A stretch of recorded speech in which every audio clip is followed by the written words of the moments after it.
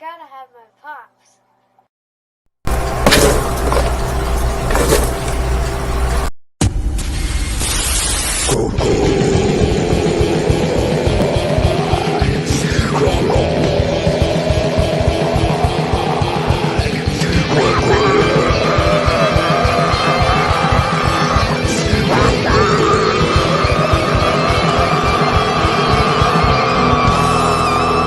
Come get some.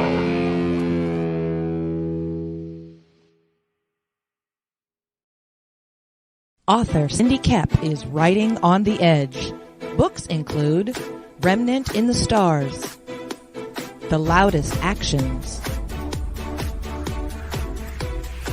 Lines of Succession, Mindstorm,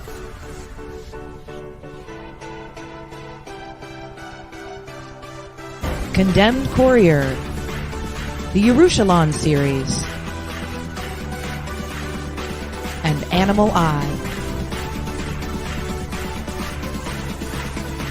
Find author Cindy Kep at CKOEPP.com today.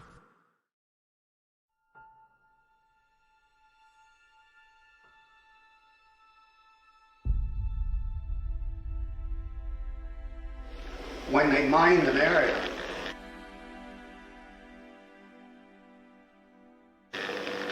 they put down yellow tape right across that line, see. And if you walked on the wrong side of that yellow tape, you blew up.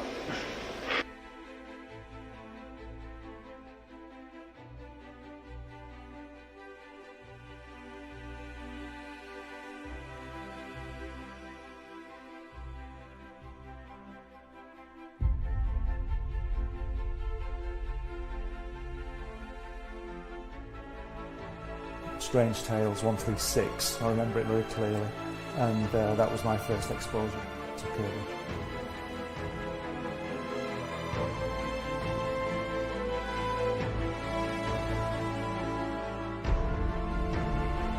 And I wanted to show it to people.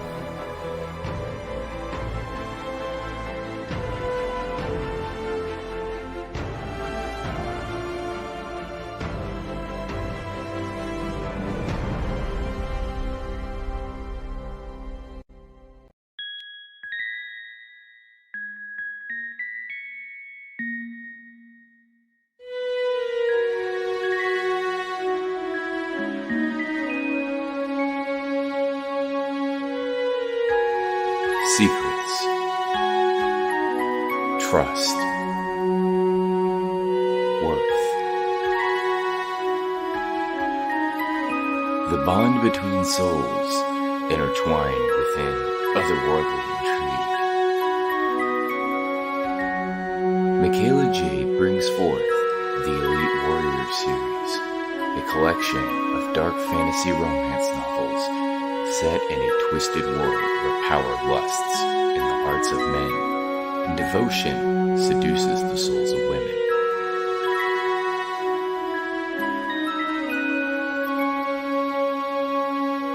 Warrior's Secret,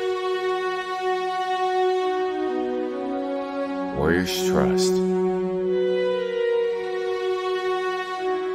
and Warrior's Worth.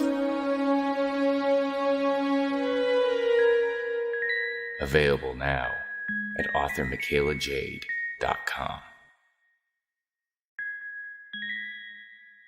Hey, it's Belle from Liberty Entertainment Distribution. We've got quality indie comics in hand ready to ship to you now. Yes, really. And it gets better. At Liberty, publishers set their own wholesale pricing, and we don't take any fees, so don't wait. Call or visit me today at ledg.us or call 1-800-525-2091. From author Brian K. Morris comes a tale of irreverent holiday horror, told with much inappropriate humor. Dr. Victor Frankenstein creates the spirit of giving himself. ho, ho, ho. Santastine, or the post-holiday Prometheus. Available at Amazon.com. Get your copy today.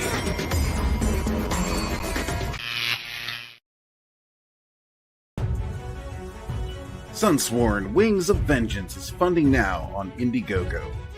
Don't miss this action-packed space fantasy adventure sure to rekindle your love for the genre. Get it now on Indiegogo or just go to sunsworn.com.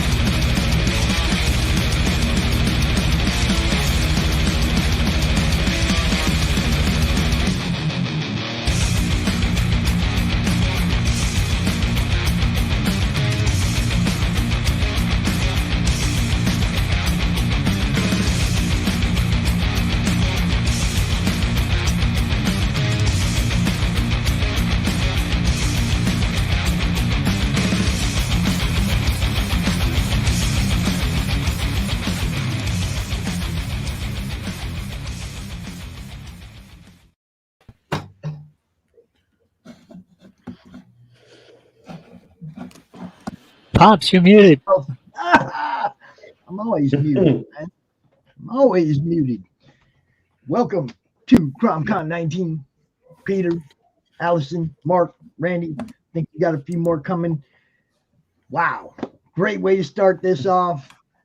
We're going to finish today strong, like what I just showed you, the video, the draw off challenge tonight's going to be great. So from now and all the way to then, it's going to be an awesome day, man. How you guys doing? Awesome. Doing good. I streamed a little this morning, working on Retro, my book. Plan to finish the inks this weekend. So I'll be streaming at some point tomorrow. But otherwise, just recovering from Thanksgiving, you know. Yeah, I know. Yeah, that's a thing. I had a rough night after Thanksgiving. So, you guys can talk all about Thanksgiving all you want. I'm just going to pass on that. I think I covered it enough yesterday. Peter, introduce yourself. Introduce your friends. Let's get this thing rolling. Absolutely. I'm Peter Palmiotti. I've been inking in comics for 30 years. Work for Marvel in DC. I'm mostly known for working on Aquaman when Peter David was writing it and Jim Calfrey was penciling it. Worked for too many independent comic companies, and just now I'm focused on putting out my own book, Retro. That will probably be early next year because everything's delayed and problems and whatnot. Shortage of paper. My cat's going crazy.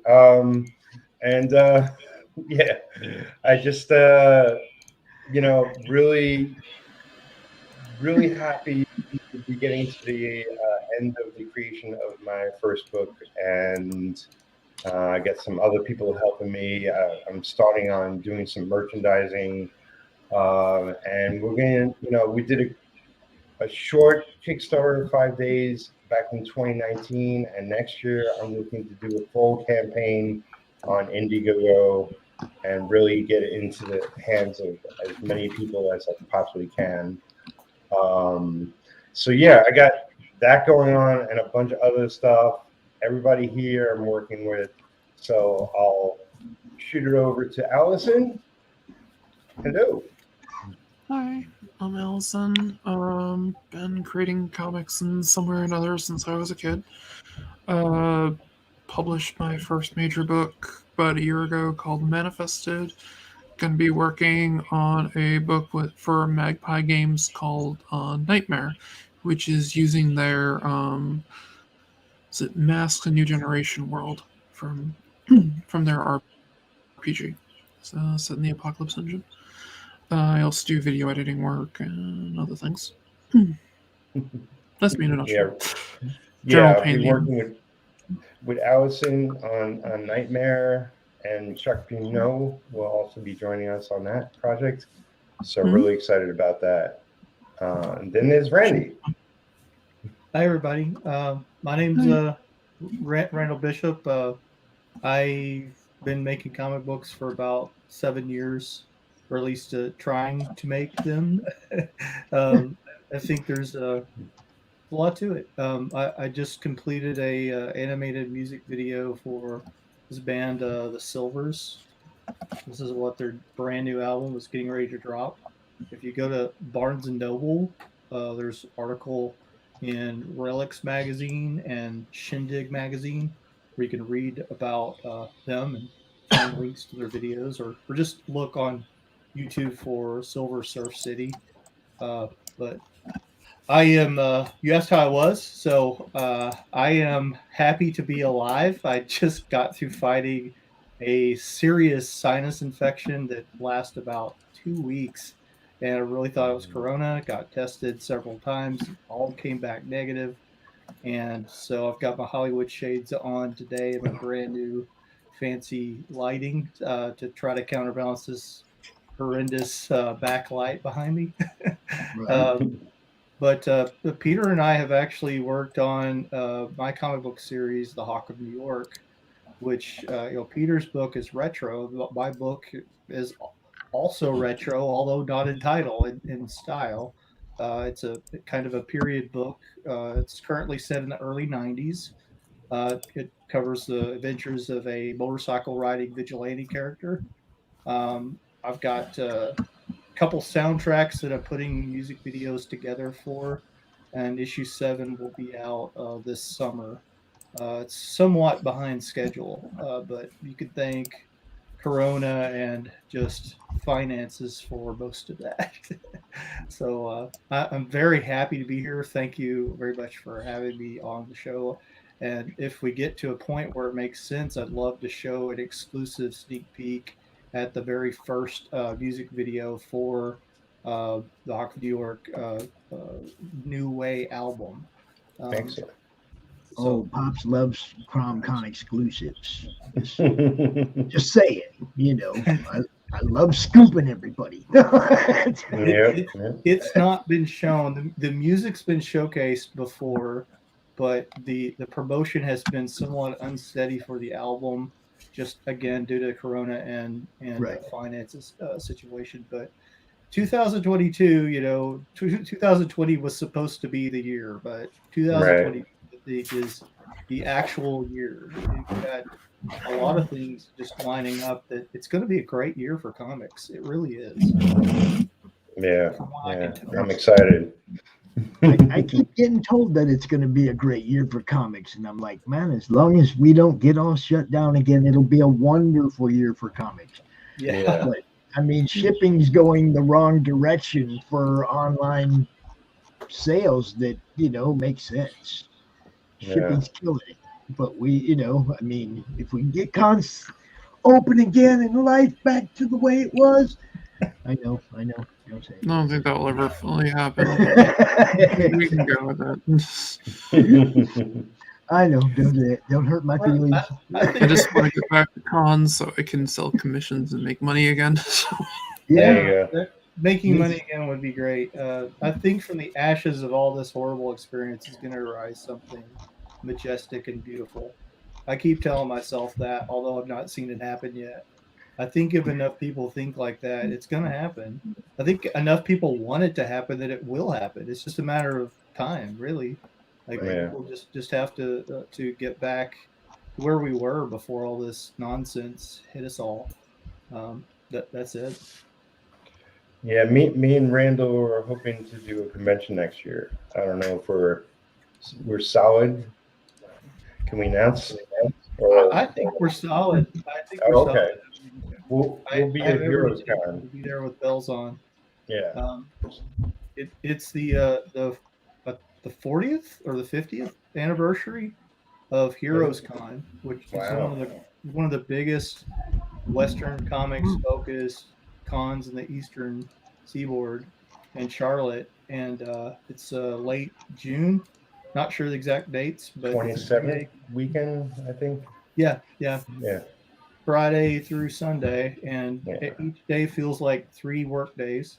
It's exhausting because they're predicting 100,000 people, somewhere around that, and they've started announcing their guest list, which is as impressive as ever. So, really looking forward to it. I've always loved Heroes Con. Yeah, I hear great things. It will be my first time. So also with us, I guess he's here. Mark, are you here? I am here. Excellent. So introduce yourself.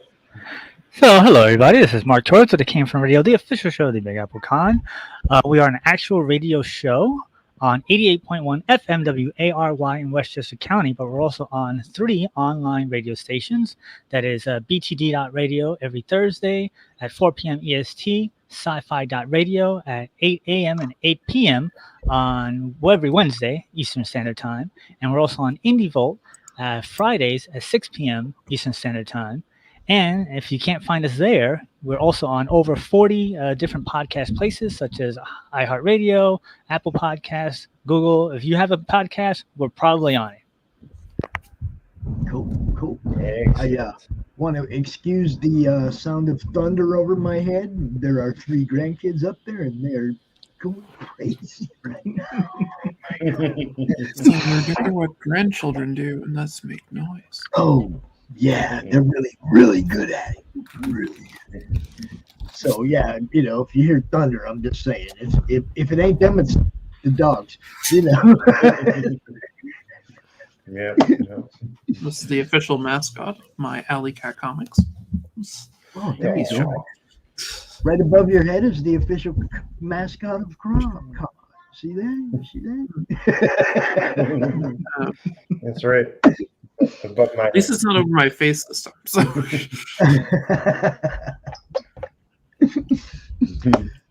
So yeah, we have Timothy Fling is in the chat, and Timothy's supposed to be out here at 1 o'clock after you. 1 o'clock. And his scheduling messed up, and he wanted to know if he could join you guys now, and maybe you extend this a little longer, and sure. Be out here a little early so he can go do his other show too.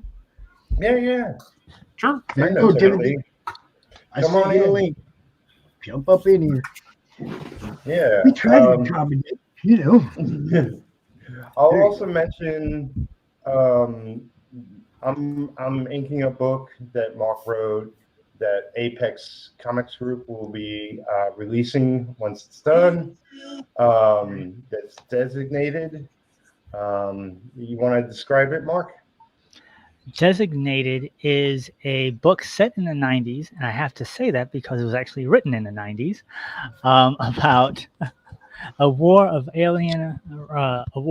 alien races who find their way to Earth, and the fight brings into these 5 youth, as they say, who gain special powers through the conflict. The basic idea was that when I originally thought of it at the time, everything was going to the extreme and to the max, if you guys remember back in the 90s. So I figured that my characters would have very less fantastical powers and more realistic powers. So each one has a very low-key power. And they use that they're just kind of stuck in the middle of this warring races between the 2 aliens. And it's a 110-page comic, beginning, middle, and end. And It looks like it's coming out in 2022. I've spoken to the publisher, which is Apex Comics Group, and he's telling me that we are moving forward. There's going to be a Kickstarter, all that fun stuff, but we have to wait until the book is actually finished being inked. And that's my job, and I'll be doing that on my channel as soon as I'm done with Retro, which is I'll be done this week. So no pressure. Jumping on Designated next week. So look forward to that. No pressure, just 88 pages, right? Yeah, just 88. Just living with deadlines, no big deal. A little bit of hate in that comment. Let me see what I can do here. I'm gonna Ictus, you are now a moderator, bro. Cool. Yeah, thank you everybody in the chat. Glenn Fleming, Ictus, Shadowhawk Books, Tim will be joining us. Now a moderator. Nice. I believe Pops has the most moderators of everybody. I mean, me a moderator. God help him. The only two people that aren't here that may show up or may not, they're both in Australia, are Lee, otherwise known as Kimosabi on YouTube, and Dean James. And we're doing a book together called Sinner. And if they do show up, maybe we'll show a promo piece to that.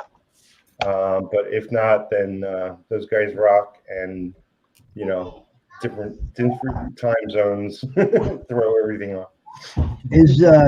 Can you still reach Dean? Well, I put him in a messenger group and dropped a link in there. So like if he wakes up or if he comes home, I don't know where he is right now. He'll see that. So hey, it's Tim. Hey Pete, how you doing? That's good. 4 o'clock in the morning right now in Australia. Yeah, so maybe at the end of the episode. I don't know. Send Lee a message. Wake up, it's CRoM CoN.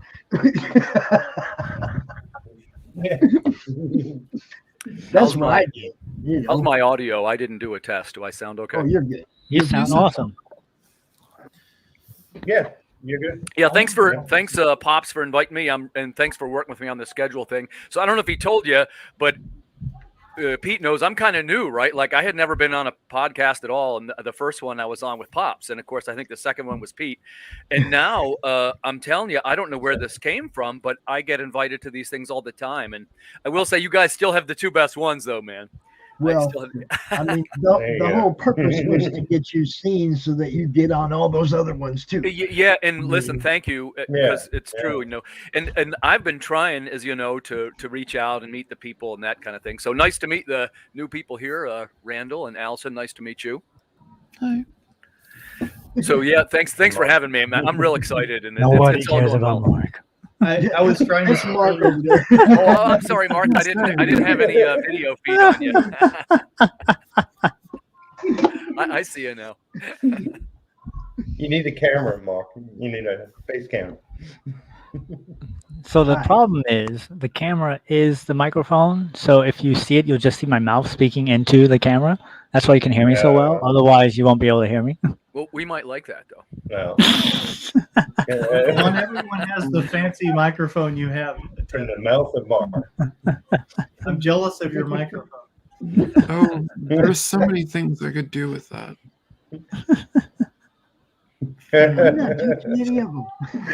I think it's kid friendly. Is it kid friendly, Pops? Pops has no idea what that means. I got one of these, and this is all I need, right? Yeah. That definitely works for me. See, now y'all can say whatever you want. Awesome. And the other cool thing is sometimes we're rated TV CRoM CoN with Pops Van Zandt. Yeah. That's how we do it. That's how we do it around here. See, rated TV CC with TVZ. Oh, nice. That's how we do it. So you guys are your own people. Consider there may be munchkins running around in somebody's background, and maybe not a F-bomb in every sentence, but you know, I ain't the thought police or the word police, and be you, you know. Well, Tim was the last to arrive, so introduce yourself, Tim. Oh, thanks. My name's Tim Fling. I'm a writer from York, Pennsylvania. How I got invited to the groups is I'm a Kickstarter maker, and I'm making a Kickstarter for a comic book we made, a graphic novel, I guess you might say. It's called Lost at Sea, and it is a post-apocalyptic sci-fi adventure in which a poetry-quoting sea captain he falls in love with robot Marilyn Monroe. That's basically it in a nutshell. And it's there's giant robots and there's all kinds of science fiction. It's sort of written in the vein of a Richard Matheson, Ray Bradbury type, what I would sometimes call classic science fiction, but they are illustrated by the modern fantasy artist Erwin Arosa, who's really just done a terrific job. I get a lot of attention because of I'm lucky enough to where I work with really good artists, right? I'm like I say, this is my second book with Erwin, and I think I'm up to like 7 or 8 total. So I don't know which part you start considering yourself professional. I only did 3 Kickstarters. I'm a smaller one, I guess you'd say, but I've never had one not fund. Like I think this one I'm tracking to do maybe $4,000, and my goal is to have 100 backers, which that's be a big deal for me. Have you made money? Well, that's a really fair question. I pay all the artisan stuff up front. So if you take that into account, I'm still in the red pretty good, but I'll on Lost at Sea, I'll come out ahead a little bit and I'll pay for the prints. Okay. Then, go ahead. You're professional. Oh, yeah, bless your heart. Bless your heart. I appreciate you saying that because, it's, I was telling Pops this. I don't know how the people necessarily gauge these goals to say, well, I'm gonna do $10,000 worth of sales, this type of thing. And I know, of course, you build your community and you do things like what we're doing right now, right? You try and reach out to the people. So I can tell you, I'm by using the social media and meeting with the groups and the other writers and whatnot. Each time I'm up about. I did 3 this year, and each time I'm up about 25-30%. I know if we were running an insurance agency or a car wash, we'd be saying, "Hey, those numbers look great," right? Mm-hmm. So, if I could do 30% on the next one, that would put me as around a $5,000 Kickstarter guy, and that to me, I will break even every time. All the artists gets paid, and there's even a little bit. What I do is I print a run and I take them to Comic Cons and so forth. Yeah.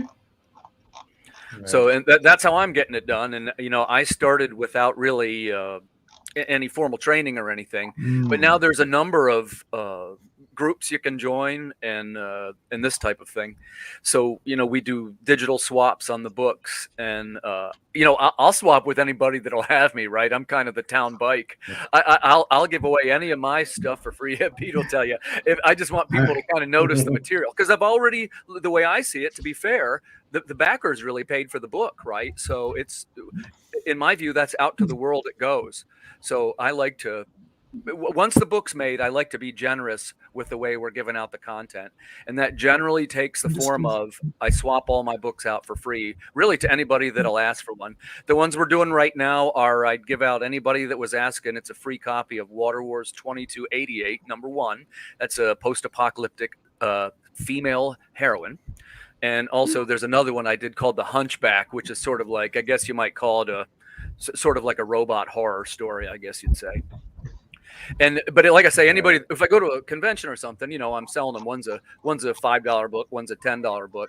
But as far as if somebody asks me online, here, man, take a look. It's because really that's how you build the community and how you meet the people. Ultimately, at the end of the day, I'm still the writer, so I've got to get people to notice the writing. I've got to try and reach them first, and hopefully that customer will turn up then on my next Kickstarter. That's the way I see it. Oh, hey, thanks, Pops. Yeah, there's the link. And I'm going to scold you for a second, Timothy. Go ahead. When was the last time you dropped your link in the madness, bro? Oh, man, probably yesterday. I'm a regular. Well, maybe not every day. November 25th. Twice a day. Twice a day. Oh yeah. Well, I do probably in my run per day. And thanks for saying that, because I'm always nervous that I'm. No, that's my group. I encourage them. If everybody does it twice a day, it'll move plenty fast, and everybody. Right. You know, But I get a pretty good response from that group, as you know, and I like the people in there, and I also like do you know the Sci-Fi Comic Nexus? I forget if some of us are sci-fi guys. That's a nice group of people in there too, and I'm always of the theory that like a band is a good example, right, Pops? I know you're a music guy too. We talk about your favorite bands. You see them a good amount of time and you're still really into it. But if it starts to be too much material coming at you, you start to maybe say things like, well, I don't like their new stuff quite as much. I like their old stuff. And the secret, and I don't know how you figure it out exactly, but I know the secret is that balance to where you just showed enough. I'm not the artist, so I've got to work on stuff, and maybe Pete could answer this one better. But you got to do like teasers, right, and show the making of. He does that really well. And a little bit of this, a little bit of that, not too much. Right, bit, and I think the people, they like to see what's going on sort of behind the scenes a little. Rick wants to know if you plan on following this up with an Indiegogo campaign, going over to the other side. That's a great question, and I haven't done that. Actually, we were talking about this the other day, because I guess the sequence that you do now is, you run your Kickstarter, which funds the book. And like I say, some people pay the artist out of their Kickstarter. I don't necessarily 100% agree with that, because sometimes things can go sideways, right? But hey, I'm not telling anybody what to do. If your artist agreed to that, then knock yourself out. But really what I've been doing is, like I say, I pay the guys, and then I'm trying to get that money back from the Kickstarter. Once I get the money back, though, all bets are off. So, if I could get, say, an Indiegogo campaign and put everything on there, that's like your retail platform, right? And yeah, you open the in-demand store over there. And my understanding is that you don't even need to, like, it's not necessarily goal-based, right? Like, you could put your goal of 5,000 and say, whatever you sold, you get to keep. No, you run your Kickstarter campaign, and if it's a successful campaign, you go over to Indiegogo and you go, hey, yo, I already had 280 people back this book. I made jack amount of money, and I'm setting this little tiny $500 goal because these books are already printed, and as soon as I get the goal, I'm going in demand, and y'all can just buy them whenever you want. Sure. You see, because I already have them printed. You see what I'm saying? Because you already did your Kickstarter. You like you print extra for cons and stuff. You print extra. You plan in advance. You go ahead and you print up the books you're going to do on your Indiegogo campaign. Yeah. Well, and you bring up a good point, because you'll have a variant cover just for Indiegogo. Oh, right. Yeah, you sure. Go ahead and you think ahead, man. And when you're doing that Kickstarter campaign, you think ahead. You go, when I go to print these books, I'm going to go ahead and do a few hundred of this one variant cover and put that on the Indiegogo. Right. Yeah. It's a good idea. Whatever. It's like thinking ahead, and it's this like playing chess, y'all. Mm-hmm. It's like this. A lot of this is new territory. These, all the promotional, the networking, the marketing now is so much different. It's all new territory. Think ahead. Yeah, I'll tell you what. I'll take your advice. I'm gonna take your advice. I'll make the deal with you, Pops. I'll do 2022. My first thing will be this Indiegogo platform, and we did discuss it. And there's another reason why it kind of makes sense, which is, when you make your Kickstarter, you sort of get all these assets that go with it, right? Things like, different logos and different images and things that are sort of exclusive to the campaign. Well, it's super easy to rework them. So all of a sudden they're your Indiegogo elements, and you do the whole thing for maybe 20% of the cost, Yeah, so right. It's almost like it's not a free pass, I guess, necessarily, but a good foot in the door. Because speaking for myself now, I do look at things whenever you start a new platform. There's always a little bit of cost to that stuff, and you start to look at it, and then some people say, well, you're really better to do more Kickstarters than an Indiegogo, because this is their words, not mine. Right. They'll say something like, if you do more Indiegogos, what you're eventually going to get is people will wait because they know it's going to come to the Indiegogo right now. I don't know if that's true, but no, it's there are people who use exclusively Kickstarter, and they're always going to exclusively use Kickstarter, and they're a Kickstarter audience, and you got to play to both audiences, man. Sure. Yeah. Most people And get if that. if they were comic collectors, right, you had a key to unlock that one. Like you'd say, well, the Indiegogo has the CRoM cover. Oh, Yeah, hey man, I got to get the different, CRoM cover, right? Something Because different, exactly. yeah, and a comic collector is, I think we chat about. I used to be a comic book store owner, so I kind of understand. And by the way, I am one. I collect comics too, so I base all the books on sort of things that I might like, and I might. And then, it's the reason Rick asked the question. I'm going to tell you, it is the reason he's pretty exclusively Indiegogo. And he's like, I hope this guy brings this book over here where I can get it, because I don't like Kickstarter. All right. I don't like waiting 3 weeks to find out that it didn't fund and they're giving me my money back, or I don't have any money by the time they actually come for it. It's a solid point. Economy, I mean, you don't know if you're going to have money 3 weeks from now. For real. Yeah, for real. I totally get that. 2 weeks, everything can change, right? So. But I'll make that deal with you, Pops. I'll do it because, we just talked about it and I started getting the assets together. And, it's going to be very similar to a Kickstarter campaign.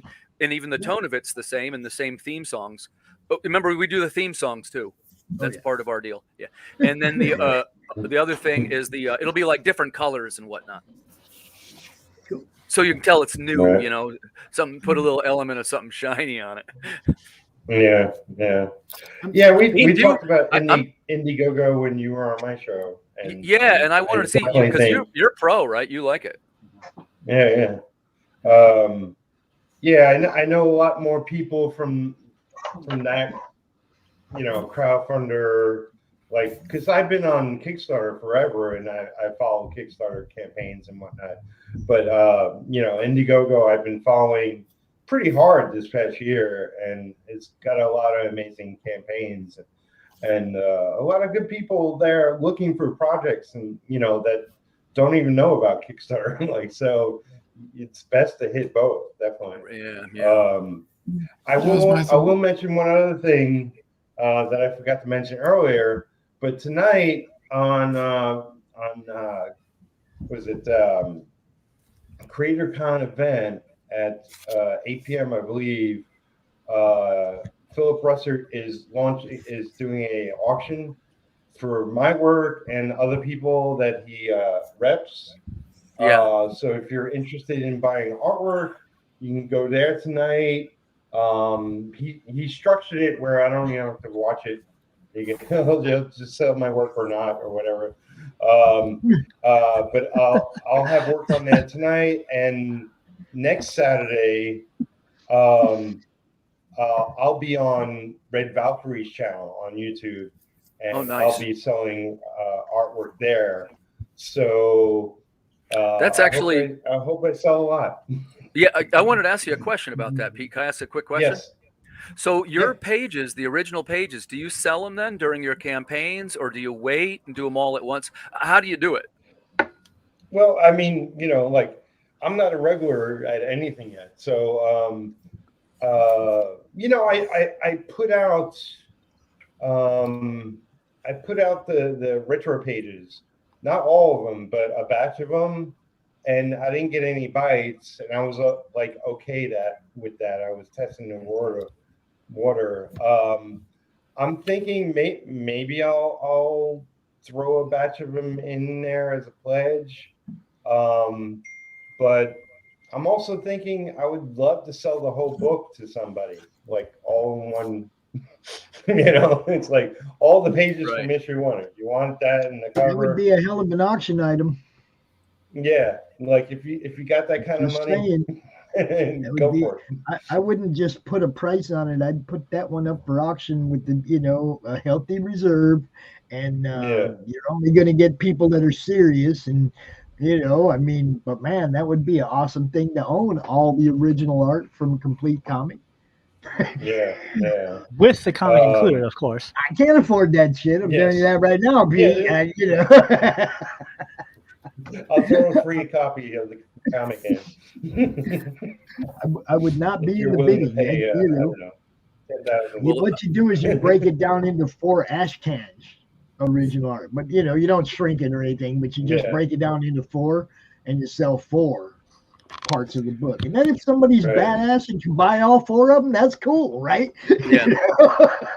Well, and I'm curious to see how that works, because I don't, like, I'm the writer, right? But I'm the one that has making the Kickstarter, basically. So I made the deal with Renan, who's our penciler. He actually sent me the pages. This will be for our next one now. This is next year. It's in March. So I want to see what, like, the best practices are, you know. And I guess one of the things I wanted to know, and maybe you'd know this one, if a backer's buying the original art, like you show the page and they pick which page they want and it's X amount of dollars, or is it like, hey, there's a chance you get original art? Like, how do you do it? You put up a tier that's for each page. I mean, okay, gotcha. Well, see, that's the thing. I got probably 30 some pages. Well, then you just say, you know, your choice and first come, first serve. You know, okay, gotcha. Yeah. I mean, you know, I like the idea of a tier for each one. Maybe they each have some cool name or something, you know. Well, that a lot of people like to do catchy stuff. You know, Yeah. I mean, you know, that's part of it. You know, I've seen voodoo themed books that all the tiers were like Mardi Gras this, and you know, I mean, it's like, you know, they took it down in New Orleans, and you know, that's where you know, Bourbon Street, you know, it's like they themed it out. Those things are catchy. You know, some of those things grab people's attention. They're like, damn, this guy put a lot of work into this campaign page. I can't imagine how much work he actually put in the book. Yeah, right. You know, a sloppy campaign page, maybe you're going to end up with a sloppy book. You know, I mean, I like people that are meticulous about business and making it the most possibly best presentable. Geez, I sound like a fucking bum right now. Hey, I ain't slept much last night. You know, I knew what you meant. Hey, Pop. I'm just taking all in everything you guys are saying, because it seems like there's some real pearls of wisdom being dropped here. And it seems like 3 years ago, none of this was figured out. Like it just seems like we've come so far. Right. You guys are forging that was ahead. forced on us. All it did was take a pandemic. Yeah, that was forced on us. You know, I mean, everybody was doing their own thing, you know, and then COVID hit. Everybody had to kind of work together. Yeah. You know, we had to get shows. We had to help get each other exposure. There ain't no one guy, you know, okay, there's Polito and Ev, there's the EBS. There's 2 people that, you know, have an audience that, they're going to sell shit no matter what they're doing, right? Yep. The rest of us got to scrape and claw, man. Okay. Well, Brian Polito was in the very first CRoM CoN 20 months ago. Yeah. And he sat out here for 90 minutes and he dropped all these pearls of wisdom. Okay. Now he wasn't talking about Indiegogo, but he was talking about the, you know, heavy marketing, being excited about your book, being excited about what you're doing. Go out there and tell people, I'm going to give you this. We're going to do that. We're going to have a good time. That's what Brian provides. A good freaking time. And then he gives you a great product that's also fun to open. It's a gorgeous, right? It's a gorgeous book, right? You know, he took it to the next level. Okay. And when he came out to the show, he told us all, you know, it's like you got to be tops on customer service. You got to use them Geminis. You got to package this stuff well. If somebody gets a damaged product, you don't question it. You send them a new one tomorrow. Okay. Right. You know, I mean, it's customer service. You throw in some little extras every now and then. Oh, hell, we're going to throw in a random piece of art in somebody's package if we get to 250 backers. You know, somebody is like, you know, when you get to 225, you want to get to 250. It's like, look, I'm going to throw this piece of original art in somebody's package random. And that guy that opens that package, and he comes out and shows everybody, I got fucking art, dude. Right. And all he paid was $20 for a book. Yeah, that's genius. See, I love that idea. Yeah. That's you got a fan for life, and he's telling everybody about it. Sure. You know? Yeah, that's a great idea. That's the kind of stuff that I encourage, okay? But that's not stuff that I came up with. Brian Polito, them black metal covers. Yeah. Okay, 13. He only makes 13 of them. Only 10 of them go in circulation on each campaign. I got one of those. I spent $20 for a book, $24 for a book, and I got one of those John Boy Myers ones, dude. Oh, nice. Yeah, fan for life. Ain't got to worry about it. It was that, and yeah, I tell everybody about it. So there's your advertising. There's, right. I mean, it's all, like I said, think ahead. Yep. Think what would this do to somebody? Oh, they score a piece of original art in your campaign and they didn't buy it. They just got it. Lucky me. Telling everybody, that's what it takes, man. It's like you said, think ahead. That's like when you go to a Burger King and you order onion rings and you get a free fry. That's like a bonus, like a bonus in there. Bonus in there. Exactly. I know that I wanted fries. But I mean, you tell people too. You use it as a marketing tool. I call them backer rewards as opposed to stretch goals. Because I firmly believe your backer count is way more important than how much money you get. Yeah. Oh, yeah. I agree with that too. We've been working on this thing for. Of course, everybody's got different ideas, but I think we all agree on one thing, which is got to have something cool now for the digital folks. Who that's my number that keeps getting bigger and bigger is the digital. And like I said, I'm a print guy, but I want them to have something good, like what I had been doing, and I think I was probably doing it wrong. Yeah, I should point out I'm good to listen to advice to because I've done a couple of them wrong the first couple of times. As far as printing too many of the wrong things and that kind of thing. So now I want to try and focus the segment to me that I keep gaining on, it seems like, is these digital backers. And so a lot of people have started doing this, these audio dramas where it's like a little play kind of. But that didn't really seem too attainable for me. So that's how we started doing these theme songs and whatnot. And as you progress through, pretty much every story at this point has its own theme song. I think it's up to, it might be 7 songs or something like that. And like I say, we're not primarily trying to sell you an album here. It's like designed to accompany the digital experience of people who back this book, right? Because it's almost like you wish the digital people somehow got a special cover or something. But one of the things we decided to do for the next book, this is Water Wars #3 is coming out in March. And that, in the print books, I put, these double page splash panels in them for these sort of big combat panels. But, that stuff doesn't translate. Oh, do it. Do it. Do oh, it. yeah. Hey, look, there's Renan right there. That's my guy. Right. Definitely do that. That looks great. That's beautiful. Do it. Make that CD.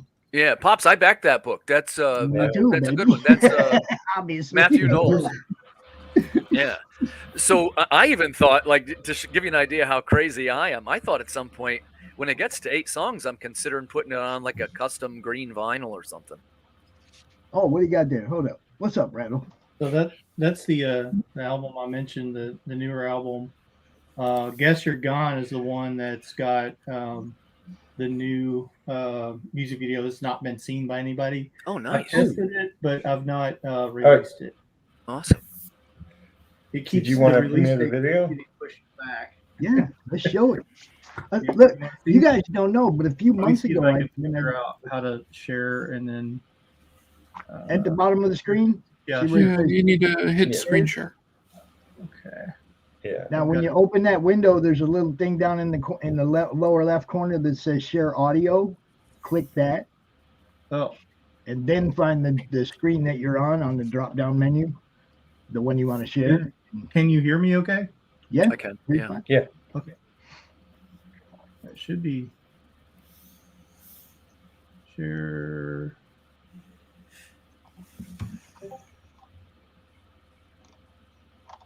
Entire screen. I'll just do entire screen. That's easiest. Sorry.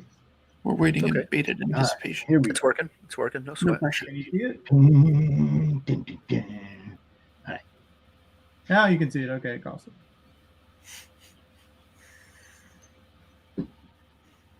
All right, so this is about 3.5 minutes long, just so you know. Okay. All right.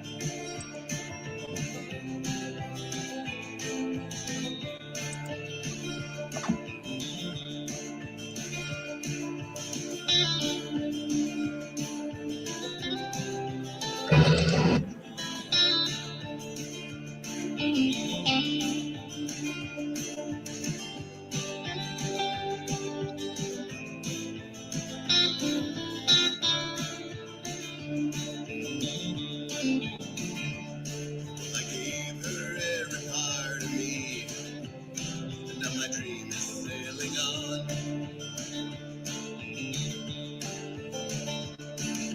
Words that only I could see, turn the night into dawn, and the path goes on forever. One day I guess you're gone.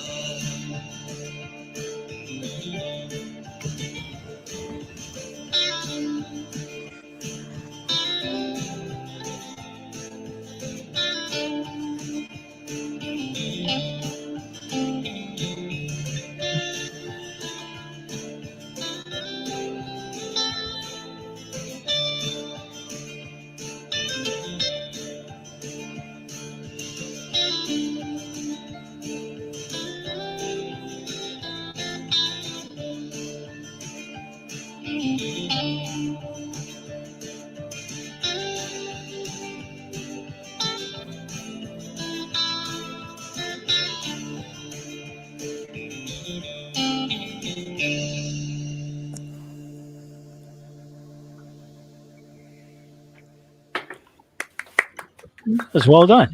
Yeah, how long? That's How long pretty that take to animate? Way too long.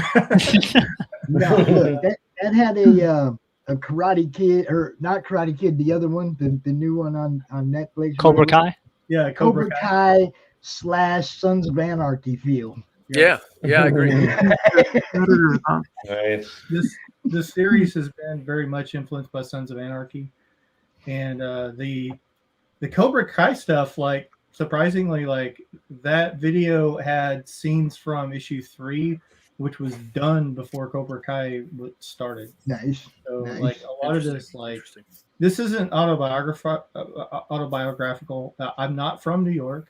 One of the reasons why I want to work with Peter is because he is from New York, and he can Right. lecture me on how wrong I'm getting things potentially if he ever took a mind to do it. But You gotta have that though. You gotta have that. I look in, it's kind of my take on the superhero in New York, because I grew up in rural Arkansas, and most of the heroes would be from the metropolitan areas, or if it wasn't New York, it was a fictionalized version of New York, like Metropolis or Gotham. And I love those heroes, don't get me wrong, but when a hero like Ghost Rider came along, who to me was very much an updated cowboy. My dad was a professional cowboy. That really spoke to me because that was a very different hero. So somebody is working on Ghost Rider, the Robbie Reyes version. Is that you, Ali? Yep. Oh, that's awesome. Yeah.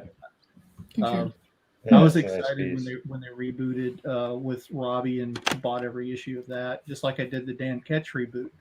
But I'm going to be remember doing. the Johnny Blaze, although it had already ended by the time I picked up an issue. I'm going to be doing 4 Ghost Rider pictures. I'm going to do Robbie Reyes, Johnny Blaze, Danny Ketch, and the girl. I can't remember her name. Cool. Julia. Is it Barbara I Ketch? forget. What? Is it Barbara Ketch, or are you talking No. about Spirit Rider? No, it's another.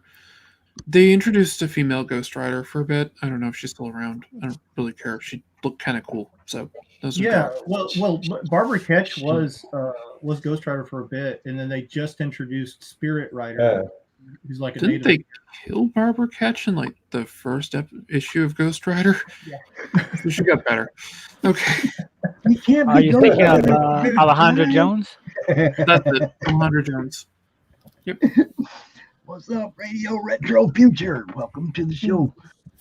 Yeah, man. I guess I should put some banners up here and see if we can get everybody to help share this out and do all that other stuff. You know what's up.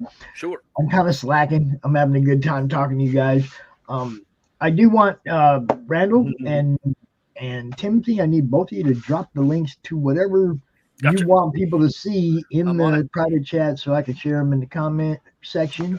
You got it. So that people can go find your stuff. Peter, you too. Alison, you already did. I got you. And now that we're looking at Alison's stuff, I'm going to drop hers up in here real quick. Let's see. We got Alison's YouTube. How come we have 2 YouTube channels, Alison? There are 2 different links to stuff. Actually, I'm mainly a Twitch streamer. So. Oh, yeah. Well, you can drop that one too. Give me 1 second. I have absolutely no luck over there. Yeah. I think I have like 20 followers, man, and I played like 3 months of content. Isn't Twitch video games, or am I wrong with that? Yeah, but I mean, still, it's like there's art and there's, it's like, come on, people. I mean, at least check out CRoM CoN. Nice. Always got to. I have affiliate status on Twitch, so. Yeah, well, see, I mean, I'll never get there because I can't even get, followers. I can't get 2 people to watch my stream. They send me those, those surveys or whatever. They tell you how your channel's doing this week. Yeah. Yeah. That's Yeah, I haven't live streamed for a little bit because I have a debilitating illness, so it takes a lot of my energy. Right. Well, then we appreciate you live streaming with us here. Yeah, sorry to hear that. This is easier. There's other people to entertain here, so. But yeah, I just posted my Twitch channel, so. Yeah, and I'll try to, after the show's over, I'll try and catch up with everybody. I always try and sort of reach out. So if I don't get you right away, give me a day or 2 and I'll get on you. Or if you want to, you can friend me. Feel free to friend me on Facebook. I use that. I use Instagram a little. I use Twitter a little. Anybody using LinkedIn? I see Peter on there. I see Peter using LinkedIn. I'm on LinkedIn. I began to use LinkedIn. I'm not quite to the Facebook level of use with it. But. I think the term "use LinkedIn" is a very loose. I don't know about LinkedIn. I mean, I have a link tree. It covers all my channels. Yeah, It's gotten better. It used to suck, and now it's actually about as good as Facebook. Yeah, they got some kind of creator page or whatever they call it. I figured it's probably, I'm just trying everything, right? Really, that's cool. It's kind of Facebook-ish is what it is. You could, like, if you were an artist, I imagine you could use images and whatnot, and if you're a musician, there's like a little thing for links and so forth. Fantastic. All right, I'm dropping all these links. Boom, Peter, I don't see yours up in here though. Sir. We want to tell people where you're at too, man. Because, that's just what we do. So I know that Timothy might have somewhere to go, but you guys can hang out for another half hour and we'll use up his time. What do you think? I'm fine with that. I have nothing better to do. He hits me up this morning. He's like, man, I'm double booked. Yeah, I'm so sorry about that. I couldn't believe it. Linktree. There you go. But I dropped some good stuff there if you guys want to see that. I didn't realize we were among some other musicians, but I did give you also, Pops. That is the music video that goes with it, which you might like. It's kind of a, they start out as sort of theme songs, and I guess you'd say they turn sort of metal is what I would describe it as. You mean that one right there? Yeah, that's the YouTube one.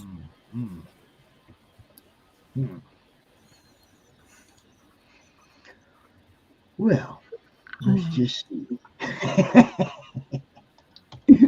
It's also got my video's not animated or anything. They're just scans of the pages, basically. Really, what I was trying to do there is to release their audio track.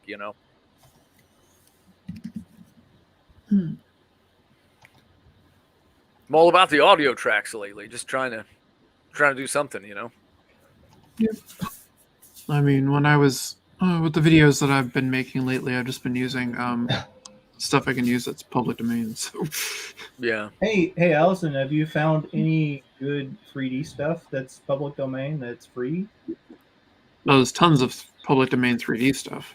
Well, that you would recommend? There's tons, or?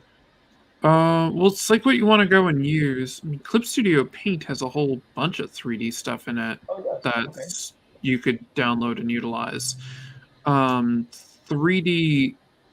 I use a lot of 3D with my work because it's easier for me to draw when I'm working with it. Also, I model a lot of my own stuff, so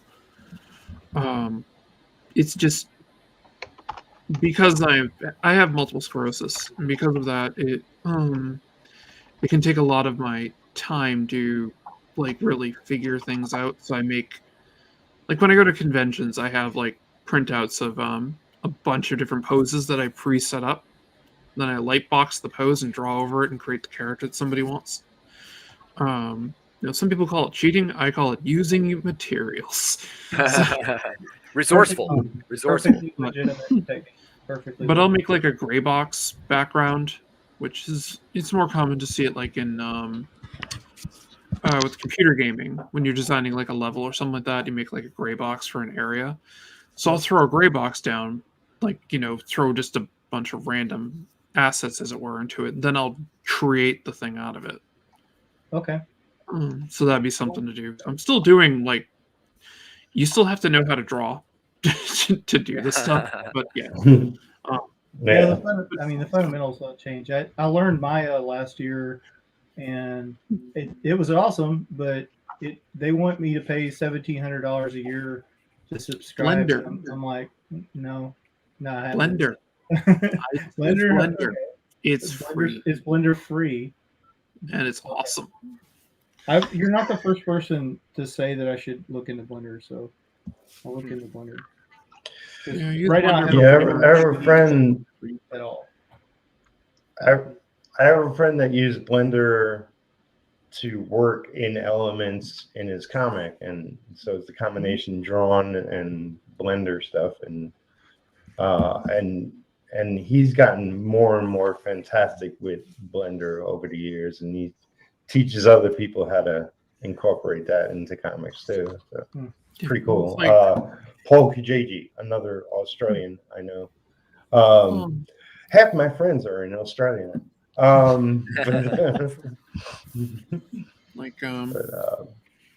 those guys got me staying up late at night to watch their shows. Spaceship right here. I made that in Blender. All right, I want to show Timothy's video real quick. I think this is it. Yeah, right? Cool. Yeah, it should be. All right, I'm up.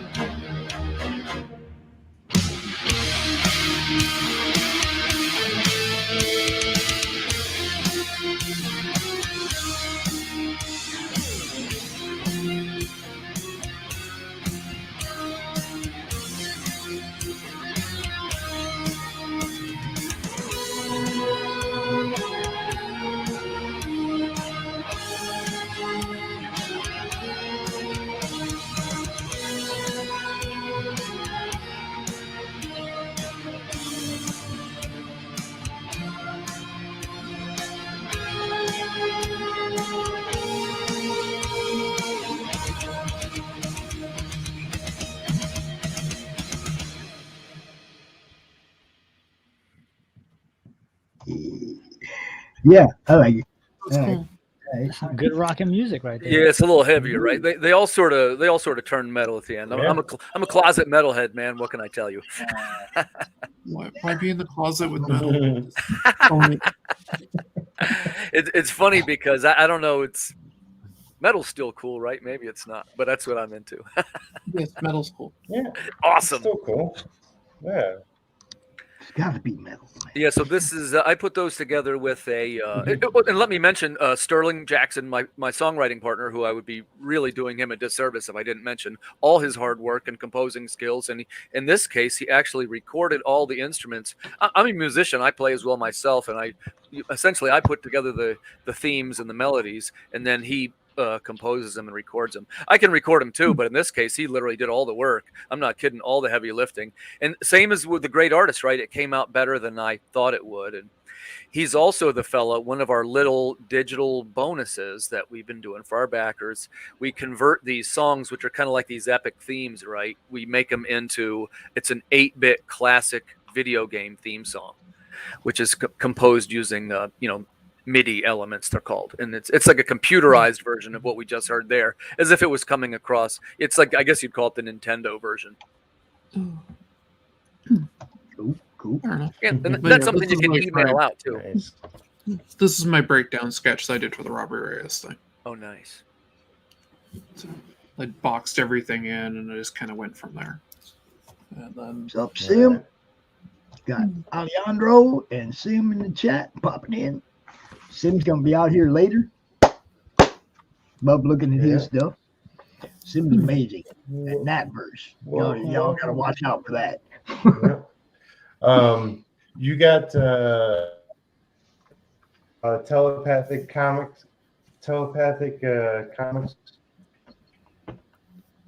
Yeah, they're gonna be on later at 1:30. I think that's who's at 1:30. Genesis Crue, which I'm a part of. Yeah, that's who's coming out at 1:30. I sent all the links out for the whole day this morning, so everybody should have everything they need. They'll just pop in when it's their time. We just still got time, though. We got 25 minutes. We get to talk about what Mark does still. We get to talk more about what Peter does, more about what Alison does. See, we got time. Thanks, Timothy, for making You're welcome. Hey, and guys, thanks for having me again so much, man. It really, I appreciate everything you've done, and I'll try and follow everybody, and I'll share. Like I say, I don't particularly have a lot of followers, that kind of nonsense, but whatever I can do, man, I'll try and do. Well, I just subscribed to your YouTube channel, so that's cool. We got a new one coming. There's I'll just make a quick plug. We hit our last stretch goal. It was 3288. So there's a new song coming. It's Robot City Blues. It is a traditional blues song as if it was being played by a robot. Oh, shit. So I hope you guys dig that. It'll be ready in about 2 days, maybe say 3 days. Cool. I'll be watching for it. All right. Thanks again, guys. It was a pleasure. Hey, you have a good day. See you soon. My pleasure. All right. All right. Take it easy, That was buddy. cool. okay, now that he's gone. Yes. So, what do you want to? So, Mark, you want to get into more of what you're up to lately? Well, we just launched our brand spanking new. Yeah, we just launched our brand spanking new website, which, as you know, Pete, I am very non-tech friendly. So just the fact that it looks super professional and it's like leaps and bounds from our old site, I am super proud of it. And that's pretty much it. We're just working on the book. I've actually Mariano Necessia, who's Fabian's brother, who was the co-creator of Deadpool, for you Marvel heads out there. He actually has been in contact with me. They're making their big launch next weekend, which would be the LA Comic-Con. And then they're going to start working on my stuff. So he already got me in contact with some people who are going to be doing alternate covers for the book, which is kind of nice. Something I haven't been dealt with at all. We only did one cover. Yeah. Yes. Yeah, we only did one I cover. need some links, Mark. I put in the link. I put in the. It came from the radio. That's it. It came from the radio. Everything is there.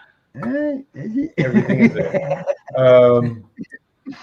Is there a logo yet for Designated? There is not a logo yet for Designated, as not. far as I know. As far as I know. But I know Mariano is Yeah. doing like 30 different projects at one time. Yeah, he's got a lot of books, a lot of names. So I guess I could put the Apex. I got Apex Comics Group link. Yeah, I'll put that in there. They have their own website and links to everything from there. They got a couple of crowdfunders happening now, I believe. Yes, was it Mr. Wright? No, the Wright Project with Tom DeFalco and Ron Friends. That already got funded. Phaser. The Phaser Universe. Yeah.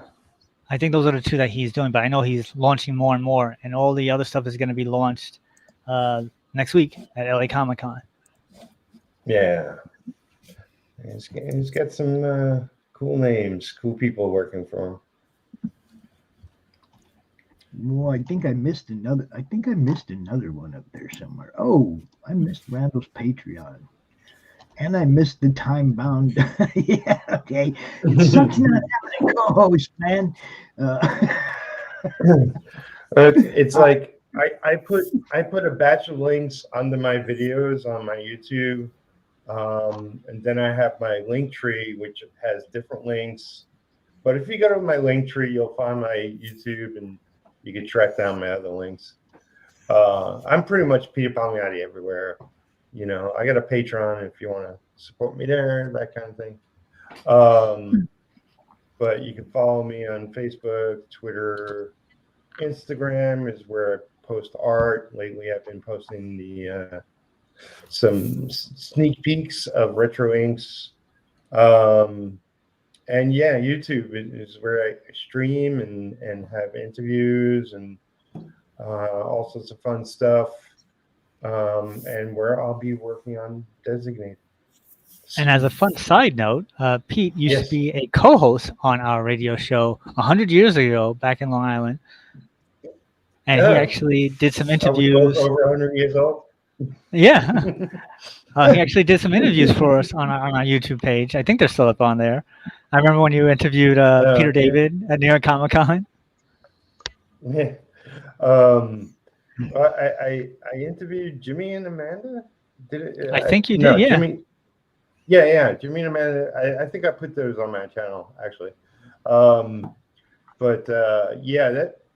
That was a wild weekend. That was like the most exhausted I ever was at a convention because I was. Did I sit down at all, or was I running around the whole time? I forget. I had an entourage. We were all running around. Awesome. The answer to that question. What? A silver suit. Anyway, go ahead. What's the question? Listen, the answer to that question is yes. Yes. That reminds me of a interesting story about that particular year. That year, Paul Rubens was at New York Comic Con, and I am a huge Paul Rubens fan, and I wanted to see him, but we were so busy, I was unable to see him. And then the pre-pandemic New York Comic Con, he was back there again, so I made it a priority to go see him at the panel. And I went to the panel, and I actually had to sacrifice an interview that I had set. I was like, I got to go see Pee-wee. And I went into the panel, and I knew I had to ask him a question because I had this question that I had been on my mind all these years. I needed this question answered. So I sat right next to where the microphone was, and he came in and he started talking. He's like, "Oh, there's no moderator, so we're just gonna ask questions." And I was like, "Ooh!" And so I jumped up on the microphone, and then as he was rambling on, as he said he was going to do, it occurred to me that I was the first person on the line for the question. And as he was talking, I was like, man, I think I gotta ask like the best question, because you have a responsibility in a panel to have the best first question and the best last question. And as a side note, the reason that is because when I saw Jimmy Doohan, who played the original Scotty on Star Trek, at a convention, this little poor kid, probably like a 6-year-old kid, had the final question, and that question was already asked before. And the whole audience, New York audience, booed this poor little kid, probably scarred him for life. Aww. So I'm like, I don't want to be that guy. So I'm thinking, like, I have my question. And I was like, I know. So hopefully everybody's a Pee Wee Herman fan here in this show. I was like, I'll ask him what's a secret word. And so he's like, "Oh, do you have a question?" I was like, "I do. What's to say secret word?" The whole audience went crazy. I was like, I was their hero for that panel. And he gave us the secret word, and throughout the entire panel, whenever he said the secret word, the entire audience went crazy. And I was like, wow, this is because of me. I felt so awesome. It was like my big Comic-Con moment. And then I got to ask my question, which he gave a legitimate answer to. So I was like, this is the best convention experience ever in my entire life. I've hit the pinnacle of it. Oh, that's good. That's very good. See, mine was actually going to a con. Anybody and that, yeah. What? Go ahead.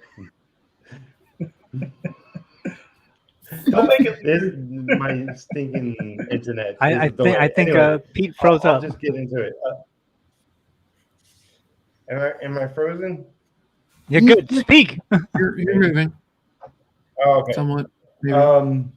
So could be there was a New York Comic Convention where Stephen King was at, and I'm a big Stephen King fan. Anybody that knows me, and he was there because they were pimping the Dark Tower series that Marvel was doing. Well, you know, the artist Jay, I've seen him so many times at conventions, and he always walks up and says hello, and we chat for a while. So it was great that he was on the book, and you know, and all that. And then Joe Quesada, you know, I have a history with him. Never would know why. So yeah, well, stuff and reasons. I walk up, and I never asked the question at a panel, and even though like they said, okay, ask questions about the book and whatnot, not necessarily about Stephen King. So I asked, can you keep up the schedule? Was my question. It was like, well, that's like a lame question, but it's a question. And Stephen King like answered it first.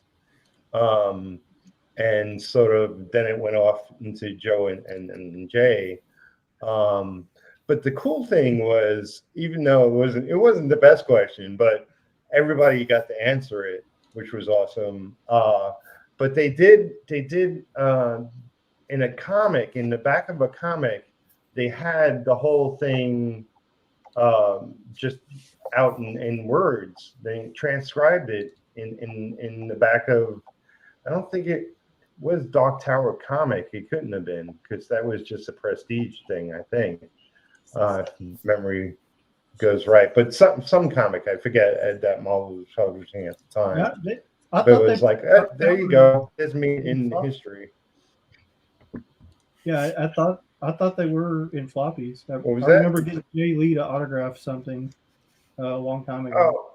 Oh, maybe they were. I forget. Like I thought they just came out as read the floppies prestige first. format one, so maybe there was. Yeah. Okay.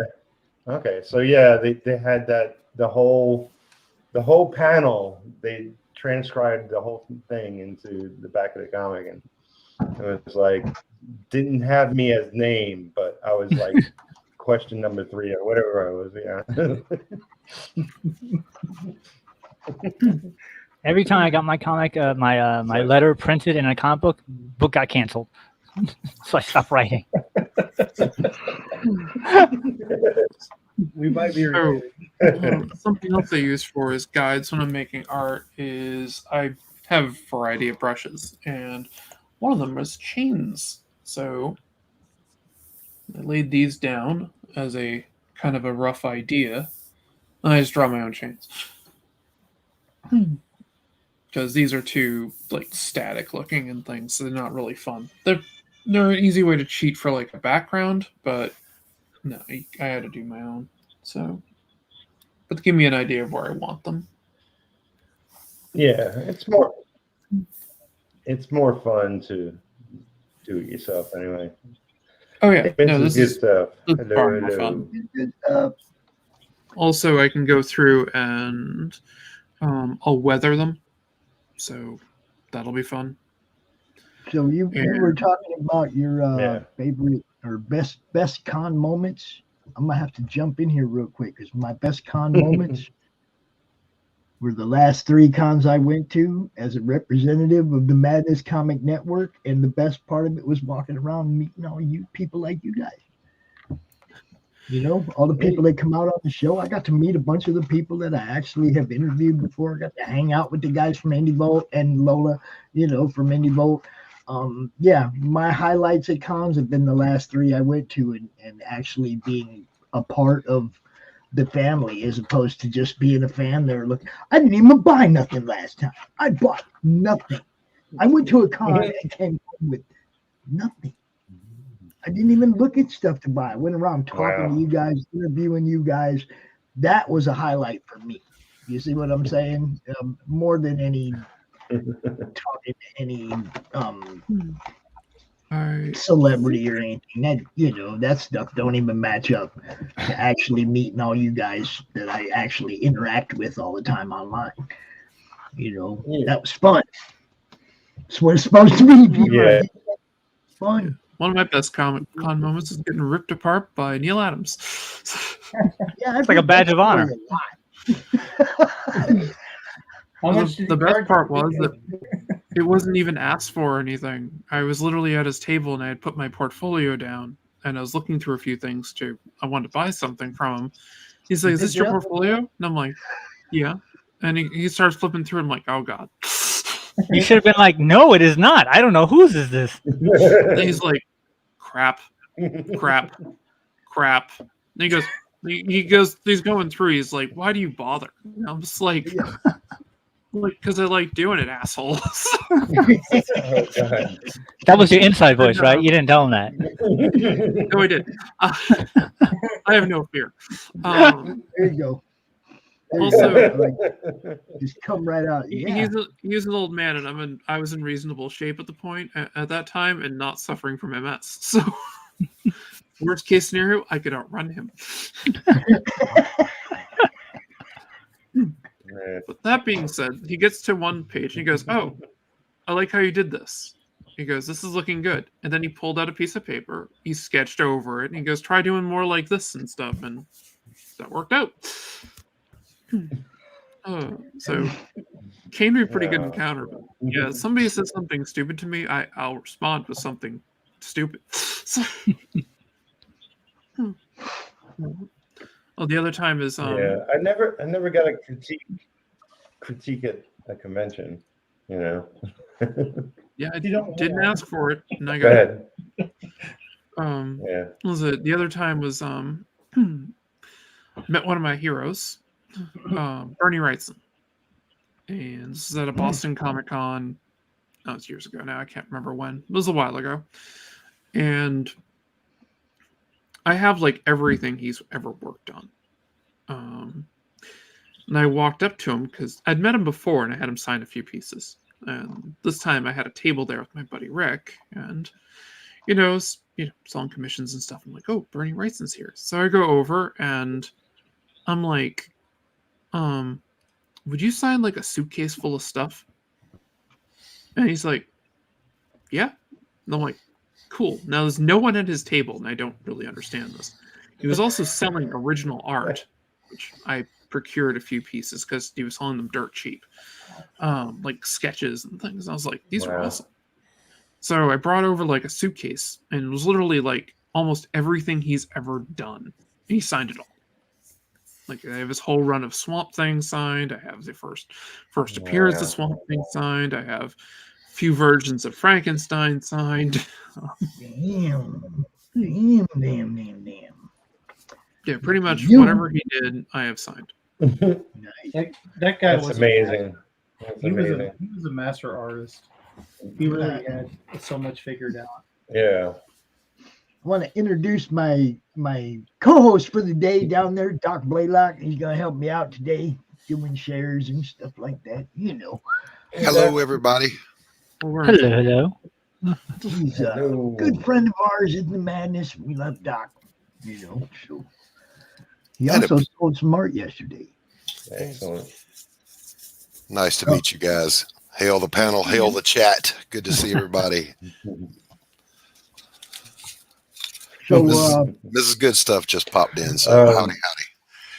Is it like hailing frequencies opened? I never quite understood that. Yeah. So,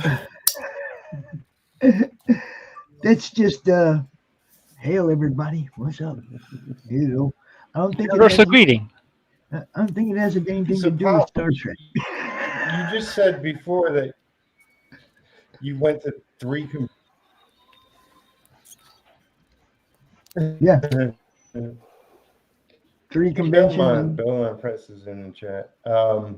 You said you went to 3 conventions, Pops. What 3 conventions were they? Grand Rapids back earlier in the year, and then Hall of Heroes in South Bend, Indiana, and then Grand Rapids in the fall. And had a blast at all 3 of them. Oh. I mean, like, really had a blast. It was amazing fun. I'll just show you one picture from one of those, and you'll see what I'm talking about. You'll see exactly what I'm talking about. We were having a blast with the Indie Bowl crew at Grand Rapids. You see Brandon Kickley, Randy Zimmerman, Lola the Indie Princess, Barry and Grant, and me pointing at the potty sign. I didn't know the sign was up there behind me. I'm like, there's the restroom, everybody. That table has guaranteed foot traffic. That is the group thing. I want. I mean, it was a great table. And, you know, it's like, hey, those guys got it figured out. But yeah, I had a blast with those guys, man. All 3 of the cons I went to, I just walked around and interviewed people. At first, I didn't know what I was doing. Just like CRoM CoN, everything back in the beginning, I had no clue, you know. But I'm like, this is something I want to do. Well, So you just make it up and go with it. Yeah, I ran around the floor. I got a friend, Brad Arney, that he's like, man, I'll give you a ride up there, man. And he's like, will you record some interviews for me? And he's like, well, yeah, I'll do that. And he's like, he does a whole bunch of shopping. You know, he's one of the people I know that has one of the 2 people I know that have the largest collections I've ever seen or know anything about. It's like both of them have 70,000 books. It's like crazy. That's a lot of books. Yeah, that's a lot of books. And if I had 30,000 books, I wouldn't fit it. I wouldn't fit in my apartment. So that's kind of what I'm thinking. Is this house would be pretty full because I got 6,000 here already, and you know, all around me, you know, filing cabinets, boxes. But 70,000. I'm thinking how much of the rest of the house I'd have to fill up. It'd be pretty full. You know, I've got like 20 coffee mugs. Have you got a madness one yet? No, but that's coming. I was throwing back to our conversation yesterday when my collection was stolen, and I haven't collected since. So that's all I've got is my coffee mugs. Madness merch right there. There's a little catch to that though. That takes you to a password page, and you have to have the password to enter into it. But I have it right here. I'll post it. I got a little banner for it, but I usually play it when I'm showing commercials and stuff. But yeah, the password is ohbaig. Don't ask me why that's what it is, but that's what it is. But we got hats and shirts and, all that, coffee mugs and all that stuff. Yeah, so if you're in the hat club, you definitely got to get in there and get a cap. Hoodies, and, coffee mugs. But yeah, I ordered one of those just because I want to be able to hat club rep my network when I'm hat clubbing, And if you don't know what the hat club is, just wear a hat and you're in it. That seems to be legit. Randy's hat club. He didn't even know it. Look at him. See that? Where's your hat, Doc? I'm letting my bald head just a little. All right, Telepathic Bunny Comics, welcome. There you go. Allison's hat club. Check it out, y'all. That's how we do it. I'm going to grab my hat while I warm my coffee, so I'll be right back. Do you mind if I play video? No, play a video. Yeah, let's see the video. Rock this, please. Okay. This is the intro for my Twitch station that I use.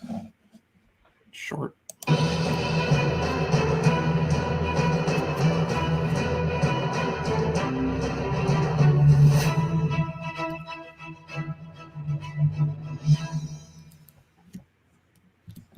Nice.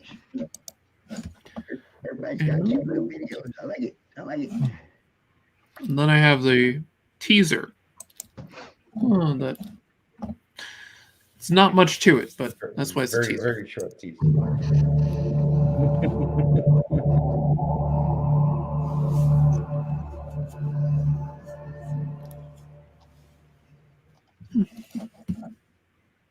So, yeah. A couple of quick videos. Is that how you pronounce that middle name there? Is that Chuck Pinot? Pinot, Pinot, like the wine. Yep. First name is Chuck. Yep. Oh, good. Okay, Chuck. cool. Yeah. I kind of know him. He's all over, everywhere. Like, he's been part of so many campaigns. He's edited a lot. He's written a lot. He's got his hands and feet and everything. That's cool. All right, we got like just a few minutes left, so let's run through, make sure everybody knows where they can find all you guys, and because I think got Telepathic Bunny at 1:30, right? So yeah, Alison, we'll start with you. Okay, well, you can find me on Facebook at Alleycat Comics. I think I put a link into the private chat for it, and I also stream on Twitch at Alleycat Comics there. Those are the two places. I hopefully at some point will be dual streaming to YouTube. I'll figure that out eventually. But yeah, those are the two places I mainly hang out. I sometimes hang out with Page One Comics. Haven't for a bit, but I sometimes hang out with them. And I'm definitely on Peter's stream every now and then. So Yep. And Peter Palmiotti, you can find me everywhere as Peter Palmiotti, and Facebook, Twitter, Instagram, YouTube, and my link tree is Has Nation. So look at all those links, follow everything I do, and thanks. You bet. Randall. Well, my publishing imprint is Timebound. You can find it at timebound.co to buy stuff. And then this is my, I don't know if this is backwards for you guys or not. I hope not. No, it's right. I see it. Well, at least I can see it right. That's right. Yep, business card. But this is my Instagram and Facebook. Patreon is where I'm trying to get better and better at Patreon. I kind of have more love for it than I do Indiegogo and Kickstarter right now. That could change, but for now, that's where I'm living. And I really appreciate being on the show. You bet. All right, like I said, we are the official show of the Big Apple Con. So we are on a terrestrial radio station at 88.1 FM WARY. That's every weekday night, Monday through Friday after 10 p.m. And also on 3 online radio stations, which is BTD Radio at Thursdays, 4 p.m. Eastern Standard Time, sci-fi.radio at 8 a.m. 8 p.m. Eastern Standard Time, on IndieVolt, 6 p.m. on every Friday. And we can find us on about 40 different podcast places, including Instagram, iTunes, iHeartRadio, Apple Play, Google Play, all that fun stuff. And we have a live show coming up, which we do the second Wednesday of every month. And that is going to be on December 8th on 7 p.m. So you go to www.eastmeadow.info. And you can log in and you can sign up for our live show and be part of our studio audience. We have a filmmaker on for this week. It is Lee Kalinsky. He is going to be our guest. So just go to www.itcamefromtheradio.com. You can find out all that information on our brand spanking new website. All right. Now, if you look up in the chat, you'll see all those links they were just talking about. You just got to scroll up a little bit and find them, but they're all there. Okay. So definitely check it out. Thank you guys so much for coming out, man. You guys rock. It was a great way to start the show off. Thank and you. Good times. Thanks. You bet. Thanks for having me. I expect to see you dropping them links in the madness. Yeah. I will. On Facebook. Right. Yeah. I'm going to Awesome. go ahead and bring in these guys real quick so y'all can say hi to each other. Hi. Hello, T-Bunny. Hello, Justin. What's up, Pete? Hey. All right. So, like I said, thank you guys so much for coming out, and I hope to see you again in the future. We'll be doing scheduling for all December Monday Madness shows and all that stuff when this is over. Yeah, sounds good. I'm scheduling nothing in December until this is over. Strange that. Well, you have, I don't know why you have a wait. great weekend. I screwed up so bad last month when I did that. All I right. started Catch you all scheduling later. stuff. Oh, it's horrible. Have a good one, guys. Yeah, Thanks see you for later. that. Have a great one. Peace. Vigilant. Always. Yeah, hey. So we got Telepathic. Hey, what's up, man? Buddy and Justin from Belmont Press. What's happening? Yeah. Welcome, guys. Welcome. Yeah, we're hanging out here. Yeah, you went from crowd just to two, I guess. Oh, that's all right. We got people watching. We're having a good time. I wanted to give a shout out to Chris Hicks. He's the one who built the merch store for us. So yeah. Want to Yeah, show he's a little also appreciation. Yeah, he also did the icon. Yes. The smile that I'm getting a hat. Yeah, that's gonna be awesome, man. You bet. And yes, Alison, anytime, man. We do, like I said, we do other shows. We'll get you out, man, anytime you want. It's right. what we do, So, thanks for coming out, Doc. Welcome to the show, bro. All right. I thought he was going to do in the Navy for a second. Easy. Well, hey, Aaron, you can come on in, man. It's Genesis Crew, dude. His internet's been buggy. He's been having issues. So, but we've got a few things to promote here. Belmont wanted to bring him on because he's got a sign up that he's about to go live. Or is it already live? It's already live. Okay, Trailer already live. Oh, well, drop us some links in the private chat. Let us get it up here. Let us show it off. Yeah. Let's get that going. Let's get that going. Yeah. Right. Aaron's got this a is the Mike campaign Barron live, one, isn't it? Yeah. Yep. 2 books by Mike Barron. You get 2 when you back. Oh yeah.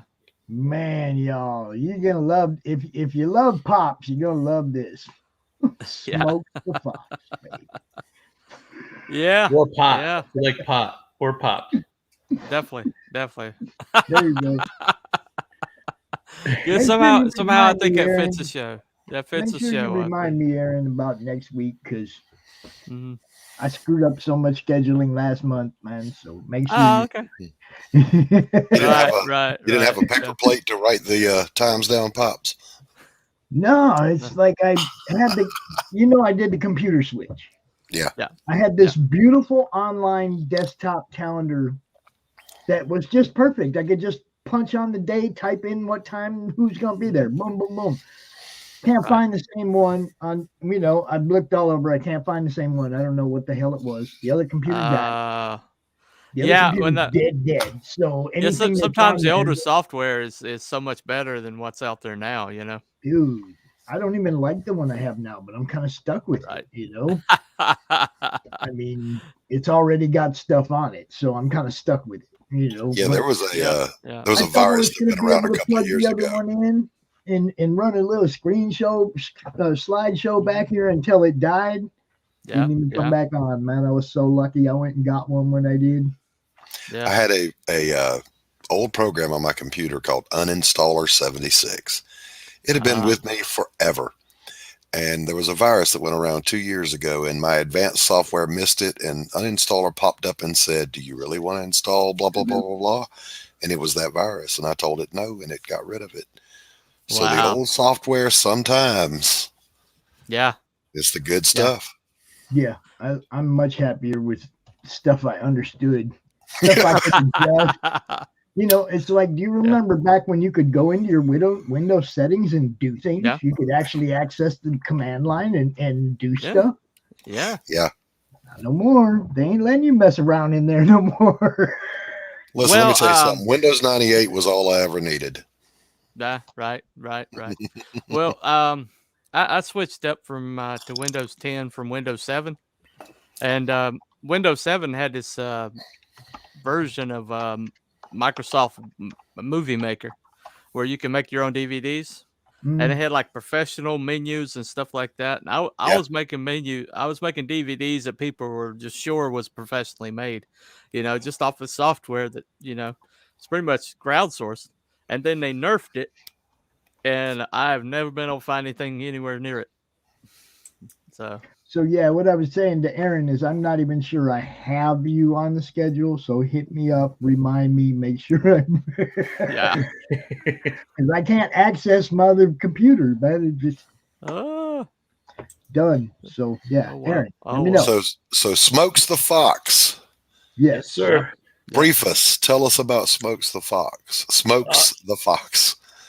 It's a character I created when I was 16. Shortly after smoking my first joint. It's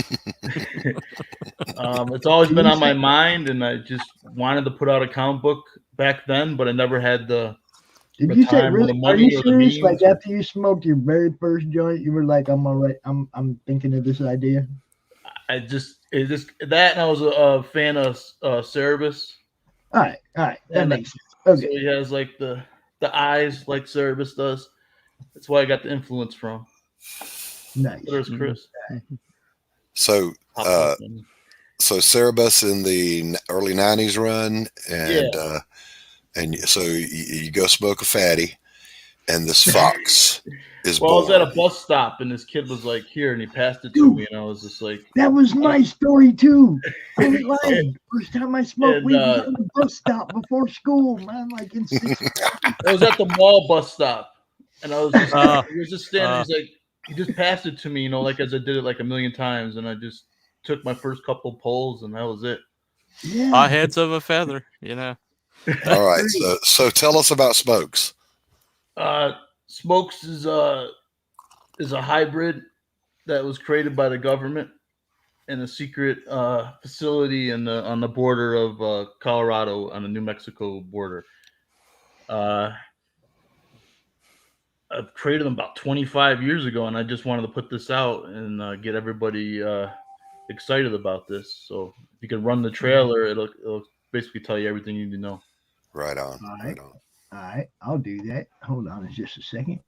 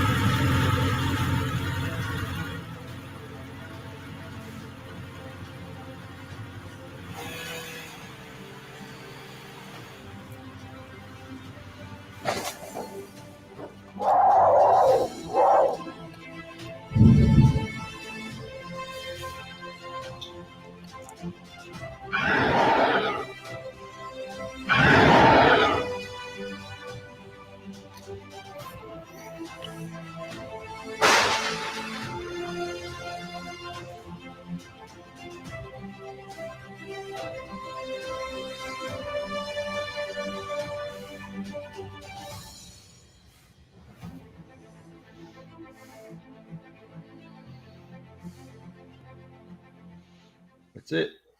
Fantastic. That looks really good. And the cover was done by Gerhard, who was actually helped me design the character, and he was the background artist for Cerebus. Nice, Right there, nice. see that picture right there. Mm-hmm. Yeah, he's got a bunch of ex-Valiant people on this project. We got Mike Barron doing the writing. You get 2 comic books when you back the campaign. Right now, you can just sign up, but I'm looking to launch probably in January. Hoping I can get enough sign up so I can launch in January. Mike is writing both of these? Yep. Oh, well, see, then you get full-time promotion from me because Mike's one of my dudes, man. Mm-hmm. I mean, straight up. If Mike's involved in it, I push it to the end. You can ask anybody. You've seen Thin Blue Line all over the place, man. I'm, right. Florida man, it don't matter, man. If Mike's doing it, I'm in. So, well, Justin, how did you hook up with Mike Barron? He actually lives in Colorado, and that's where I am. Okay. He's gonna be out. I met him at a show. What'd you say, Pops? He's gonna be out here later today too. Oh, is he? Yeah. Yeah, I met him at a local show. We had this thing called a Rocky Con out here. Uh-huh. It's in November every year. He's a guest every year, and it's not too far from me, so I just go and hang out and just talk to everyone. And I told Mike I had this idea, and he's like, "You want me to write it?" I was like, "Yeah." There you go. We worked That's it out. how that works. Mm-hmm. Fantastic. Changed ideas. He took my concept and made a really great script. And like Bunny was saying, there's a lot of comics out there that are lacking in the writing department. And that was my number one concern, is not only to have great art, and it has to have a story, Right? Yes, absolutely. Yeah, that's kind of my crusade, I guess. Improve the writing. I'm hoping it's going to be Bunny approved. I'm pretty sure it will be, if it's Mike Barron. Yeah.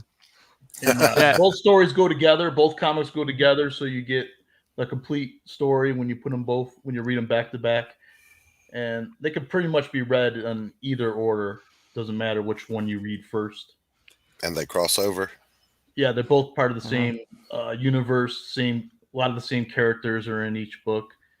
Well, it looks like they send the werewolf after Smokes. When you look at the trailer, they might send him to go get him. They might. You're already doing spoilers already, buddy. Come on. It's in the trailer, man. It's in the trailer. Yeah. Oh, yeah. I'm a writer. I notice narratives, man. So, you see Smokes, you see Weaponized Werewolf. Weaponized Werewolf is after Smokes. I mean, it's just 1 + 1 = 2, man. But yes, they send Weaponized Werewolf to go get Smokes. Yeah. Escape the facility. It doesn't look like it's going to be an even match, though. He's a little bit bigger than Smokes. Hold up. Yeah, a little bit. Foxes are clever. Foxes are clever now. Yes. Yeah, that is true. That is true. And he's got the devil's lettuce to help him. Yeah. Man, come on, y'all can't just discount the fox. The fox wouldn't be around if he wouldn't. Right. Well, see, Pod is not known for increasing mental acuity, though. At least not in my experience. I mean, I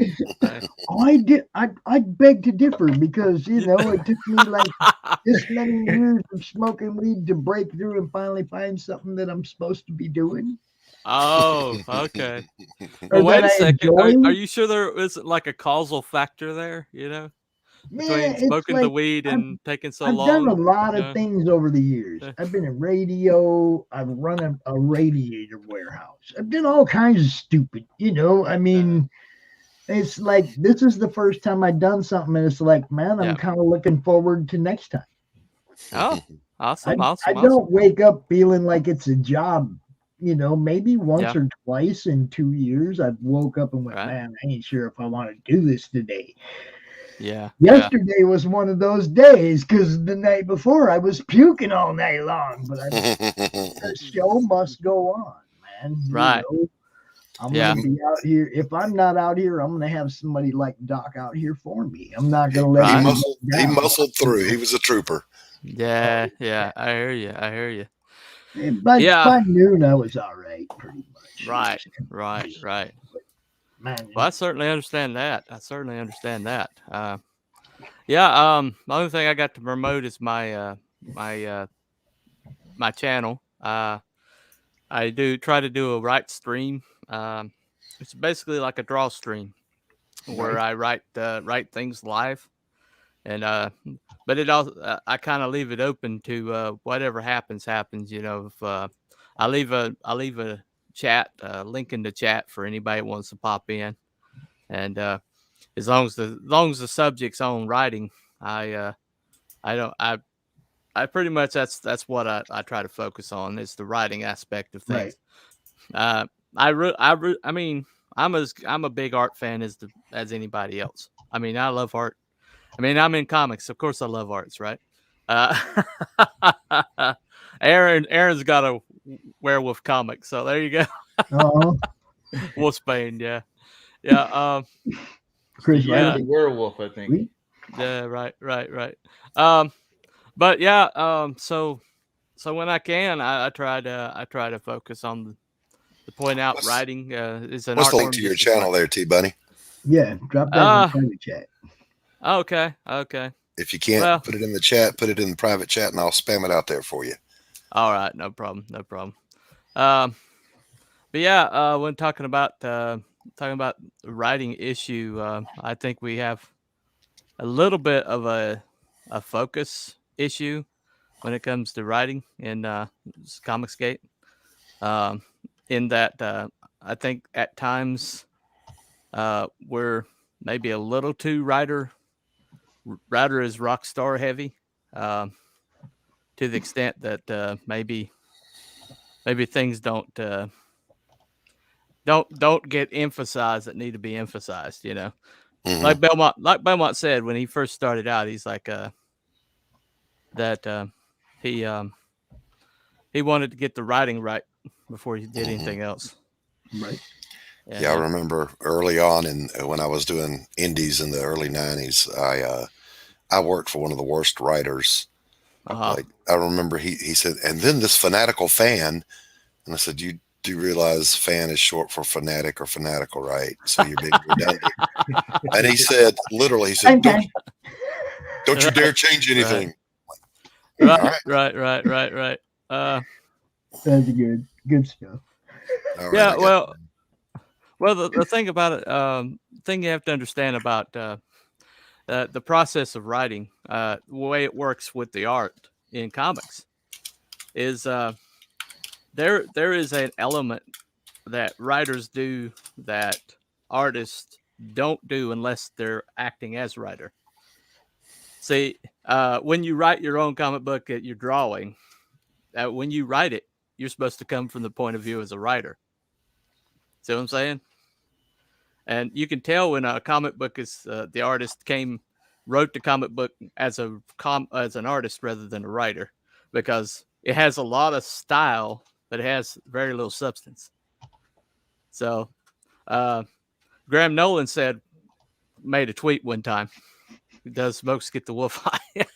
If he eats him, probably. I only have one question. Yeah. Since I'm the only person on the panel that's ever been in jail for possibly maybe supplying other people with maybe supplying other people with weed, allegedly. Yeah. I'd love to be Smoke's dealer. Okay. Here's my question. Smoke's dealer. Before Smokes escapes the government facility, where was he getting his weed? He hasn't had it yet. Oh, so he discovers it when he escapes. Yes. All right. Well, we've got a story arc right there. Well, see, according to the trailer and according to things that Belmont said in the past, he was like created in that facility, so he had no outside world knowledge until he. Except TV. See, through TV, yeah. So he I gets was just out wondering there. if he had, an insider was sliding him some. Oh, No. well, that certainly would make them mellow, wouldn't it? Yeah, they wouldn't have escaped if they had that, you know. Yeah, if they'd just been treating him right, he'd have been just fine. Yes, I'm not going anywhere, dude. I got to hook up. Doritos. Yeah, bring me some munchies. Yeah, that doesn't seem to be an impetus for changing your life. Having a full-time pot, hookup. You got to think though. Well, Any see, but you gotta any just- substance that you makes you still think have to- ketchup on potato chips is a gourmet snack. You still have to act on the things you love, right. though. Even if you smoke weed all day, Yeah, you still yeah. got to go to the golf course. You still got to get involved with the people you love online, the comics, whatever. If Right, you're not doing right, stuff right. you love, then why smoke weed in the first place? Do you remember? You remember on the '70s show when they were in the circle and he goes, "We should record our conversations, man." Right, And then they do, and it's just totally stupid. No, what I remember is being that age and actually recording our conversation. I was going to say, if anyone our age doesn't identify with at least one of the characters on that '70s show, there's something wrong with you. I had a basement bedroom in South Minneapolis. Okay. Wow. Yeah, all the dudes came in through the side door. They wouldn't even know we were down there. It was right. yeah, we're down there smoking weed. So, T Bunny, you were saying something about a Graham Nolan tweet you were going to quote for us. Oh, okay. Yeah. The tweet that Graham Nolan said is try to be a writer who draws rather than an artist who writes. There you go. And of course, Unless you're writing with your art. That's pretty cool. People that can actually tell the story with their art. That's Well, the thing about why I push writing so much is because the mainstream just ruined the reputation of writing for all time. Those writers in the mainstream like Kelly Sue DeConnick and Mark Waid and sorry. Anyway, or Gail the Whale. Anyway, but they like ruined the reputation of writing, but the art form still stands. Yes, it does. The importance of the art form still stands. Alive and well in Comicsgate and other indie. Exactly. But see, that's where I think we have our advantage, though. We have the advantage of the mainstream. See, the mainstream has artists. They've got the creme de la creme. They got people begging to do art in the mainstream, the best of the best. However, their writing is shit. That doesn't mean they're hiring the best of the best all the time. Well, right. But that's right, because I don't work there. Yeah, exactly. There you go. But the writing is shit. Their writing is blue check mark bullshit, and they pull people in that have no concept of comics whatsoever. Like what's his name that did the Warriors? Safe Space and Snowflake. That guy. Who's now writing Blade, by the way. What? Anyway, Kibblesmith. Daniel Kibblesmith is writing Blade right now. But anyway, but what I'm saying, yeah, exactly. But what I'm saying is where our advantage is the fact we can write whatever we want to. We don't have a progressive stack in our one hand, and we don't have blue check marks on Twitter and the other speaking in our ear. We don't have political ideologies we've got to push. We don't have a 20-day deadline to do a good story. You can, with the indie movement, you can take your time and make the book you want to make. Well, look at the Lucent, for instance. Mm-hmm. That book, from beginning to end, is really one person's vision. Up Bancroft on my show? No, I'm kidding. I apologize. I'm bringing up his book.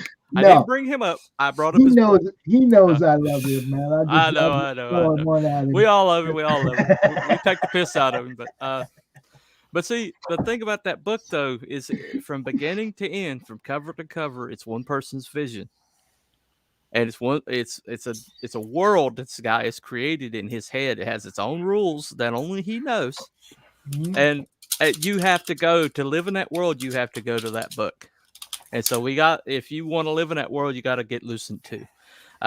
There's a book called Long Harbor, that was put out by Iconic Comics. It's not in print right now. I hope they reprint some. But he's about to go into book 2. But that book is Lovecraftian, but it's a beautiful book. But it's one person's vision. And that's the quality I think we can achieve if we don't half-ass the writing. Mm-hmm.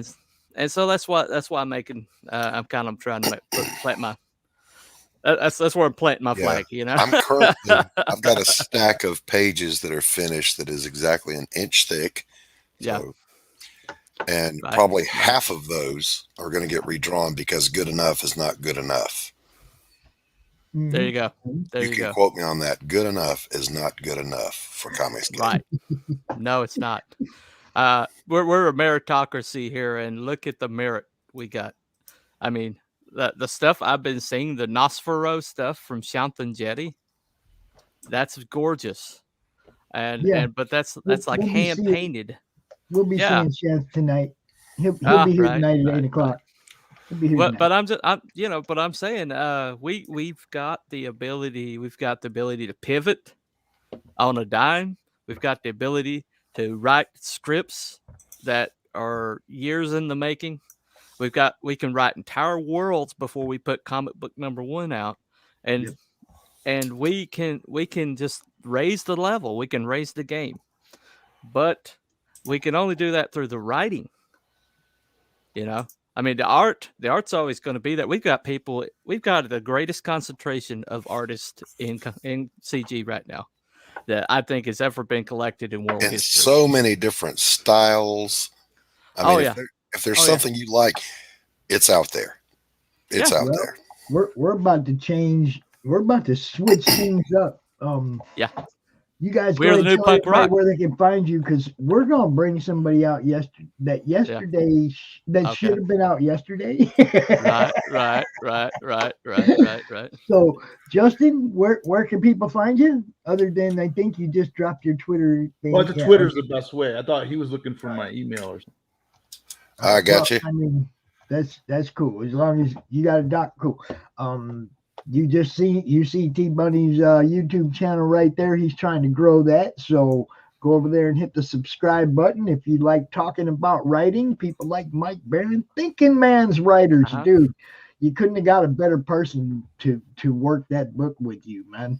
I love Mike, so I'm gonna be ribbing him about that tonight. Smokes the Fox, and you didn't call Pops? What the fuck, dude?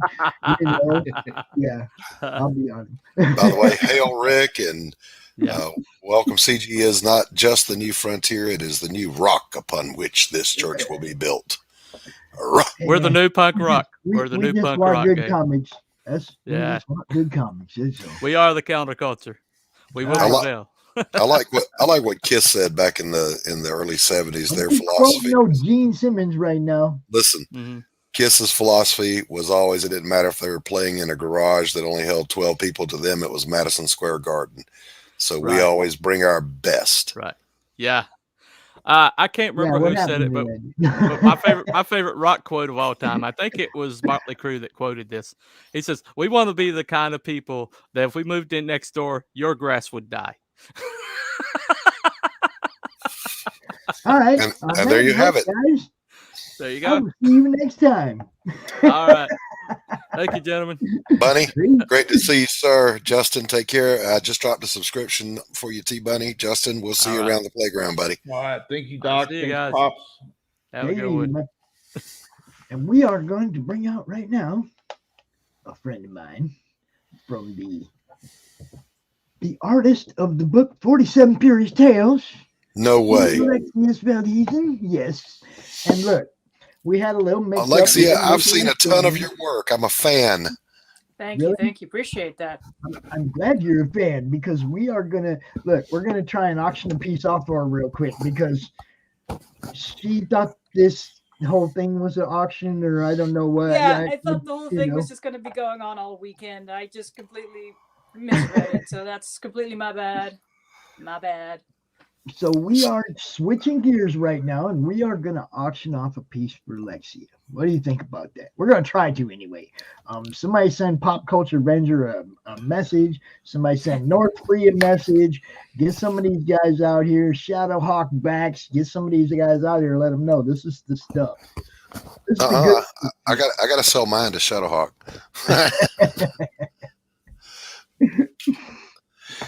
So Alexia, who is the writer on that book? I've met him. WWS Sam Quinton.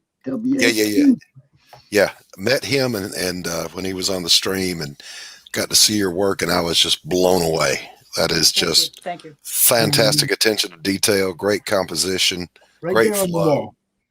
Right there on the wall. Right there on the wall.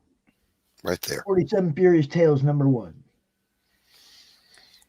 Yep. Yeah, it's funny because everybody knows me for 47 Furious Tales, right? And I had a lot of questions over the past month because I've been open for commissions for the month of November, mostly. And everybody's been, not everybody, but like some folks have been asking me, it's like, so do you draw humans? And I'm just like, yes.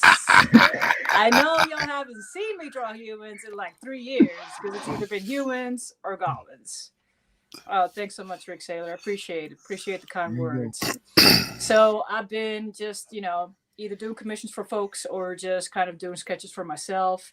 And I had this piece that I did a while back that for some reason never got picked up. So I'm going to offer it here today for y'all Star Wars fans out there just to show, hey, I don't just draw craters. I don't just draw squirrels. I can draw other stuff. Now she's going to show us Chewbacca. Watch. I have done Chewbacca, actually. I really do like drawing Chewbacca. He's fun.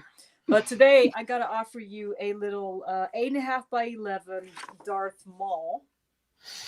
Oh, cool. That I did on red paper. So, it's a very simple composition. Mm-hmm. But what I did is because it is red paper, I try to make use of it as much as I can.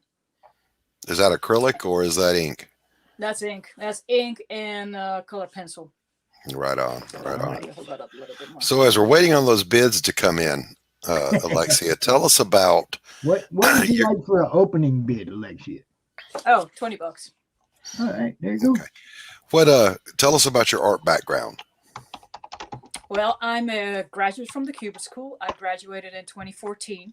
I'm originally from Amsterdam, the Netherlands, and I moved to the United States in 2011 to attend the Cubert School.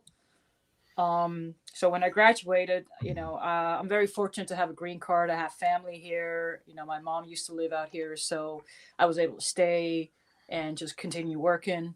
And I was working as a barista for a long time, but I was just trying to chip away at being an artist full time. Do you happen to have a scan of that, Alexia? Say what? Do you happen to have a scan of that or a picture of that? I can send you something real quick. Yes. Thank you. So, as I was working as a barista full time, one of my friends from school, Brian Lee, contacted me saying, "Hey, I have a friend. He just started this company and he's looking for fantasy illustrations." And I'm just like, I've never done fantasy illustrations, but sure, I'll try. Just send me a messenger, Pops. Okay. So that's how I got to know Sam Quinton.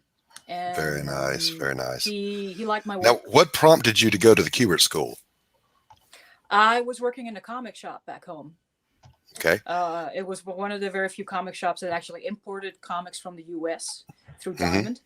Mm-hmm. And that's kind of how I learned about comics in general, because I was only reading Danger Girl until that ended, and then Spawn. So I'm talking about like the late 90s, early 2000s, right? And I happened to have a friend who was also kind of into comics at the time, and he told me about this shop in the city center of Amsterdam. So we went out there, and he basically, the gentleman who runned it, basically introduced me to comics. So I started working there when I was 15, and I basically worked there until, I was like 25, because even when I was attending the Cubert School, I would come home during the summer and work there. So after I graduated high school, I was working there full time pretty much. But yeah, that's how I learned, and that's how I got the bug.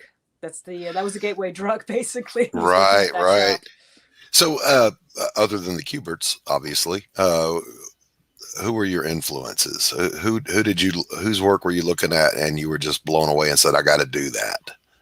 Other than J. Scott Campbell, because that was the first book that I ever picked up, like the first American comic, I have to say, because we also have a big European comic culture, obviously, and those books are very different. They're fantastic too, but for some reason, Campbell's dynamic style, especially then, really called to me, and it made me go, man, I really want to draw like that too. Fantastic. So that was one of the influences. You don't see it as much in my stuff now because I kind of moved away from it, and one artist that is a very big influence on me today, as it continues to be, is the concept artist for the video game series Metal Gear Solid. It's a Japanese artist by the name of Yoji Shinkawa. He's a huge influence on my work. So, and on top of that, if you look at contemporary artists now, I look a lot at Matteo Scalera. I look a lot at Sean Murphy and Jorge Safino, Fabio Moon. I mean, there's just so many great artists out there. But you take a little bit from everybody that influences you, and just kind of like hopefully mix it into something of your own. Hail Marv. Hail good stuff. Opening bid $20, y'all. Alexia Veldhuisen, $20 for Darth Maul. Come on. Y'all Alexia, don't get it. I'm gonna be talking to her after the show. I ain't lying. So, Alexia, what's next for you? She's got issues to go. Issues to go. In the very near future, as of next weekend, December 3rd, 4th, and 5th, I will be at the Garden State Comic Fest Holiday Edition in Rockaway, New Jersey. It is in the Rockaway Mall. And I'll be there selling 47 Furies Tales issue 1 and 2. I'll have other original pieces. I have original pages from both 47 issue 1 and 2. And I'll be taking commissions as well. I know I already got like 2 commissions lined up that I got to get done before the show starts. So, I'll be there. If you're in the area, try to make it out there, not just for me, but that show in general is really, really good. There's going to be a lot of Cubert grads there because it's a local show for us. Like the school is right around the corner from that mall. Right. So it's also right around the corner from my house. So that's great. So is there a Furious Tales 3 in the works? Yes, we are going to relaunch because unfortunately we didn't quite make it. Our Kickstarter last month in October, we didn't quite make the goal, but we are going to relaunch again in March of 2022. You can count on that. That is happening, guys. So all right. Don't miss it. If you missed out in October for whatever mysterious reason, Facebook. I'm looking at you, Facebook. We posted it everywhere, and Facebook just buried us. Yeah. But yeah, if you missed out on it in October, check it out in March 2022. We will have, we'll have the book done by then for sure. And we're just going to relaunch stronger and better than before. So just going to keep rolling on the 47 Furious Tales. Yes, sir. And if you had a dream project all your own, because every artist does, what do you hide in the back of your brain that you want to bring out into the world? There's so many things I want to. No spoilers. Just. If we're going about existing properties, I would love to do a comic adaptation on the Metal Gear Solid 3 Snake Eater. I'm a big fan of that game in particular. And I would also love to tackle Xena Warrior Princess, as I'm currently repping right here. Got my Xena shirt on. I'd love to do a Xena miniseries. I'm a big fan of that show. But that's existing properties. I'm also very, very slowly working on my own property. I've been taking Scott Snyder's writing class through Substack, which has been really great because it's just a very, low pressure, one class a month. He kind of gives you, the basics and the building blocks and how you could possibly write a story. So I'm working on that in the background, but it's on the slow burn because I'm obviously doing 47 And right now I'm doing commissions. So, and then I'm sure Sam is going to want me to do more fantasy critter somewhere along the way, because I actually do really enjoy illustrating the fantasy stuff. Nice. Very nice. Very nice. All right. Somebody hit that opening bid of $20 for this Darth Maul. Like, what you people wake up out there. I mean, I figured, could be a good birthday present. What am I saying? Christmas present for your Star Wars fans out there. I don't think it's going to be very often that you're going to see Alexia art for $20. I don't pretty much. That's what I'm saying. I mean, what did those pages sell for that you brought out here last time during the auction? Was that $275? Something like that. Yeah, it's like, look, you guys, you're not going to get this for 20. I'm going to get it if y'all don't, and nobody's going to see Alexia art for $20 ever again. I'm just saying. This is just a simple piece. Again, I figured it would be nice for a Star Wars fan. Yeah, well, she might. I figured it'd be a good holiday gift. Something simple. It's like, if you're low on your Christmas gifting budget, then and somebody who's a Star Wars fan, like this is a good one, My nephew and my son, who share a house together, are huge, not just Star Wars fans, but they freaking love Darth Maul. So if I bought this and I gave it to one of them, the other one would kill me in my sleep. Oh, you can always just say that's for both, and they're going to have to share. So no, they would kill me in the bathroom, so that they'd kill me. I promise you, they'd kill me. My nephew is an amateur filmmaker, and he did a handmade Ray Harryhausen remake of King Kong, and so he's the one that's more artistically inclined. So if no one else gets this, I might come after you for him. Let me know. Since I sold one for 20 yesterday, I'll just transfer that money over there. Yeah, there you go. You got to keep money rolling. Traded a Scarlet Witch for a Darth Maul. So look, you guys, somebody's gonna get it if you don't. But I'm just saying, it's like this. I'm pretty sure that Alexia's art is gonna, like, if she put this up on eBay, I'm pretty sure it's gonna go for well over $20, y'all. Okay, just because of the what's the word I'm looking for? Portfolio that she can provide of awesome stuff already. You see, it's like, yeah, man. Yeah, well, I think that's the thing that I'm trying to show people now, is that I'm a lot more versatile, and people like to believe that I am, and I get it, because I've been promoting 47, steadily for the past 3 years. So that's all people have seen me do. People who weren't familiar with my work before that. So I do. Yeah, Alexia, why don't you in private chat send me a link where people can see more of your work, maybe, or reach out to you for a commission. Yeah, and I'll spam that out for you. I am on Instagram. That's where I am the most active. And you can find me at Lexa Musa. That's Lex A Moose A, all one word. You have to write it out in private chat for me. You got it. And on Facebook, you can find me on Facebook at Alexia Veldart. So that's just the first part of my funky last name, all put together. Veldhuisen. Veldhuisen. Hausen. Mm-hmm. Yeah, It's Dutch, because that's where I'm from. I've got one of those names too. My family's Dutch German. Right on. And if there's a way to mispronounce a simple name like Blaylock, they find it here. You get used to it. At least you people do. Try. Yeah. The worst part for me now is that people start calling me Alexa after the Amazon device, and that really kills me. I'm less upset about the last name. I get that you trip over that, but there's definitely an I in it, and everybody just glances over it now because of that stupid thing. Yeah, I was taking a jab at Good Stuff because I was on his channel. He's in chat, and he's like, "Oh, that's Doc blah blah blah blah blah." So I was going to type it out phonetically for him, and I misspelled it. Yeah. Like, holy cow. But yeah, folks, snatch up this Darth Maul. It'll be a good Christmas gift for your Star Wars fans out there, maybe for yourself. Gift for yourself is never a bad idea. $20, including shipping, not that big of a deal. Right. 11 by, what am I saying? 11 by 17. I'm so used to making everything so big that sometimes I forget.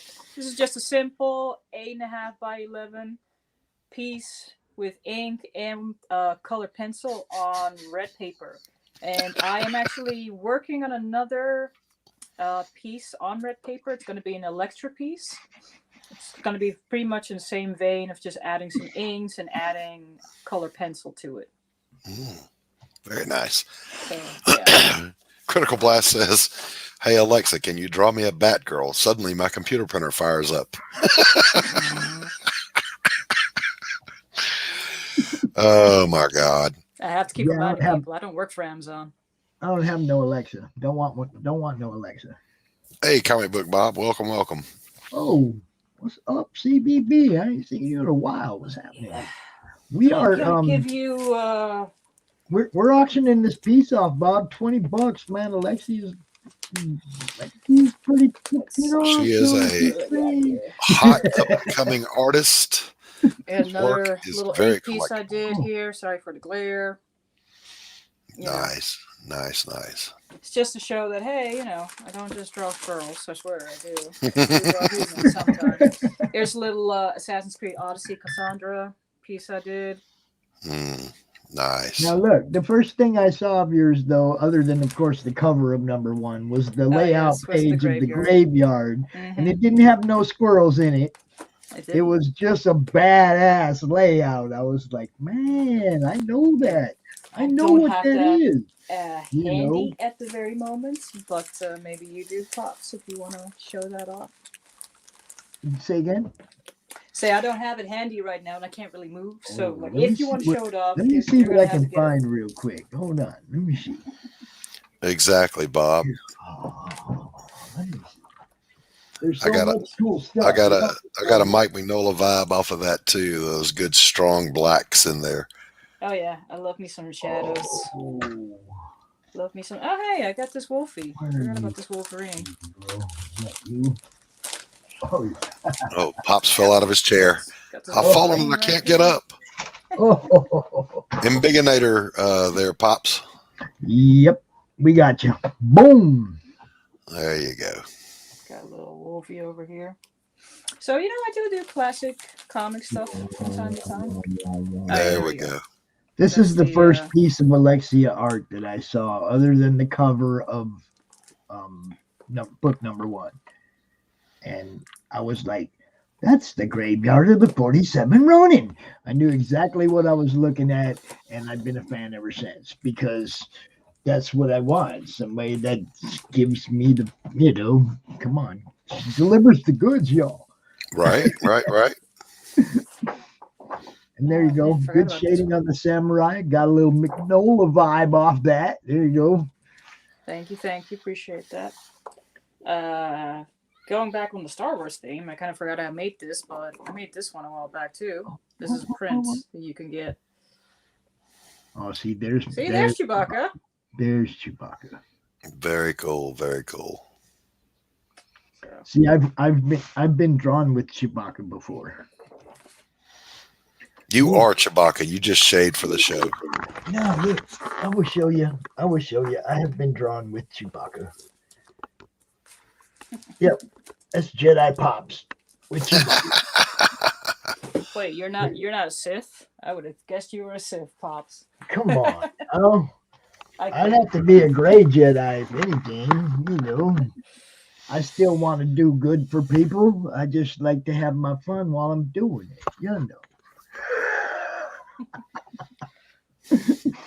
Darth Maul, y'all. $20 opening bid. Somebody drop a sawbuck on this thing. Yeah, Come on. This one's running out of time. Consistent lighting is tough to maintain. Well done. Yeah. The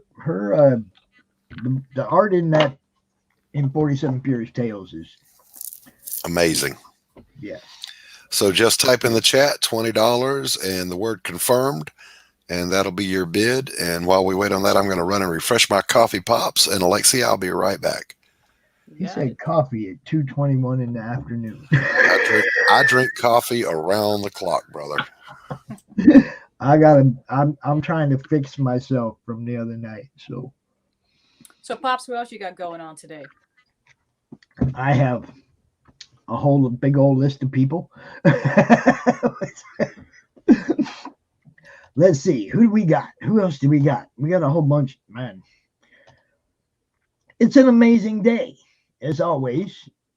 Let's see. After you, John Hervey, and then Simon Pothier, and then Hex Allen, and Mike Byron, and Michael Swan, and Adam Watson, James Eric Hodson, the dreaded dinosaur, Sam Barra from The Forbidden, Max DeVille, Human Hunters, Anthony Sika, or Sika, I'm pretty sure it's Sika though.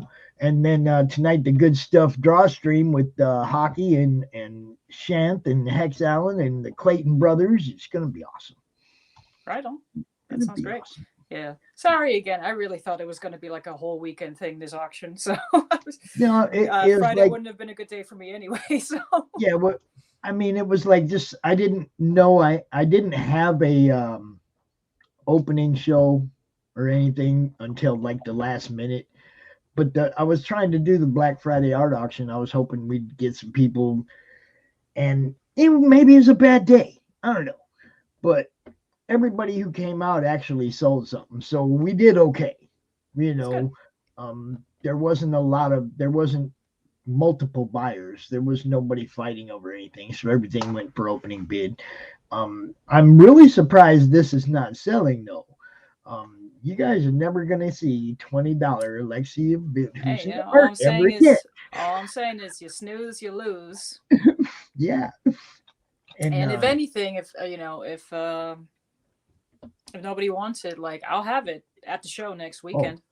Well, see, that's what I'm saying. It's like I'm pretty sure either Doc or I's gonna end up with that if nobody else gets it. We're trying to be nice to y'all.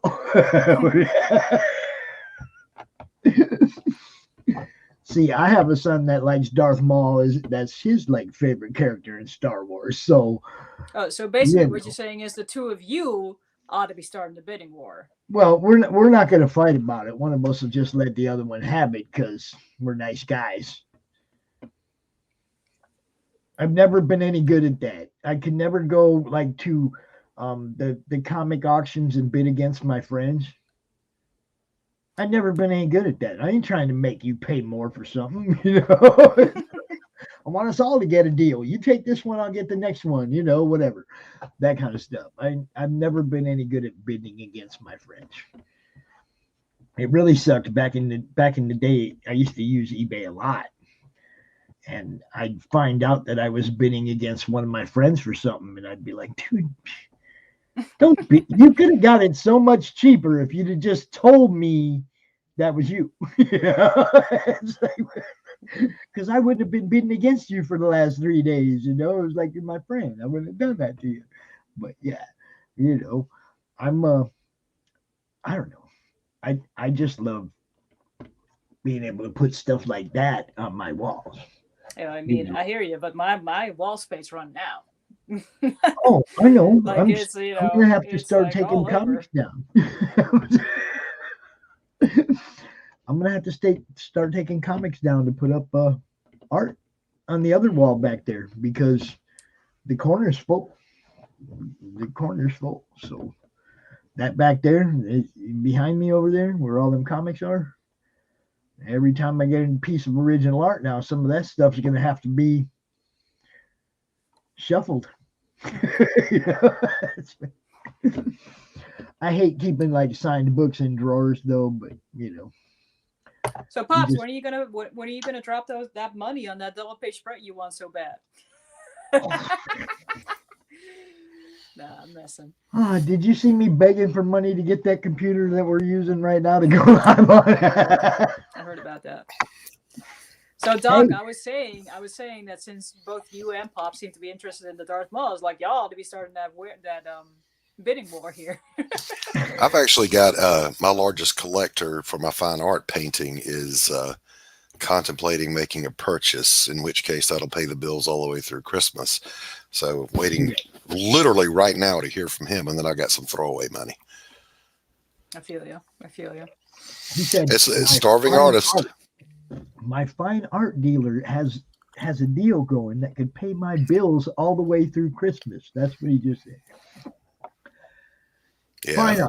Fine art. Doc is like for real out there doing the art thing. He's got a very nice looking portfolio that goes way beyond comic books, way beyond all that landscapes, everything he does. I am the Monet of the South. There you go. That's not my title. That's what my favorite collector calls Bob me. Ross.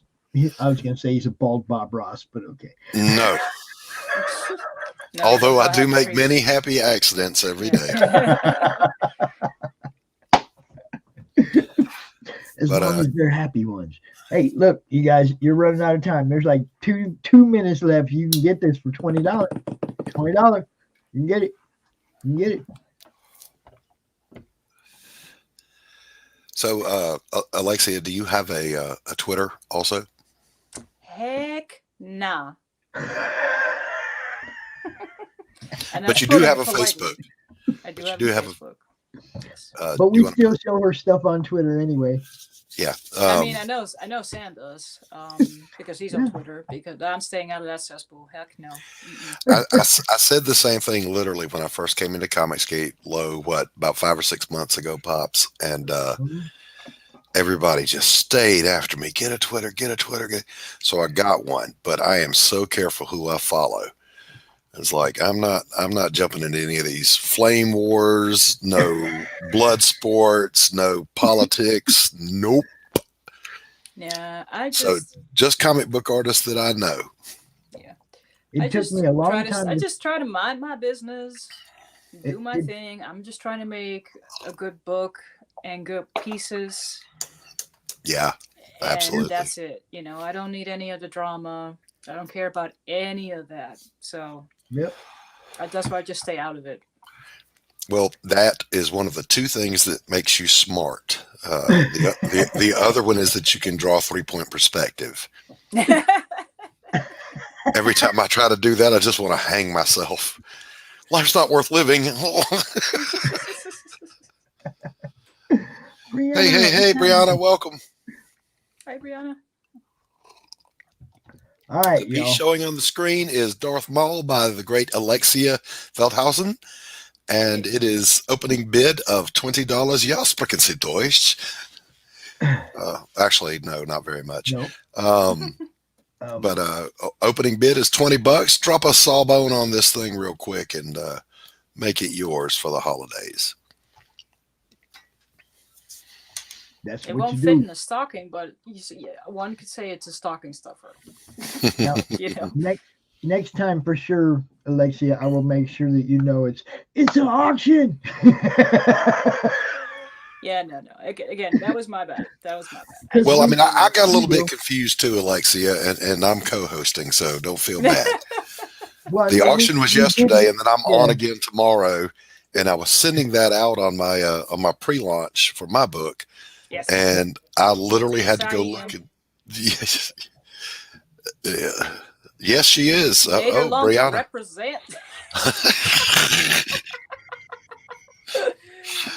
Oh my goodness, there's a lot of Dutch in here right now.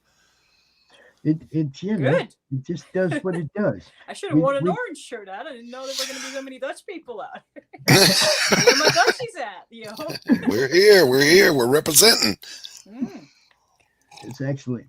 Look, people, last chance, $20 opening bid. If you want this Darth Maul right now by Alexia, look, you ain't gonna see Alexia art for $20. I'm telling you guys, this ain't gonna be like a regular thing. It ain't gonna happen. You might at the Garden State Comic Fest next weekend, fellas. Like anybody's in the New Jersey area or anywhere near or wants to drive out to New Jersey, Rockaway, New Jersey, and the Rockaway Mall next weekend.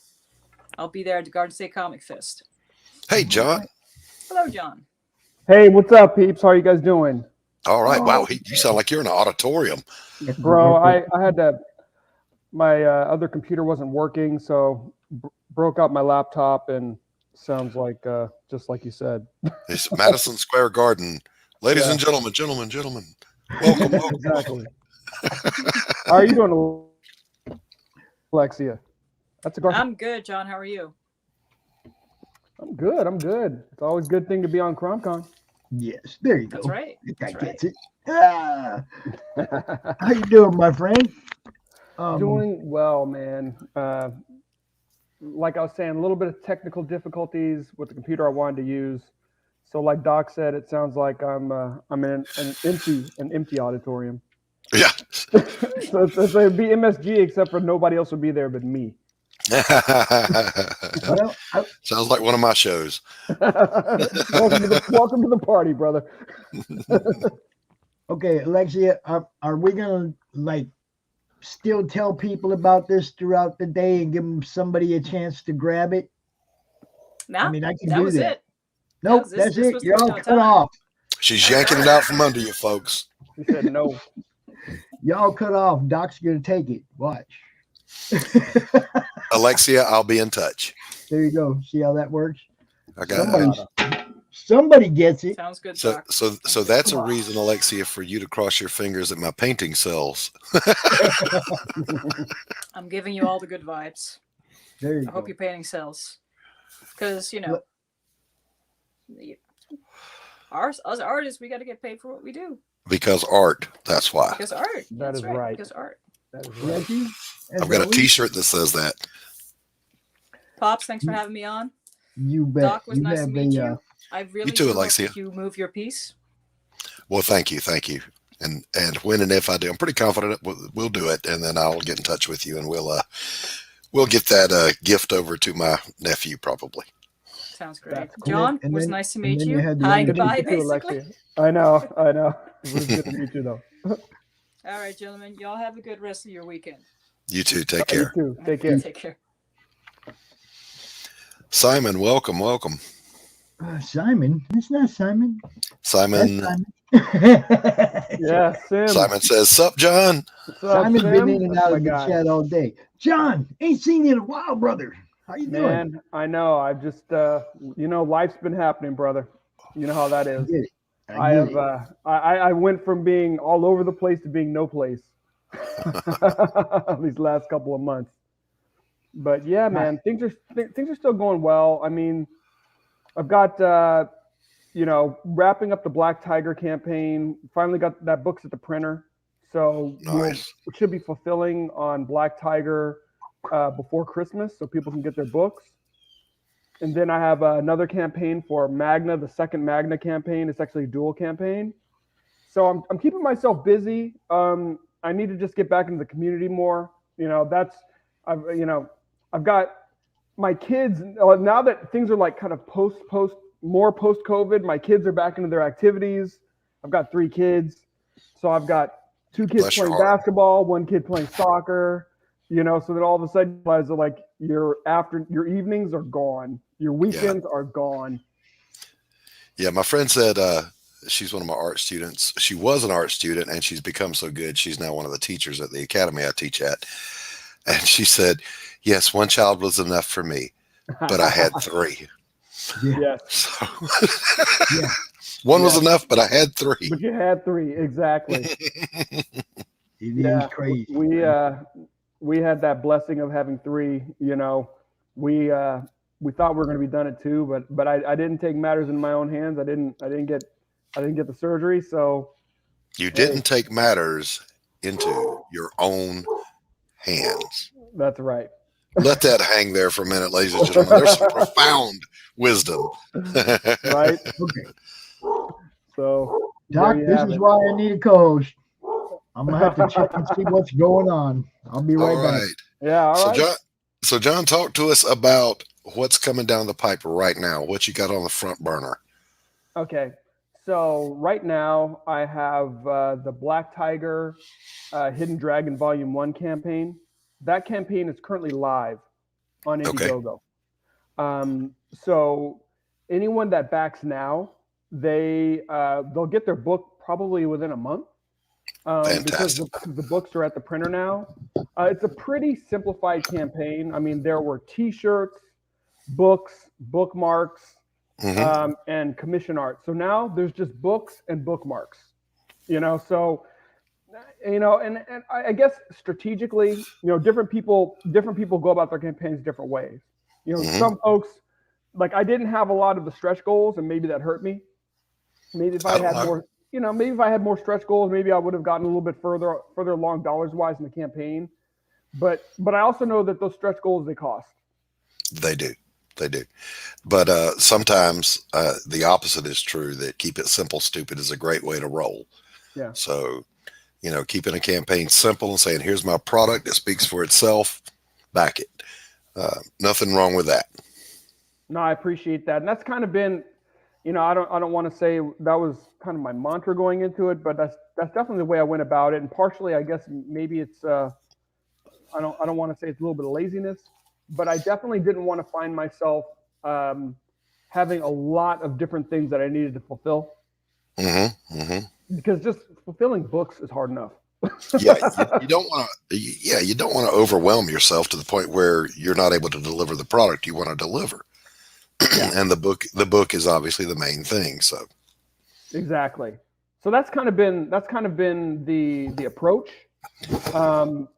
In terms of how the campaign has been faring, it's been faring well. You know, it's like one of those things where you're just continually trying to build your fan base. So that is the third campaign that I've done.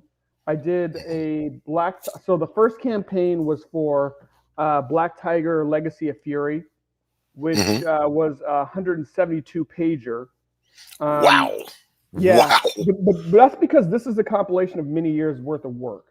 So, Right. You know, I've been doing comics much longer than crowdfunding existed. So we were able to compile what we had done into a graphic novel. So that was the first campaign. This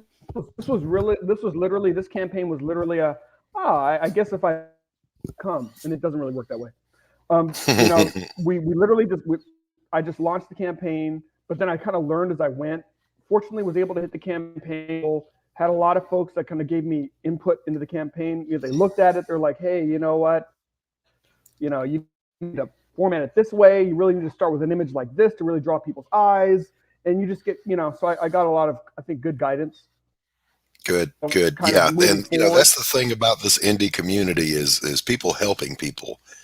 I'm an artist. I can draw the book. I can write the book, but I know nothing about marketing, you know, so I'm glad to have people that are going, well, here's how you do it. Yeah. And I think that's talking to you, Anthony and Elasmat.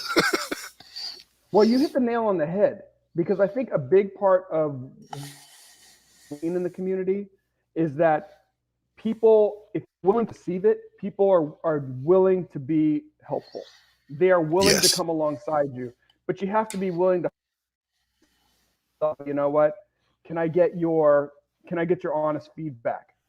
Right. You know, 'cause I think one of the first shows I went on was John Malin's show. And I'd already launched the campaign at that point. So he basically kind of went through and said, hey, man, these are the things that you need to change. Right. You know, and to me, I thought that was really valuable. You know, but I was looking at some of the things in the chat. They're like, oh, John is roasting him. John is tearing him up. I'm like, he's giving me valuable input. Yeah. So that my campaign can do better. You know, so I don't know. I guess it's all perspective, brother. I guess it's all perspective. I look at that and I say, like, you know what? I want that input. I do too. You know, I'm not, forget some fanboy going, oh, he's being roasted. No, you're getting valuable insight into how to market and be successful. Nothing wrong with that. Who in the world knows everything? Right. Exactly. And we all want to grow. I mean, one of the beautiful things is the community of folks that love comics. And we're all learning how to get our books out into the hands of those that love comics. Absolutely. And I started before there was such a thing as even email, doing comic books, and then got away from it and just came back and discovered this crowdfunding thing. I'm like, okay, I'll give that a shot and we'll see how that works. So I'm like you know, if you were doing books back then, you remember it was FedEx and long distance phone calls. Oh man, your long distance bill was a car payment every month. Man, it was an absolute different world. So the first time I self-published, we actually used a diamond. Yeah. And this was I don't know, 15, almost, wow, getting 15 years ago. And man, printing was a different world. So you didn't have digital printing. So you had to print like a sizable amount of books to get it to work. So you had to print at least 5,000 books. Oh my goodness, man. You know, so we did 4 issues. I mean, you want to talk about a money losing proposition. You know, I mean, it's like, so paid for production for the books. Okay. Then had 5,000 units printed, I think, through Diamond, and then we had to get a full page ad in Diamond because nobody knew us from Adam. And for those that don't know what the Diamond distribution book was like, it was like a Bible that came out monthly. I'm not joking. It was at least this thick. Yeah. And with small print. A small print. It started with the Marvel and DC books. You know, you get to like Dark Horse, Image, and then there's the rest of us. You know, so you're already hundreds and hundreds and hundreds of pages into this book before you even hit any independent stuff. Knowing that every comic book store owner that's thumbing through that stops at the end of DC, and they might go into some Image, and they're not going to the back of that book. They are not. They are not. I learned some tough lessons. You know, I mean, it's like and there was also there was a comic book locator that I don't know if they still have that they have that online. So like I took a bunch of time using the comic book locator to try and call comic book shops. I'm telling you, I probably called 500 shops. I probably got 10 shops. Yeah. To pick up, you know, so I may have gotten like an additional 10 shops to pick up the book versus what wouldn't have. And I don't even know if that paid off because, like you said, it wasn't like today where you can call anywhere in the U.S. You know, I was making long distance calls. You know, I was making long distance calls. I mean, we look back at that, we were just like, you know, this was just like from a money perspective. Yeah. It was just a debacle. Yeah, we used to say we can't afford to get paid because to do the work and get paid costs you money. It costs you too much money, and then I think we were making. I want to say it was around 34 cents on the dollar on the cover price. It may have been less than 34% of the cover price is what we ended up making at the end of the day. You know, that's just distributing. You know, we pay for our own production. You know, Diamond takes lion's share of, you know, because, you know, they get the books, they take them to the distribution centers. And so, I mean, it was an absolutely different world. Yes, it was. I remember my page rate back then was a whopping $20. Yeah, different world. Yeah. You know, but it was really good learning, because I mean, I've been working in comics before that, but I'd never done my own book. Right. Then I really had an appreciation for what it takes to produce your own book. And then you realize if you're a small shop, you're going to produce your own book, but then you also have to be the person that's trying to market it. You know, so you have all these different hats that you need to wear. I think it's a better time to do it now. Yeah, which is the same thing we do now. You got to do everything, but you're being funded to do it.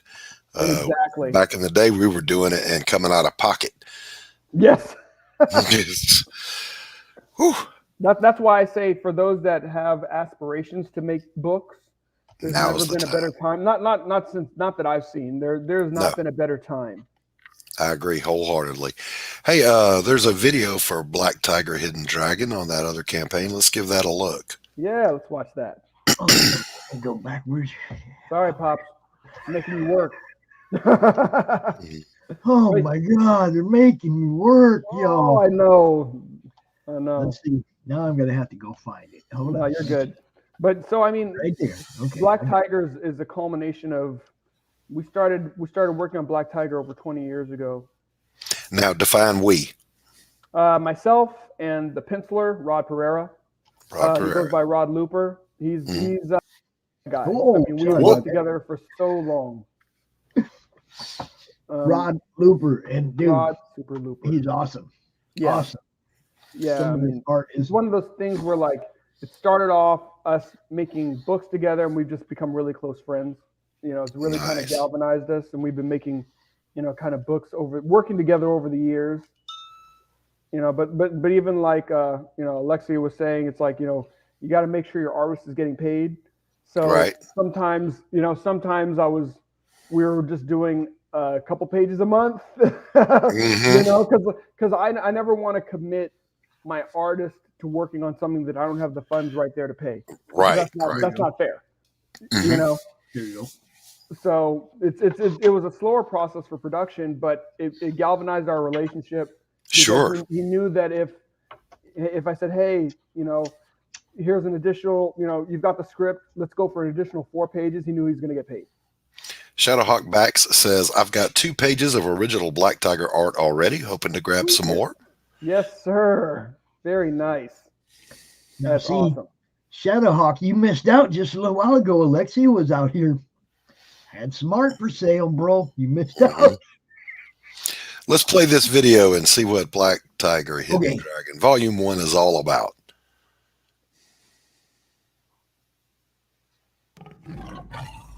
And that's, Tiger.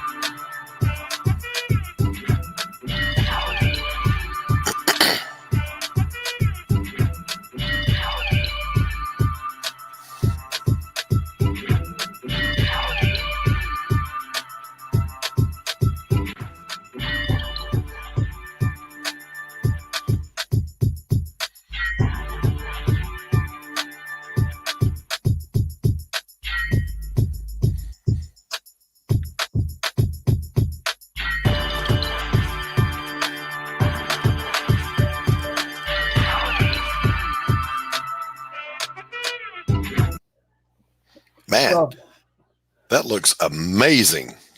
Thank you, brother. I mean, with this video, we decided to let just the art and the art flow do the talking. But it is a sequel. So it's a sequel to Legacy of Fury, which you can also pick up in this campaign. This was the 172 pager. So you can get Legacy of Fury, which is the prequel to Hidden Dragon, and then Hidden Dragon, which is an 88 pager. Wow. So yeah, I mean, and I'll tell you the thought process behind it, Doc. You know, especially we know when we're crowdfunding, I want to make sure that people are getting enough content in the story that they're going to want to come back, and I can get them deep enough into the story because, you know, we do when we do the 22 and 24 page issues books. Sometimes you're like, hey, I got a 22 page book. I'm not going to get the next book till next year. Yeah. Right. So it's like, give them some meat. And so what you can do, I think you can do it with 22 or 24 pages, but the way you pace the book is differently. You know what I mean? It's like you got to get people into it. You got to get them right into the heart of the story. And with this, I was able to pace it a little bit more because I was really able to develop the world for folks. You know, people can see, really learn about the protagonists and the antagonists and get them into the world. If you do a smaller book, it's doable, but you just got to jump into it, you know, and then you got to do more development later. So John, tell the folks, how much does it cost them to get that huge volumes, plural, of work? So if they want to get the prequel and the current book. So get the Catch Me Up Tiger. That's $60. $60 will get you. Wow. It'll get you this 175 pager, and it'll get you the 88 pager. So you'll be busy. You'll have a lot of good content to read. Kind of the way we've structured the book. You know, I know as somebody that is a purchaser of book, we know that the campaigns are at a premium. You know, you're paying a premium versus going to a shop. Part of it is volume and all these different kinds of things. But I still wanted to make sure that people were getting something good for their bucks. So, You bet. And they are. Look at this thing, man. This is amazing. And I am sure the writing is on the same par with the art, which is going to make this, what a freaking bargain. Goodness. Appreciate that. You know, and really, so, you know, in terms of the story, like I said, it's a sequel to Legacy of Fury. We have assistant DA Jennifer Fong. She has to balance her career and personal life with these new blossoming powers. And you get the story of how she got the powers in Legacy of Fury, and she's you know, she needs to save the city that she's in of Los Santos and restore the disgraced name of her family, the Fong family. So her dad was the prior Black Tiger. He was, of course, he was killed, but then he was also a cop, and he was posthumously, basically, dishonorably discharged as a cop. So there was a pointed attack that was made on him, and now one being made on her. So even though she's reluctant to be a hero, she's got to figure out what's going on. She's got to figure out what, you know. So that's what kind of ups the ante. That's what kind of, you know, sets the stakes for the game and why she has to be the Black Tiger. You know, even though it's a little bit against her, it's a little bit against her ideology. You know, she's not one that has believed in vigilantism. She's really seen law as black and white. But as she becomes the Black Tiger, she starts to see more shades of gray, and she starts to piece it together. You know, how does she act as a DA? How does she act as a Black Tiger? And how does she do it without compromising herself? Outstanding. And of course, it looks like this thing goes cosmic on her quick. Oh man, let me tell you, one of the beautiful things about comics is that, hey Mel, one of the great things about comics is that if you want to mix genres, you can, and you can do it without the budgetary constraints of like a TV show or a movie. So it's like, hey, you want to do a mix, like this is a mix of definitely, you know, martial arts, but it's definitely got a strong superhero vibe to it. It's got a little bit of a Law and Order piece to it. So at the end of the day, the page rate is the page rate. So the real constraints are my ability to pay the page rate, and then imagination. Exactly. And you know, having like you said, a great relationship with your penciler, where you guys, he's going to catch your vision. And then in turn, his art is going to inspire you even more. It does really make the sky the limit with what you can bring. Doc, you're speaking the truth. So I mean, like for the way that I like to write. So I like to write out completed scripts, but like it's not, because some people like to do it more of the Marvel way, but the reason why I do that is not because I'm trying to just say, you know, this is the way it needs to look. What it does is it gives my penciler an idea of what I'm trying to do. One of a few things happens. Either he says, hey, this is a great idea, or B, this sucks, or C, I see what you're trying to do. Here's a better way to do it. Right, exactly. That collaboration that brings out the product. Yeah, and to me, that's why I love comics, because if you have, it starts with a story, you know, with the creation of the story, and then the pencils. It should be, I see it kind of like Voltron. It's got to be bigger than just the sum of its parts. You know, so when he brings his pencils to the table, he's also bringing his ideas, because he loves the project. So what he ends up penciling is better than even what I've scripted out or what I thought of. Then you add the inks, and you add the colors, and you add the letters, and all of a sudden you've got something that, you know, I look at it and sometimes I'm reading it and I'm amazed, because I'm just like, look what everybody has done on this thing. You know, because it's cooler than how I even originally wrote it. Right. Yeah, when you first see your own work come to you in a published format, it melts your brain just a little bit. A little aneurysm going on. And this is a full color book. Yes, sir. These are full I cannot believe that quality, that quantity is only $60. Folks, go back this. Go get yours right now. No, I appreciate that. I mean, I think the beauty of being somebody that loves comics as well as somebody. So, I mean, I back books, I buy books. You know, at the end of the day, when you're an artist or a writer, you're always of the mindset, what if this were on the shelf, would I want this?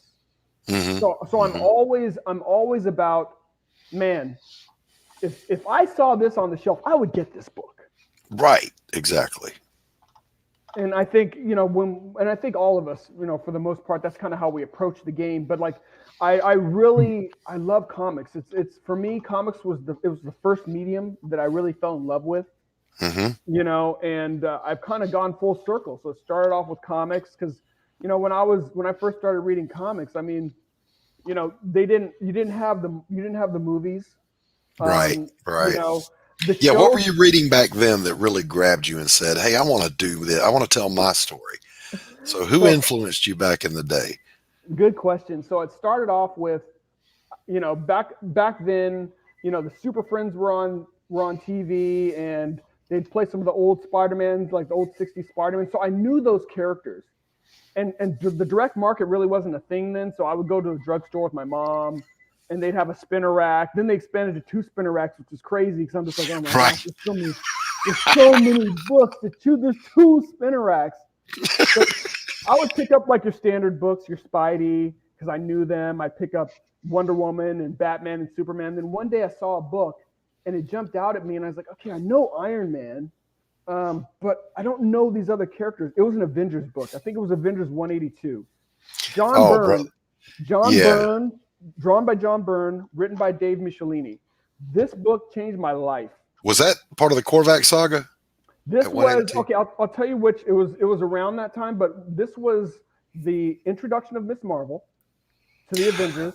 So you have Crusher Creel on the cover, like a giant King Kong holding Miss Marvel in his hand. Iron Man's attacking him. The Beast is attacking him. Vision is attacking him. The Wasp, and they're on like a freighter. Yep, I had it off a spinner rack. Had it. Thank you, Doc. Thank you. That book changed my life. Same. I picked that exactly book up. the same. I picked that book up, and I kept rereading it. And I literally told my mom that night, we're having dinner at the table, and I said, "Mom, I'm now a comic book collector." And she's like, "That's good, baby. Eat your green bean." And I've made a number of professions, but that's one that still stands to this day. I love comics, and that story was amazing. I didn't realize I was picking up the first Avengers with Miss Marvel, and I just saw the cover. John Byrne's art is just, it's so alluring. I didn't realize I was looking at a legend. I just said, "Hey, this looks cool. Let me pick it up." Yeah, the Byrne and Perez runs both on the Avengers. Oh man! Are what started me into art, and I never said anything to my folks, and I thought I was in trouble one day when my mother found one of my composition books, and it was filled with drawings from the Avengers. Yeah. But they were good, and my mom was freaking out because they were good. But she called me, I need to see you. Come back here, and she had my book, and I was like, oh no. But she encouraged me from then on to pursue art. But she didn't want me doing comic book art. She wanted me to be a painter, which I am. Nice. But comic books was my first love, and George Perez and John Byrne are responsible for that, and the Avengers are responsible for that. Isn't that amazing? Avengers and that run was, John Byrne and George Perez were basically back-to-back artists on the Avengers. So to me, the Avengers, that was the most amazing book that I've ever seen. Are you kidding me? All those heroes together? Wow, I was blown away. Absolutely blown away. And then going forward, work that John Byrne did, whether it was in reconstructing the original, like the DC universe after the original Crisis, which was great. You had George Perez and Marv Wolfman on the original Crisis, which is great. If you've never read that, do yourself a favor, and then read Man of Steel by John Byrne. Read Marv Wolfman and George Perez, how they reconstructed Wonder Woman. This stuff was amazing. Teen Titans, Wolfman, Perez. Wolfman was a genius. Oh my gosh. Marv Wolfman was amazing. So that you want to talk about big influences on me.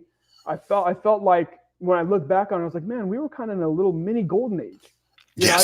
I got to enjoy those guys. Those guys were kind of the ones that set the bar for me in terms of comics. So we can say then, if that's where you learned how to cook, I bet the stew is good. So your comic book properties have got to be just pushing some greatness. Oh, I appreciate that, brother. Hey, my guy Sim is on now. What's up, John? What's up, brother? How are you doing, man? I'm doing good. What's up, Excellent. Sim? Excellent. I'm pretty happy that on another one is fulfilled. Hey, I enjoyed it, brother. You did? Yes. Yeah, thank you very much. Yeah, I got mine just earlier in the week, so just perfect timing to enjoy it while I was in between tryptophan naps. Great, Pops. As we transition, I'm going to take a little break, and I will be back. John, it was great to finally meet you sort of face to face. I've seen Black Tiger out there, and it looks amazing. Thank you. Wish you Doc. all the best. No, same to you, man. I appreciate you. Well, definitely have to talk again. Absolutely, anytime. All right, Doc. Later, Doc. All right. So, Sim, man. Yeah. Tales from the Adverse, getting it done. Mm-hmm. Getting it done and getting ready for number 2. There we go. You know, before anything, let me show you this, in case you haven't seen it. Can you share my screen, Pops, for a second? Yeah, I have to address this statement real quick, though. Shadowhawk says, shoot, I need some clones like Shane so I can be in all the streams at once. I beg to differ. There should be no other streams during CRoM CoN. Everybody should be here. I'm just saying, you know. Just saying. You know. What do you got, Sim? What do you got to show us, bro? I got this.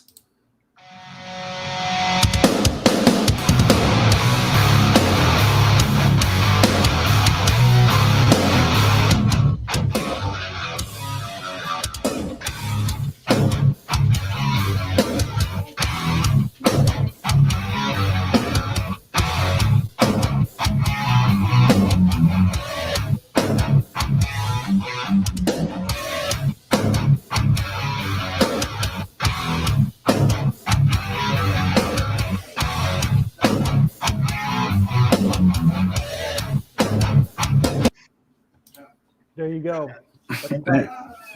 Thank you. Animation, That baby. book- Let's go. That book was one of them books that came out during my broke period. And this second chance campaign, I was like, yes, I can get one. Yep. I did. And that's why I did it, because I noticed a lot of people missed out on the first one, and I closed it early because to me, keeping in demand, it's not very worth it. It's better to have this model for me. Close it after the first campaign and then do a second chance campaign. But now I have a website, which I'm going to show you after. But yeah, I've been very busy in the last few days. Also, you know, work. I'm opening my Amazon store. Nice. Good. So check this out. This is the progress right now. This is what it's going to look like a bit. I'm cleaning it up.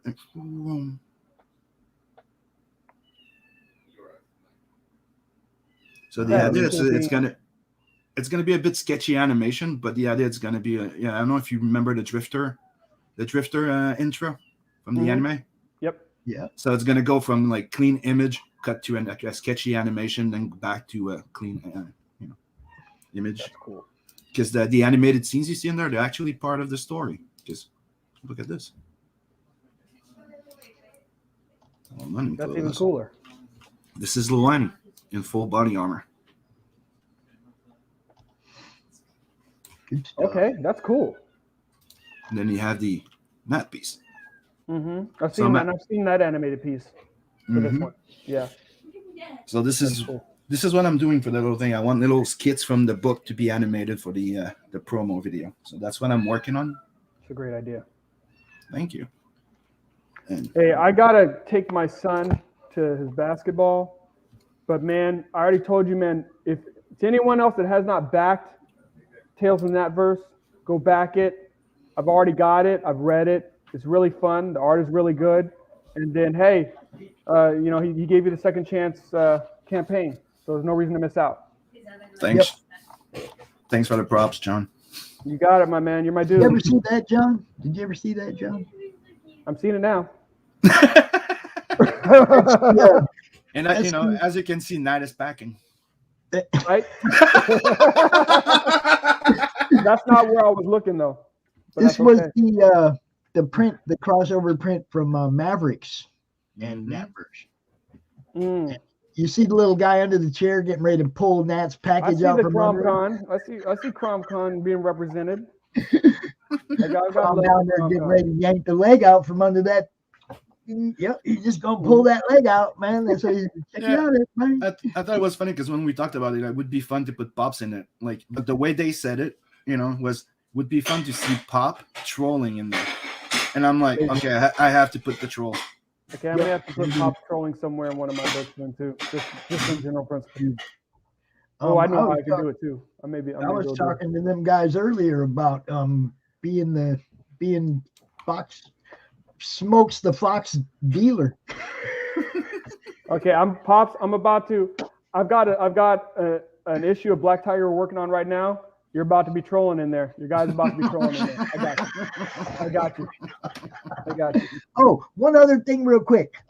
What Hex said right there. He just realized that you and him and Mike Byron are all credited in the book together. Yeah, I think it's which one of the Motown books is it, Mel? Is it it wasn't Law. It was why is it my age is catching up to me. Well, we'll have Hex on in a little while. He'll tell us all about it. So yeah, Mel will tell you about the good old Motown animation days. All right, guys. Great talking to you, man. Take care, brothers. Later, John. Peace. Later. I love that dude. Yep. That's my bro. So how you doing, brother? I'm doing good. And I wanted to bring your attention to this. I thought you'd like this, Pops. It's called Rated R. Yes, I've seen this. I It do says like this. extreme violence, explicit language, nudity, dark humor, sex, drug, and metal, because I wanted to make the joke and not for wussies. Yep. I think that's pretty clear. I love it. It's perfect. And here this is where you can get your Preston cover. Yeah, I know. Those are the two variant covers available.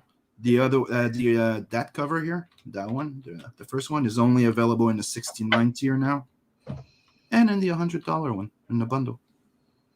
I did get the Preston tier, right? I know, yeah, you did. Okay. Even if you would have made a mistake, I would have sent you that one. Yeah, good. Okay. Don't worry.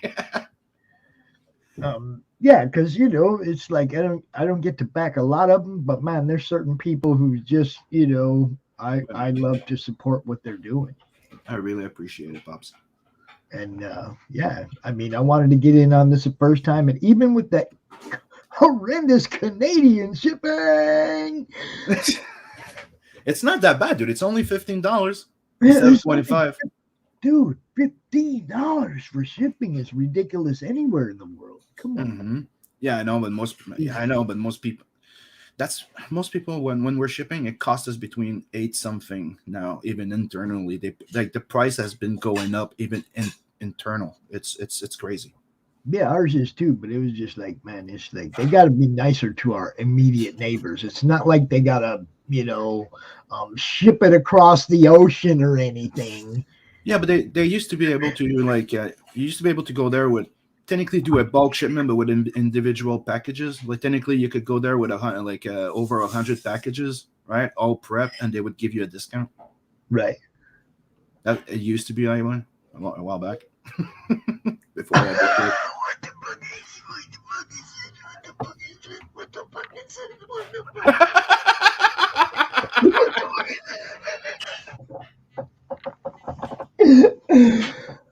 Oh my God, I'm gonna have to fucking cover that. Look, I'm gonna need both of you guys on the show soon with Mike Byron so we can all have to talk about this. Yep.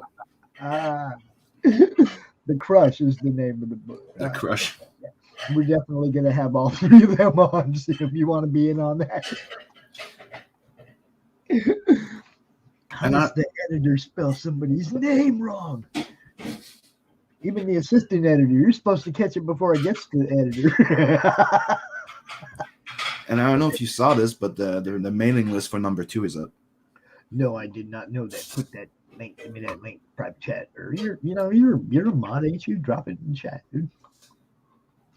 Will do. I'll just have to reopen the YouTube because I always close it so there's no interference. No, I mean the link to that. Yeah, but usually I close the YouTube window when I'm on live. Right. Because I always close it so. There you go. It's in there. Done. So, do you want to see something cool that Brianna did? Yeah. You know Brianna Wilder, right? She's in the chat earlier. She's a Netherlands girl. She lives over there. Mm-hmm. She did that pop art piece of Pops. Look at that. Is that cool or what? Yeah, that's cool. It's all done red, with yellow, and blue. That's the only colors used, right? Mm-hmm. There she is. There she is. She's waving. Woo. Brianna, it's excellent. I love it. But you see, now I got more pins, though. I do got more pins now. But yeah, look, she killed it, bro. She killed it. So what we got going on up in here? Ink Slayer. This is the new website? Yep, this is the new website I'm working on. It's not finished. I'm still adding some stuff, but this is the general place where you can get Blood Hunt. You can get the original cover there. And a few updates, and there's also a mailing list. And I have a reward system in there too, where it's called the Ink Slayer token. Nice. So the more you buy, you get some reward points. That's what I'm working on right now. What's up, Doran? Brandy, you killed it. Look, the picture I sent her, it's like I'm in that pose and everything. It was perfect, you know. She killed it, no doubt.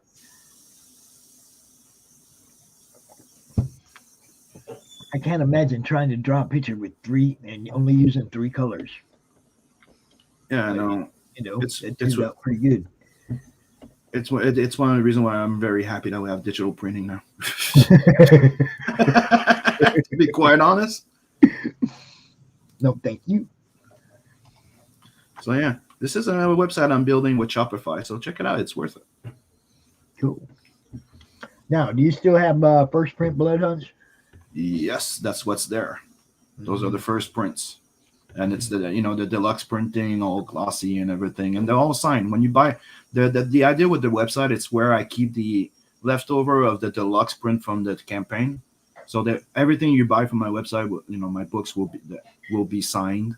So it's coming, as if you were back in it in a way, just not that you don't get the extra stretch goal. I don't guarantee them, right?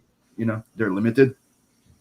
But on the website, you get the book. Yeah, I don't even care about stretch goals on Blood Hunt. It's like I just I didn't get that one either. I did get to read it though. You did send me the PDF. Thank you. Yep. I did read it and I liked it. So that being said, if I happen to do any good on like selling merch this month or anything, then I'm gonna want you to slide one of those into that package too.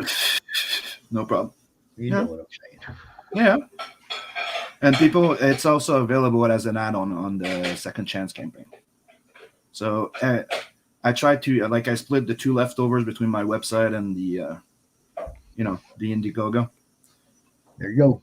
Shadowhawk just signed up. Because I know that international people, it's good to be able to save on some shipping, and I'm able to still be able to ship you 2 books for about the same price.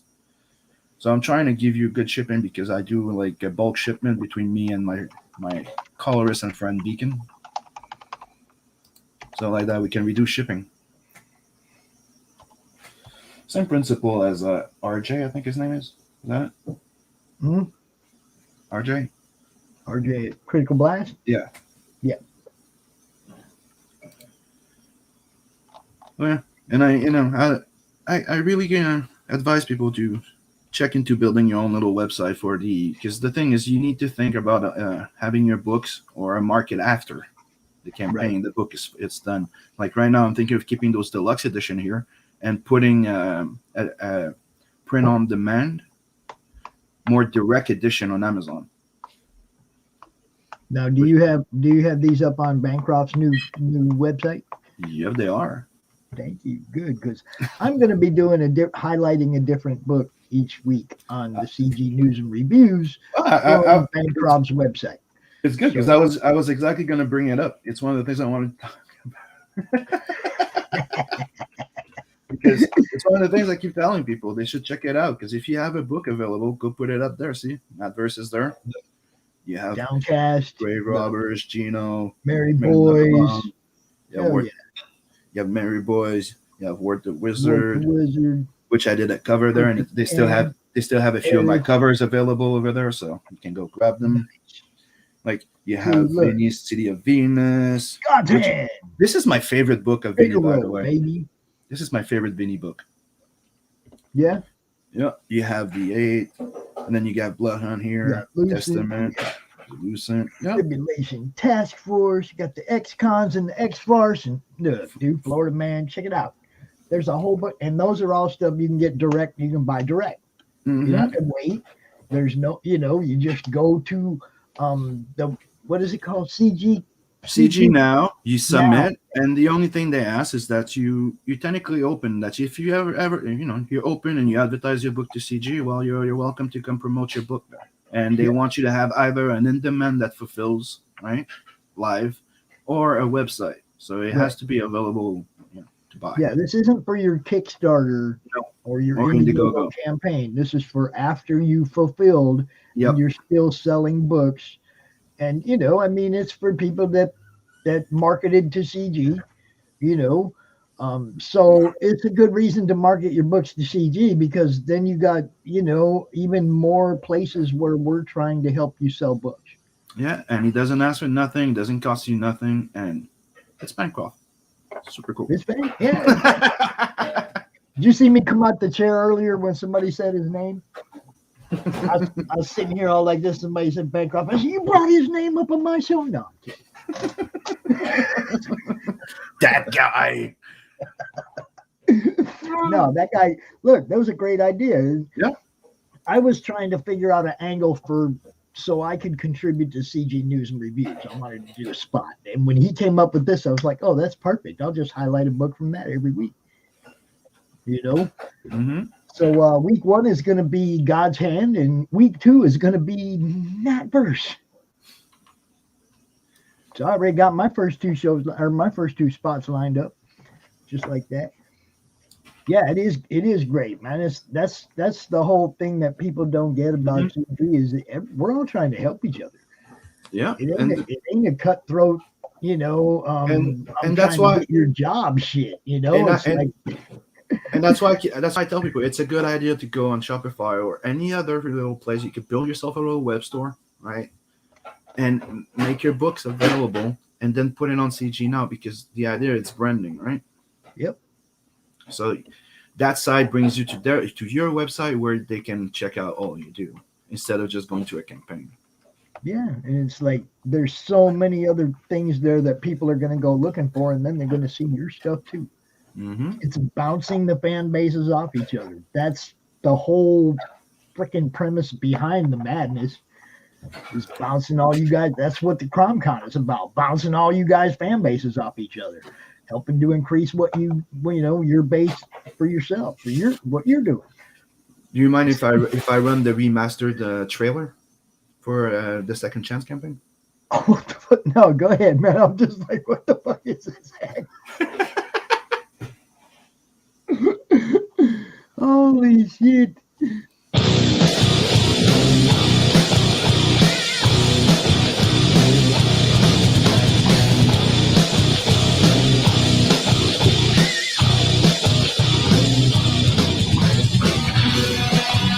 Tales from the Napverse.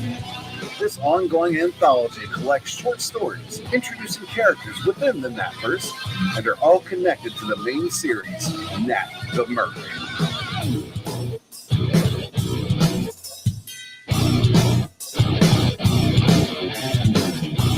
This 64-plus page perfect bound anthology series collects short stories introducing Nat, Luwani, Rose, Zed, and other characters within the Napverse that you'll get to know and love in this prelude.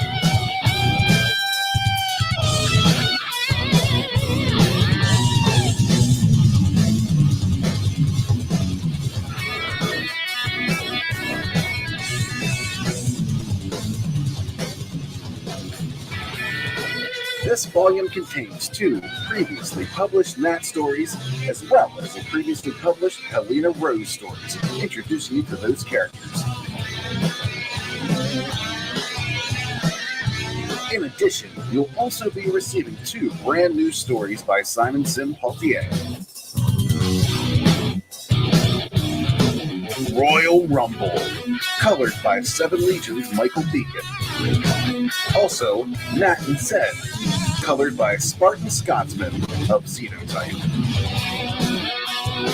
Arm up and fire off into the Natverse.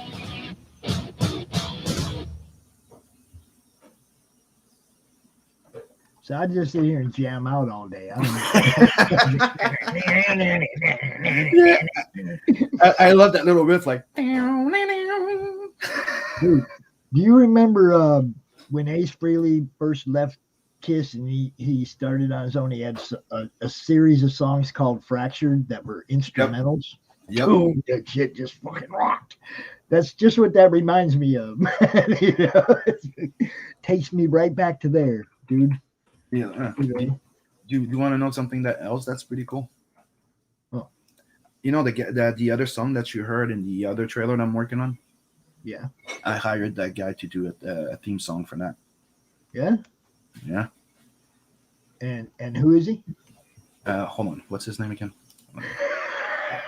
I remember his last name. Hold on. I don't want to make a mistake, you know what I mean?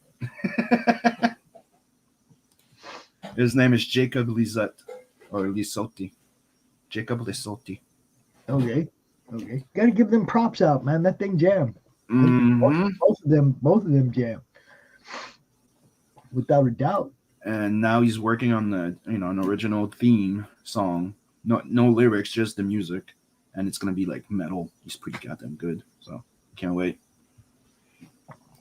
As always, Sim, you're just powering through everything, dude. I love to see it, dude. Well, I believe in keeping your eyes on the ball and keep moving forward. And, Yeah, for me, it was like when everybody went pencils down and all that stupid shit. I was like, CRoM CoN, baby. Like, what? You saying draw more? Okay, yeah. Mm-hmm. Yep. It's like, here we go. This is our chance, guys. And it was your opportunity to really get out there and get seen. And I think we did a pretty damn good job of making YouTube our bitch when it come to that. Mm-hmm. I I strongly believe that if you have a dream, well, you have to give it all you got, and don't back down. Yeah, I do like Ace, but I ain't no fan of Gene no more. Fuck my freedom. I'll beat your ass.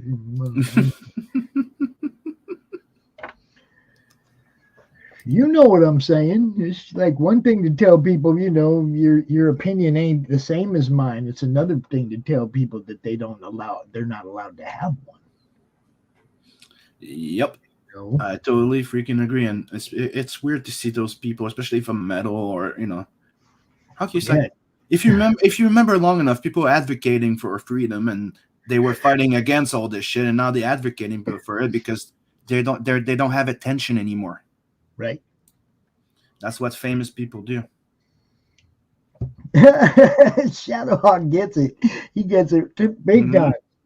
Yeah, man. I seen Peter live with the band Chris Cat after he left Kiss.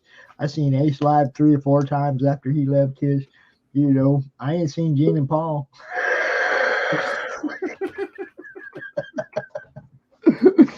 Look what we got hanging around in the backstage, Jim. Check this out. What's up? Hey, what's up, Hat guys? Club, baby. Hat Club. He gets Yeah. Yes, I'm prepared with a hat at least. So yeah, Sim, you keep that up. Keep scrolling through, showing some more. You still got a little bit more time, and I was going to say you're more than welcome to hang out while Hex shows off his stuff too. You guys are all. Yeah, I'm not leaving. Keep talking, Sim. I got to get my coffee.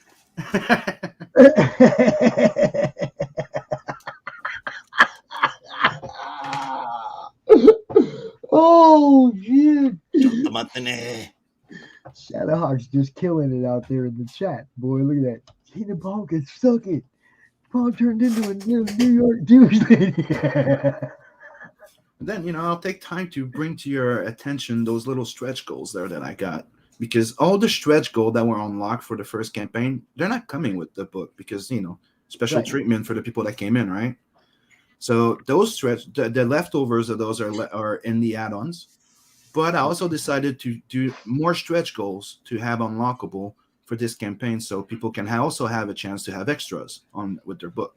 So the first one to be unlocked would be the 2,500 one, which is a Simon Bisley mini print, which will be printed on cardstock, the size of comic. But if you backed any of my book, when I send you a print, it's cardstock and it's well printed and it comes with your book.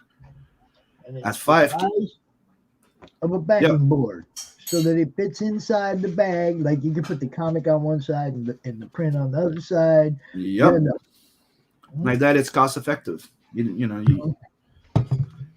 At 5K, you can get them cheap. You can also get them cheap fucking frames at like Dollar Tree, to put like prints like that in. And people like having prints of stuff related to the book. Like maybe like a print of the cover to put up if they really like it. That's why at 5K I unlocked the variant covers. So those will be also mini prints on cardstock. But the fun one is at 10K. Since I already printed some of those variant covers, so the books are here. Like I have 100. I have 100 of each. So if we sell more, I have to go print, right? But I don't have to right now. But if I reach 10K, I will. So I decided that I could also print an ashcan of Tales from the Adverse 2. So it will be like a very, an actual ashcan size, like an ashcan used to be in black and white, and it's a preview of the next book. And it was teeny, like 6x9 or something like that. Yep. Mm-hmm. And at 15K, well, I promised that everybody would get bookmarks. But the thing is, I actually will invest and do a full animated intro for Nat the Merc, and hire somebody to sing the intro song.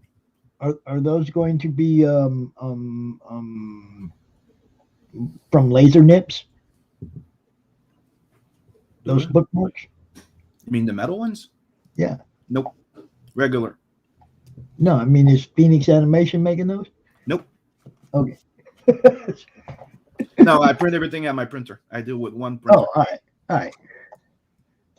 We got to know. See, we got to plug all these people. Go ahead and get the printer plug. I don't care. That's why we're here, bro. But that's what I'm saying. Like, I will produce and hire people to help me produce it, but I will have a full animated intro, like an anime of Nat the Merc. So, what kind of voice has Nat got? Do you know? I mean, I see him sounding like a lot in my head. He sounds like the singer of the Five Finger Death Punch. Is he going to be the guy singing this? Is it the song from his point of view? I'm trying to get a feel for it. Well, that's what I'm trying. I'm still figuring it out. I'm working on it. Like right now, I got the guy to make the music. I'm gonna see how that goes. I know people that sing, bro. That's why I'm saying, so you let me know what you're looking for, and I'll find somebody to do it. No, I will. Trust me. I will send a call out when I just. It's just I also need to figure out what I want as a song. Right. And I'm gonna see what he's gonna pitch at me. He's working at it right now, and I can't wait. Like seriously, I can't wait. If you go check out his channel, he has like free. How do you say? Music you can use like rights free or something. Right. And you can go on his website and pay $20 or something to have the rights to use them commercially too. So you can go anywhere with the music and not have issue nowhere. Like even TikTok doesn't block it. Like so it's worth it. Right. And I actually hired him for a custom song for that. So that I can't wait. Yeah, you guys wait till I get monetized and I quit playing everybody's trailers unless I know their music's clean. I don't mind right now, but look, once I'm over the 1,000 mark, I gotta rein that shit in. Yeah, I mean, seriously, I can't wait to hear the music because I know that how I am is even if I start right now thinking of a song, when I hear the song, I might go a different way. You know what I mean? Right. I know exactly what you mean. Yeah. So I sent him what I'm working on for the trailer ideas and that stuff like that, and I told him, keep in mind, heavy metal animated movies. He goes, thumbs up. Just call me Kenny. Like I want, I want people to, when they hear that, like it's not it's that doesn't sound like heavy metal the movie, but that you feel like it's a, I'm good with that. All right, so it is now 3:30, and we're going to talk about what Hex does for a minute or two or three. Hey. Show us what you got. Hey, everybody. I'm Hex Allen, or Melvin Allen, of Hex Allen Comics. You see, Melvin Allen is the writer and artist, and Hex Allen is the publisher and promoter. But same brain, but different hat. Yeah. Same guy, different hat. Oh yeah, he's Hex Allen. Oh, Hex Allen. Oh, I'm promoting you, bro. Oh. And then you have the other one with the shades. Don't forget the shade one. Yeah. Melvin Allen is more reserved and kind of a hermit. Yeah, give me a second. I'll be right back. My time to go for a refill of coffee. I'll be right back. Oh, right here. See, we're all still drinking coffee. What kind of weekend has it been so far? Oh, it's been so long. How are you doing, Pops? Well, I was giving Doc a hard time about still drinking coffee in the afternoon, and then when I went to find out what the racket was, I seen that there was still some coffee in the bottom here. Right? Yeah, well, it's only 12:30 here where I am, but yeah, I'm like Doc. I'll drink it all day. What's up, Rick? I'm gonna Hey, Rick. Look at this little critical blast plug. See that? Oh, nice. See that? Put it on my coffee cup. Got the Madness Comic Network on one side, critical blast on the other side. RJ. And then, look, I even went crazy on my other cup too. I got everything on here. We got Indie Volt. Oh, Indie Volt. Randy Soapbox. Comic Chat Authority. Look, some cat from the hood. Whoa. And Life on Cora and Joe D. McPhee, his Amazonia. Oh, right, yeah. Right. So 6-8 from Rainy Road. Yeah. I said, man, I'm just gonna put stickers on my cup and then I can just advertise for anybody anytime. Look. Whoa. That's a great idea. I got mine too. Well, this is not comics right here. See, I didn't have room for the Florida Man on there, man. What are you covering up? What are you worried about? This is comics. Oh no, this is a band. This is not a comics related, so it doesn't matter. Melvin. He's like, I don't want nobody knowing I listen to Nickelback. Shit.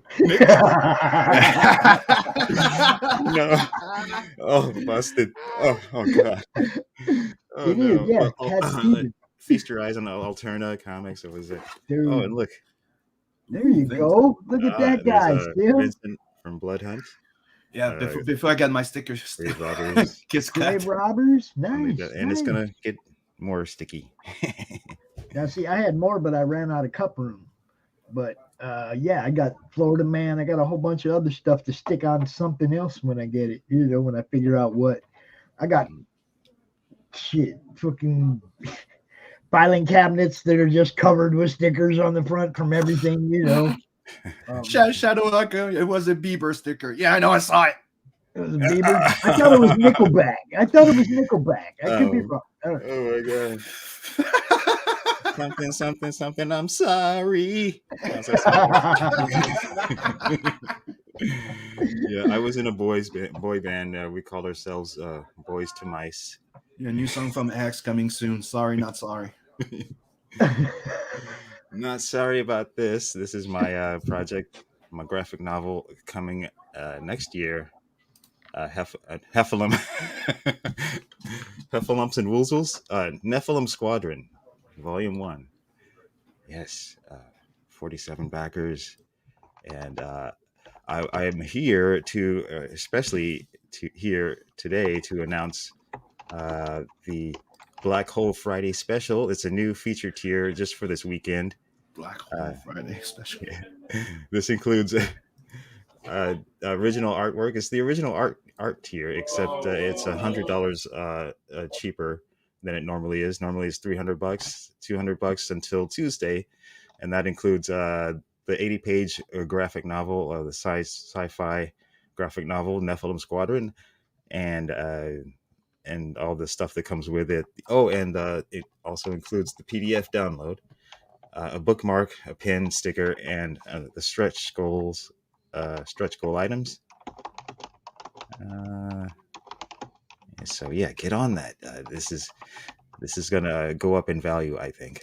So, and so, but yeah, Nephilim Squadron, in case you're not aware, is a sci-fi fantasy epic that takes place in the 28th century. It's sort of like if you're familiar with Robotech or manga or anime from the 80s, it's inspired by that. Not exactly saying that it is manga or anime, but inspired by it. And it also is a cross with some heavy metal magazine, sort of exotic sci-fi and storytelling style of like Mobius or Jodorowsky, with a tinge of satire that you would find from Howard Chaykin's American Flag. It's about a clone pilot in an organization fighting a war on a colonized planet, and they're fighting against these strange, rapidly evolving aliens, and madness ensues, and a little fun. Did you say madness? Yeah, baby. I'm Hold infusing everyone. Everyone gets a careful cameo. You gotta be careful when you're using our words, man. Oh, TM. Sorry, madness. Comic TM. Don't I own that? Oh wait.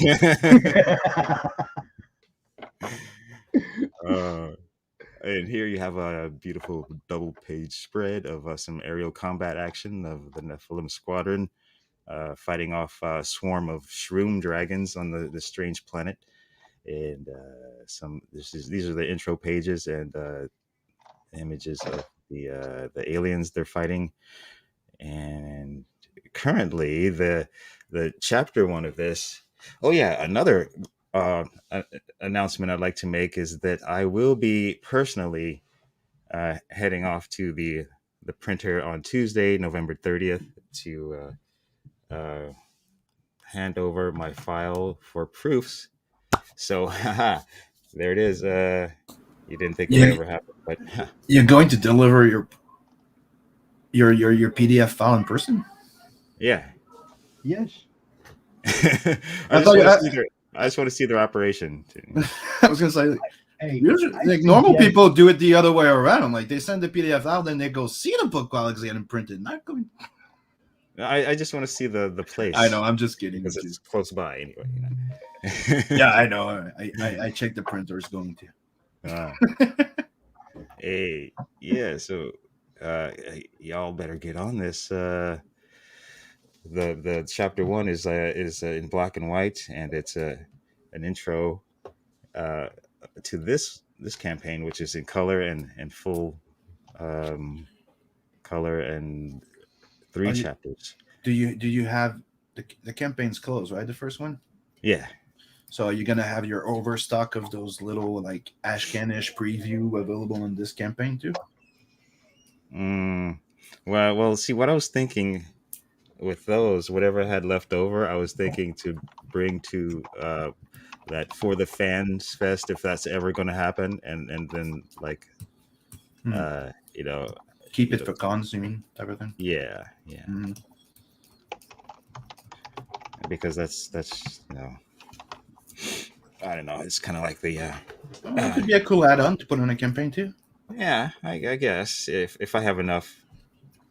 I'm only printing 200, so and then some people are getting doubles because I promised an extra copy if you signed up for the mailing list, so I gotta do that. Oh boy. So see here you have some of the characters in the book. and some inspirations and influences that include manga and, as I mentioned before, the exotic sci-fi of heavy metal magazine stylings, and the creators thereof of them therein up in there, and some other influences that include the fringe science, actual science, and mythology, Gnosticism and esotericism and all that. It's got some stretch goals here. If I can hit that $505,000 mark, we're gonna unlock a secret print done by. Well, I guess it's no secret that the artist is Michael T of High Desert Comics. And yeah, but I'll be he drew it and I'm painting it in Photoshop. And so we got some other stretch goals. I keep wanting to say stretch marks. Where's my mind? We got some other stretch marks. Eventually, I'd like to get some Nephilim Squadron patches in the package here, and that not only includes the Nephilim Squadron, it includes the other squadrons that appear in the book, the Lung Tao Squadron, the Ketsa Squadron, and the what is it? Oh, the Vimana Squadron. The Vimana Squadron. Those are bombers. Lung Tao is transport and cargo, and the Ketsa Squadron is a multi-role bomber fighter class. So yeah, those would be cool when you see those. If we ever get to $7,500, that would be great. But this is a long-term campaign, so it's possible. It's possible. And at 10,000, I'd like a metal bookmark of a nice and shiny fighter. One of the fighters that appears in the book. 15,000, I'd like to do a backup story of one of the crucial characters, Panth Barani, in the book. And it's a flashback of his younger days and how he got his legs and jaw blown off.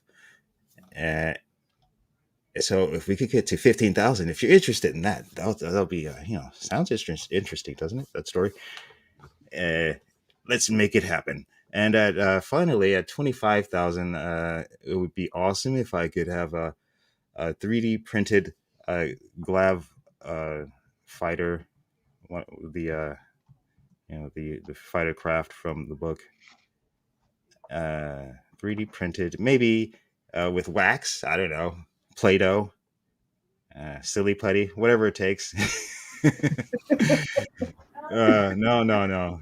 Yeah, one of these babies, Yeah.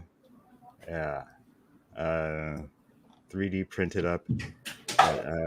If we could get to that stretch goal of 25,000, that'd be great. And also, look here, I've got I'm in cahoots here with the Global Frequency Studios, which most of you probably know, and their project, they're an Indiegogo campaign, Mavericks Origins Volume 1.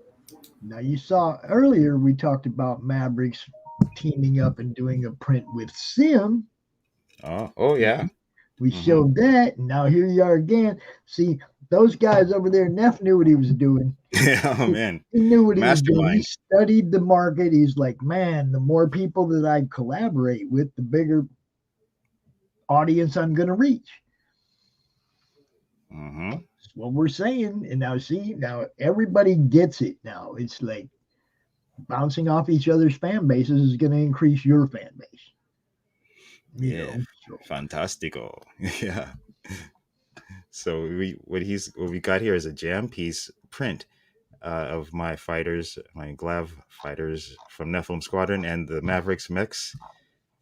And if you back the physical tier of either of our both of our campaigns, you'll get that print.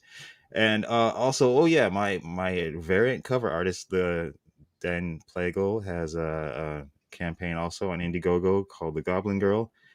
Go support him. And here I am on Hex Allen Comics the YouTube channel. So please subscribe to that and spread the word about it. I'm going to be coming back with more shows. The Toxic Cringe stream with No Chill, and other content as I finally get Nephilim Squadron Chapter 1 fulfilled as a preview for this, the big one, Volume 1, currently in demand. And to reiterate, I've got this Black Hole Friday special for the weekend where you get $100 off the original art tier. So go check it out. And oh yeah, hey, I've shown a lot of pages already, and as I'm sure most of you who know me have seen a lot of these pages already here on this campaign. But we like seeing them every time you show them. We do. But I don't want to show too much. But here's another like original art page you could possibly get with some action here going here. Look at that. You know you want it. Look, like Steve said earlier, I spent all my money at Pop's auction earlier, but you know what? Blood dripping there. We'll be back. Some action, and here's another one. I've already shown too much, so I'll just show this the first panel of this one. Is that like a CRoM CoN exclusive, Hex? Yeah. Oh yeah. First time anyone's ever seen this, besides my wife and kid. So. Doc, you need to make me a little CRoM CoN exclusive that I can play every That's time. some on the ground action. Nobody's ever seen before, you know. Or actually, just call it a Madness exclusive, because then I can use it on any show. Yes, that's a Madness exclusive from Nephilim Squadron. Yes, baby. I need those. I need a little clip, just a little clip. It says Madness exclusive. Exclusive.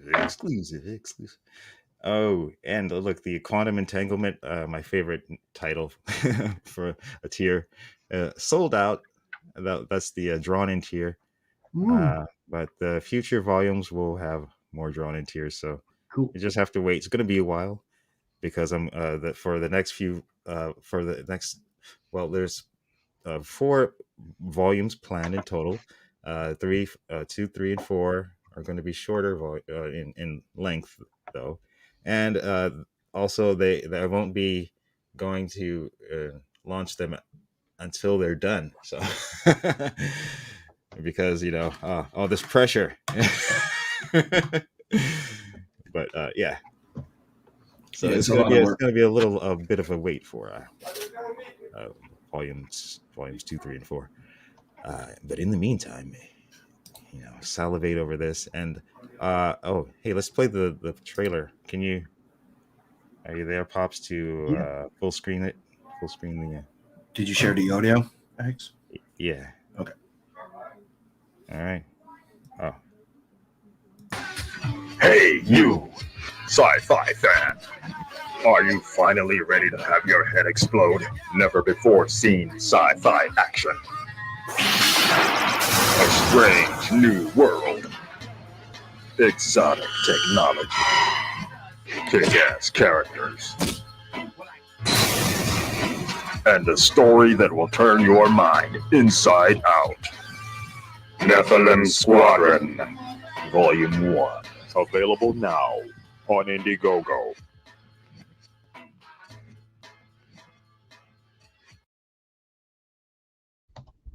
Maybe not available now, but you can back it now.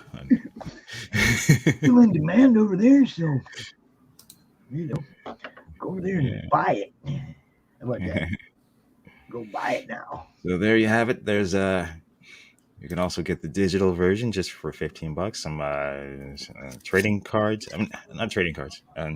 Sketch cards of the Nephilim Squadron characters. Only $23 each, and all this stuff is these are all add-ons at checkout too.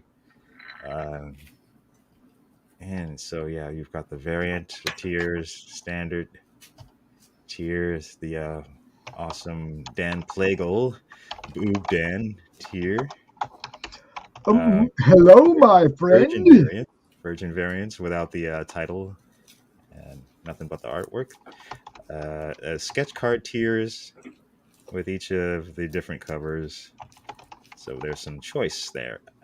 And all 3 covers here with a sketch card for $110. And oh yeah, need I remind you, those of you who signed up on the mailing list, this tier here, transdimensional, and also the Plagal variant here. The shipping is free on those if you signed up for the mailing list. So check your inbox, your spam, your junk folders, and get on it. All right. So we got some boob dan art. Free shipping internationally too. Yes. We like boob dan art. Hello, friend.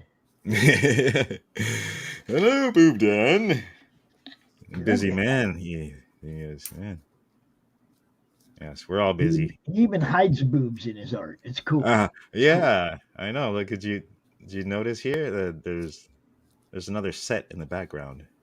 You see what I'm saying? If you blur even your hides- eyes, yeah. well, either if you blur your eyes or you squint, you can see a. Oh, you can see it. Yeah, with a rocket right next to it. Yeah. Elevated would have rocket. been more effective in between, but a highly elevated rocket. Okay.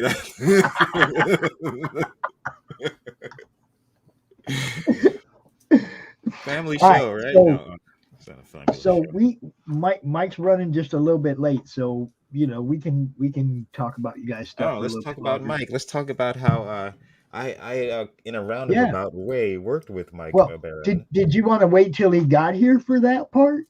Oh yeah, I guess so. Can I just highlight one thing I forgot to mention? Yeah. This, guys, go check this out. It's on Amazon right now, Oh, digital yeah. only, and this is me and Steve trying to do an indie comic preview book. You know what? So it's 270 page with 23 different sample of projects. Some are like 3-page preview, some are 30-page preview. So wow. Yes, it's been available since September, and just it was hard to find in the settings and stuff like that. So it shows up in when you're trying to search for it. But everything's been pretty trending right now. So go check it out. If you're part of the book club, you can also read it. Drop that link right now, so it coordinates with you showing it off, and because we get a lot of replay views on these segments. We really do. Mm-hmm. Yeah, I picked it up. Thank you. A lot of good stuff. Yeah, it's pretty big. That's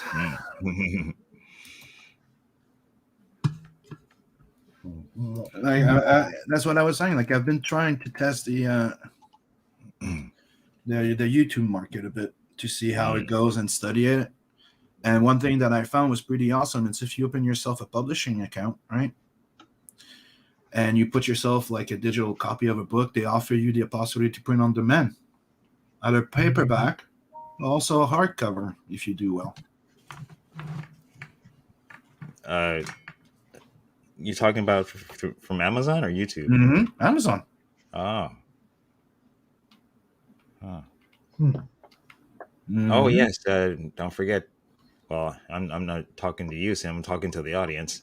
That Doodle and Chill is returning. What, today? Tomorrow. Sunday. Tomorrow. Oh my God. Oh, I don't know what day it is anymore. Yeah, tomorrow, Sunday. Yeah, Doodle and Chill. Mm-hmm. Oh yeah. Yep. I won't be able to watch it.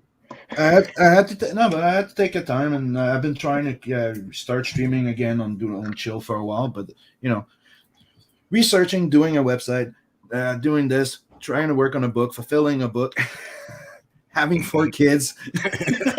Yeah. Well, I was just gonna say, so if you decide to start doing it again regularly, weekly, just the last weekend of the month, just make Doodle and Chill part of CRoM CoN, bro. Mm-hmm. Yeah. And just come out. That way, everybody's all here anyway, right?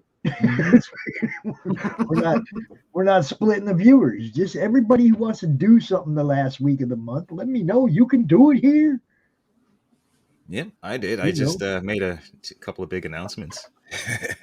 Oh yeah. What kind of big announcements? I made them. My Black Hole Friday Weren't you sale. paying attention? My Black Hole I Friday thought he sale. had and- more. I thought he had more. He's like, No, you know. that's enough. That's enough. I feel like I've given too much of myself already. I do like having, you know, people out here talking about their stuff that they are passionate about. You guys are always out here and you are definitely enthused about what you're doing. You love what you're doing, and it makes a huge difference when it comes to. Yeah, I'm also a big consumer too. There you go. That too. You know, the Plagal variant. The Plagal variant. Like I backed over 100 campaigns, and that's not counting the one I've done, like, you know, a little something for. Right. Yeah. Last 3 years have been very interesting and fun. Yeah, I mean, that's what I mean. You guys are obviously having a good time doing this. You're meeting good friends. You're doing cross promotions. You're getting your book out there in front of other audiences. You're going on all these shows. You're doing what you got to do. You're putting in the work. Yeah, and we help each other build our channels too. That's how it works. Exactly. Oh, That's what please I'm saying. subscribe to my channel, please. I need it. Mhm. I drop by Hex channel once in a while. Like we all do the rounds. Yep. I think I've been on everybody's channel pretty much. I'm getting there. At a certain point, you have to put the reins a little bit, because after that, it's like you have no life. You just stream. Well, see, that's why I only do Mondays during the week, unless it's something special like a launch party or something. Mm-hmm. But it's one of the reasons why I'm not like heavy promoting the Second Chance campaign as much, because to me it's a Second Chance campaign, so that, you know, it's not like a first time out there, and also trying to concentrate on getting the second one ready and go. We got Rick with a broke down truck and Shadowhawk hitting deers with his. What? Woohoo! It's good. Ouch. It's not how you're supposed to hunt, bro. Gee, must have had a great Thanksgiving then. I had some venison on Thanksgiving. I did. That's one of the things. It was like a sausage, venison sausage with cheese and jalapenos and shit. Oh, it's good. Wildfire Comics says one person band is hard. Yes, it is. It is. Yeah. Oh man. So because you have to produce, you have to promote, you have to make money, you have to pay your bills, and you have to feed people. Who knew people needed to be fed? I know. What was I thinking? I know. All right, so Me and my stupid ego. it is now 4:00, and even though dude is late, Oh yeah. I'm gonna go ahead and play this trailer real quick. Get down on the ground. You know, we'll give him a chance to get out of that other stream and get over here. But you know, we'll talk about Mike's book till he gets here, because it's what we do. It's what we do. All right. So if you don't know who Mike Byron is, go read the comic.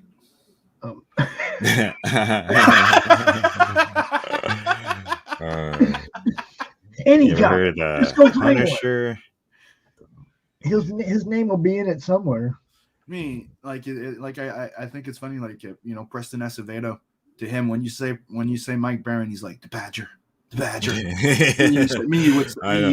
You say Mike Byron, I think Nexus and Punisher. Yeah, I say all of those things, but you know, I try not to like fanboy out so much. You know, I try to play it cool and all that. Like, hey, yeah, I know Mike Byron. Yeah. I got to tell you this, you guys. Mike Byron's the first person in all of this. Okay, and this was quite a while ago. I mean, I don't know, CRoM CoN 1 or 2. Mike Byron's the first person in all of this community, all this family, whatever you want to call it, that gave me his phone number and said, "Yo, Pops, call me." He didn't want to do the, you know, text crap. You know, he's like, no.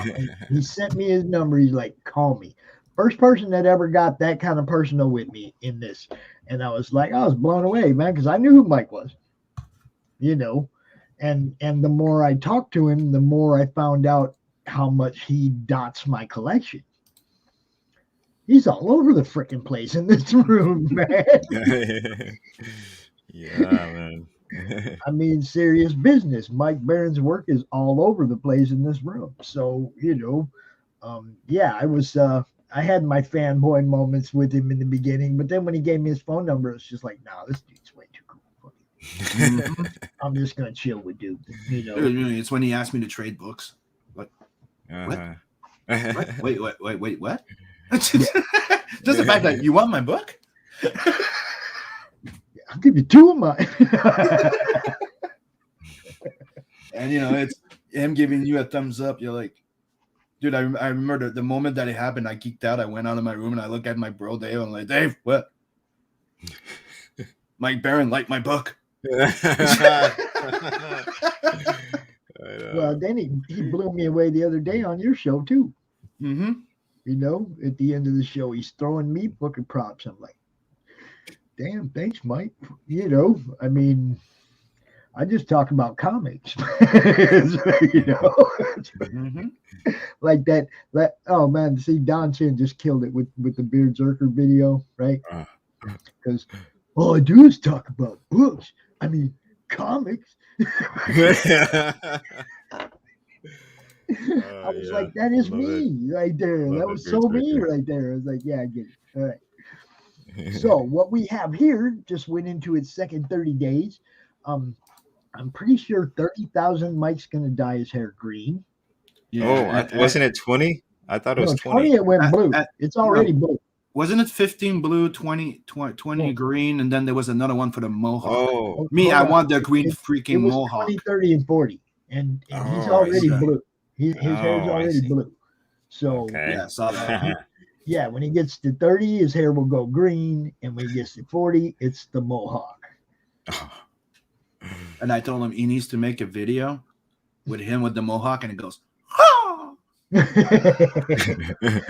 want to see him and Luke on a stream together after he does the mohawk. No, he should do some like jiu-jitsu takedowns with the green mohawk. I want him. Yeah, well, I want him and Luke. I want him and the death metal hero out there together with their hawks up. Yeah, you know, doing jiu-jitsu, pecking at each other and shit. But yeah, let's go ahead and play this trailer. Maybe by then Mike will be here. I hope. All right. I gotta mute myself. Hold on. Beginning with issue number 1. Mike Barron wrote Marvel's The Punisher for over 5 years, approaching it as a straight crime comic, without any superheroes, aliens, or robots. Over the course of 60 issues, Barron elevated the gritty anti-hero into one of the most popular and enduring characters in the Marvel Comics universe. Now he brings that same ultra-realistic intensity to his latest graphic novel, Thin Blue Line. In the middle of a long, hot summer, a police shooting ignites a city. Activists, opportunists, and provocateurs descend to riot, loot, burn, and kill. Thin Blue Line follows Officer Valeria Baca and her partner as their detail guarding the mayor turns into a battle for survival. Ride along on this harrowing tale of 2 brave law enforcement officers fighting for their community and their own survival in a world gone mad. Eisner winner Mike Barron has created an alarming tale that unflinchingly examines human fallibility on every level. Along with penciler Joe Arnold, himself a full-time police officer, and talented anchor Jeff Slemons, they've created a moving and entertaining story ripped straight from today's headlines. Thin Blue Line exposes the defund the police movement and its consequences for society, but several comic book companies have refused to publish it. Now we're asking you to join the effort to distribute it independently and help support the men and women of law enforcement. Get your copy of the only graphic novel to offer an unflinching and not always flattering look at the men and women of law enforcement during a time when we need them the most. Not all heroes wear capes. It's a thin blue line between the rule of law and a world of chaos. Which side are you on? Thin Blue Line by Mike Barron. Order now on Indiegogo.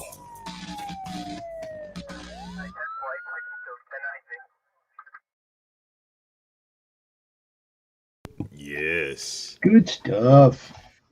That's what I'm talking about, y'all. Thin blue line, everything Mike does. Oh, you know, I was accosted by a defund the police bot after I backed this and tweeted it out. I've never had anybody say anything to me about it, and I've promoted it everywhere. Well, I I think might this have was been a unfollowed this, by this some is a people, bot. but I don't care about that. But I have Yeah. had nobody say anything to me on Twitter or Facebook or on my YouTube channel. I think they pretty much know what I'll say in response. So, you know, Mike's my dude. Okay, Mike is a thinking man's writer. Okay, he makes you go back and read that shit again. Right? And I don't mean shit in any derogatory way. I mean, he makes you go back and read that sentence again. Whoa, did I catch the double meaning there? Oh, there was a triple meaning there. Mike makes you think. I love Mike's writing. I don't care if anybody has an opinion on what I like, okay, other than me. I don't care what anybody else thinks. I'm going to promote the hell out of this book, just like I did Florida Man when they tried to cancel him at Reddit. Yeah, that was Okay. crazy. Look, man, that was when I told Mike. I mean, that was my first real encounter with cancel culture. Mike was my friend, and some dude was out there trying to stop his being able to promote his comic, and I was like, oh hell no, you don't get to do that to my friends. And I took him straight over to Varian at Indie Bolt. I'm like, we got to get this guy on shows, because that was the only real show I knew back then. You know, I was like, we got to get this guy out here and get him seen, you know, right away, man. Instant total bump on his campaign. You know, we just went out and told everybody, man, Reddit's trying to crush this guy. Screw them, you know. And yeah, the reverse happened, man. It took off. You guys know what Florida Man ended up doing. You know. I wonder if that was that the same voiceover actor from Florida Man doing Thin Blue Lines. It sounded like it could have been the same guy. I don't know. I'll have to ask Chris next time I talk to him, or we can ask Mike if he ever makes it out here. Mike tells me, man, these other streams are running late. He's like, the only one running on time is yours. Well, of course.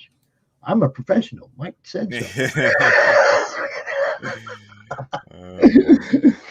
Mike said so. So, you know, I got it on good authority that I run a solid ship over here. So, you know, Mike, I will say the same thing. Yourself in two. I'll say the same thing I said to Shadowhawk earlier. There shouldn't be no other shows today. Everybody should just be I hanging know. out. I try not to do anything when CRoM CoN is going on, you know, streaming wise. I mean. Y'all support each other by watching, just like you support each other by backing each other and sharing everything out. The last weekend every month, everybody knows I'm going to be out here doing something. You know, be part of it. You know, that way everybody sees it all in one place.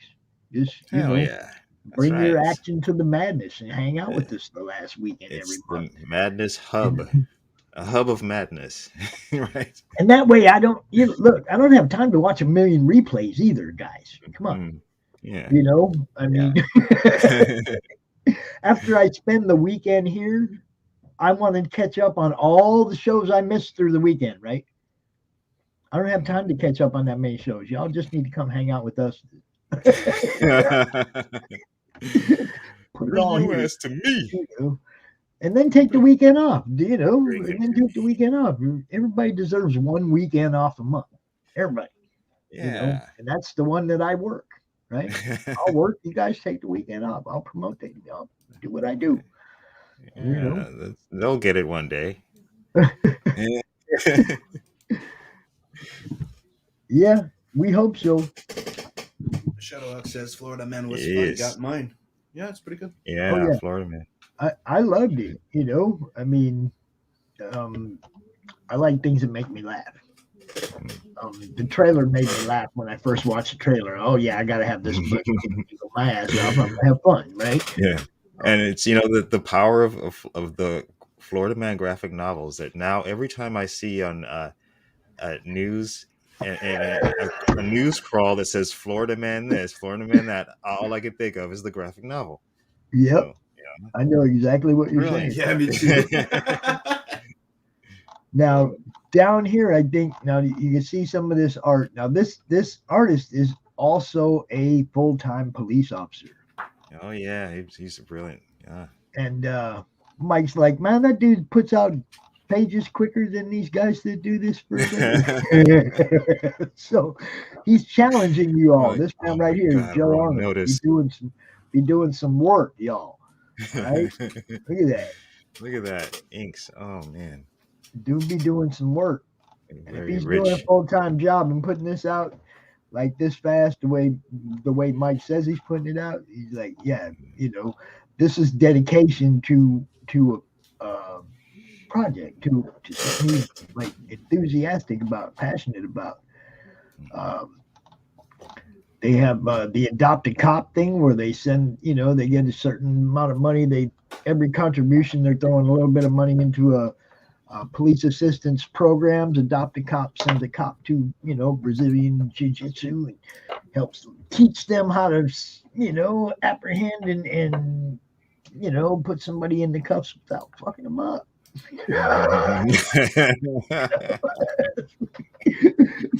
Seems to be an issue, so we need police to know how to just detain and handle their business without hurting people. Wrap them up like a gift, in a neat little bow. Yeah. Wrap them up, put the cuffs on them, put them in the car, no big deal, So I'm totally behind that. I know that down here somewhere there's also an interview, I think, by the artist. Oh, it's gone. Is it gone? Oh man, I wanted to show that too. Yeah, I think the Adopt a Cop thing is funny. Yeah.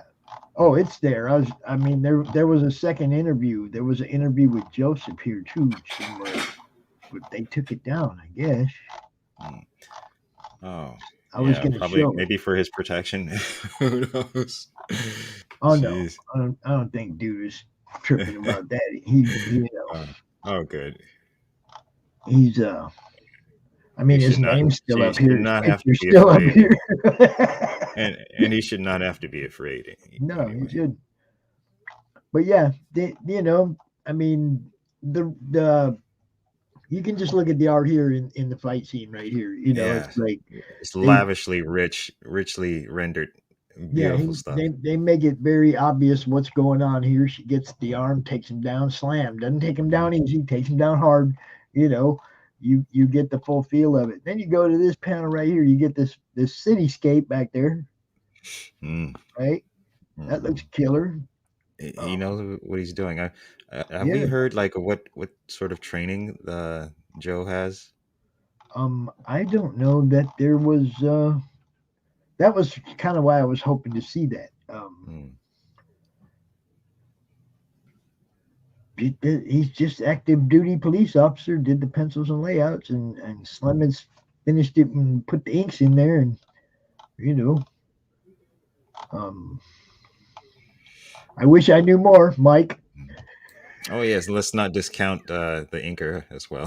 Yeah. That's what I was going to say. So the police officer is the penciler, and we got Oh yeah, that does it. We all know Jeff Slemons. Jeff Slemons good. Lucky Lumber Slemons. Yeah, Lucky he's been Lumber, around for a while. Lucky. He's no stranger for sure.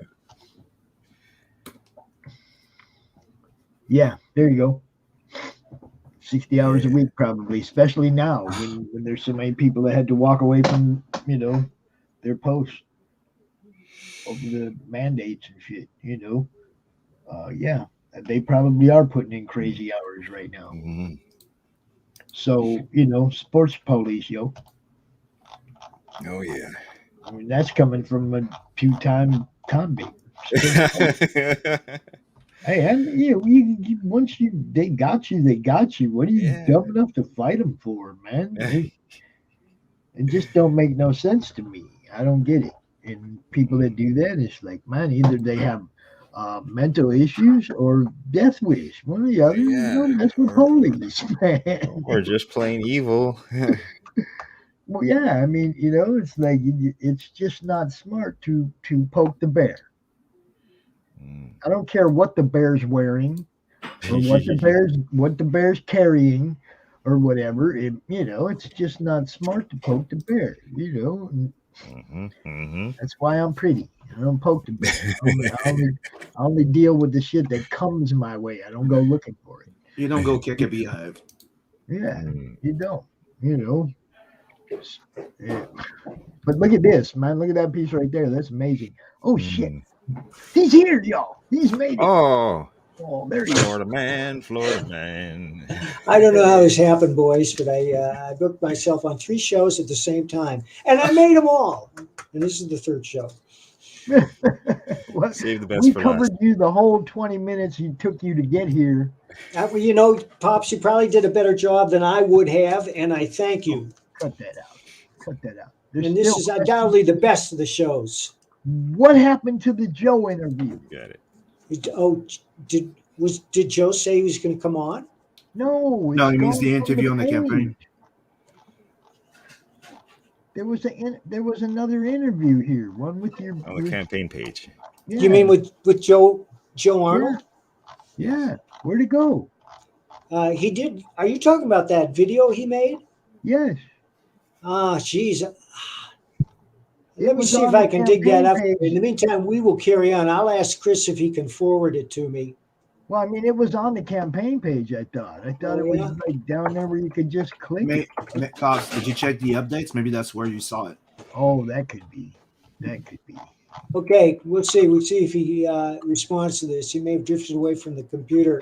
Because Chris has a life, Look at that hair. What's up with the hat, Mike? What's up with the hat, Well, Mike? see, the blue hair is gone. I don't want to disappoint anyone. Oh, it's already gone? Come on, it washed out, fellas. What, do you think I was going to go blue permanently? Yes. All right. You gotta commit. You gotta commit. $20,000? Yes. At least a week. At If least we a reach week. 30, I'll go green for a week. There you go. I'll go green for a week. I won't drive my car. I'll take my bicycle everywhere, and I won't eat any meat. We're just gonna leave this up the whole rest of the show, then, dude. We're gonna, make sure people get their money's worth out that blue hair. Well, at 40, I go mohawk, and that's going to stick around for a while. Yeah, and we're gonna get you and Luke on the same show together, so that you can both fly them things together at the same And time. make sure it's not a faux hawk. Don't just sweep your hair up. No, Shaved. It's going to be right down the center here, boys. A reverse mohawk, maybe. Oh no reverse mohawks. That's horrible.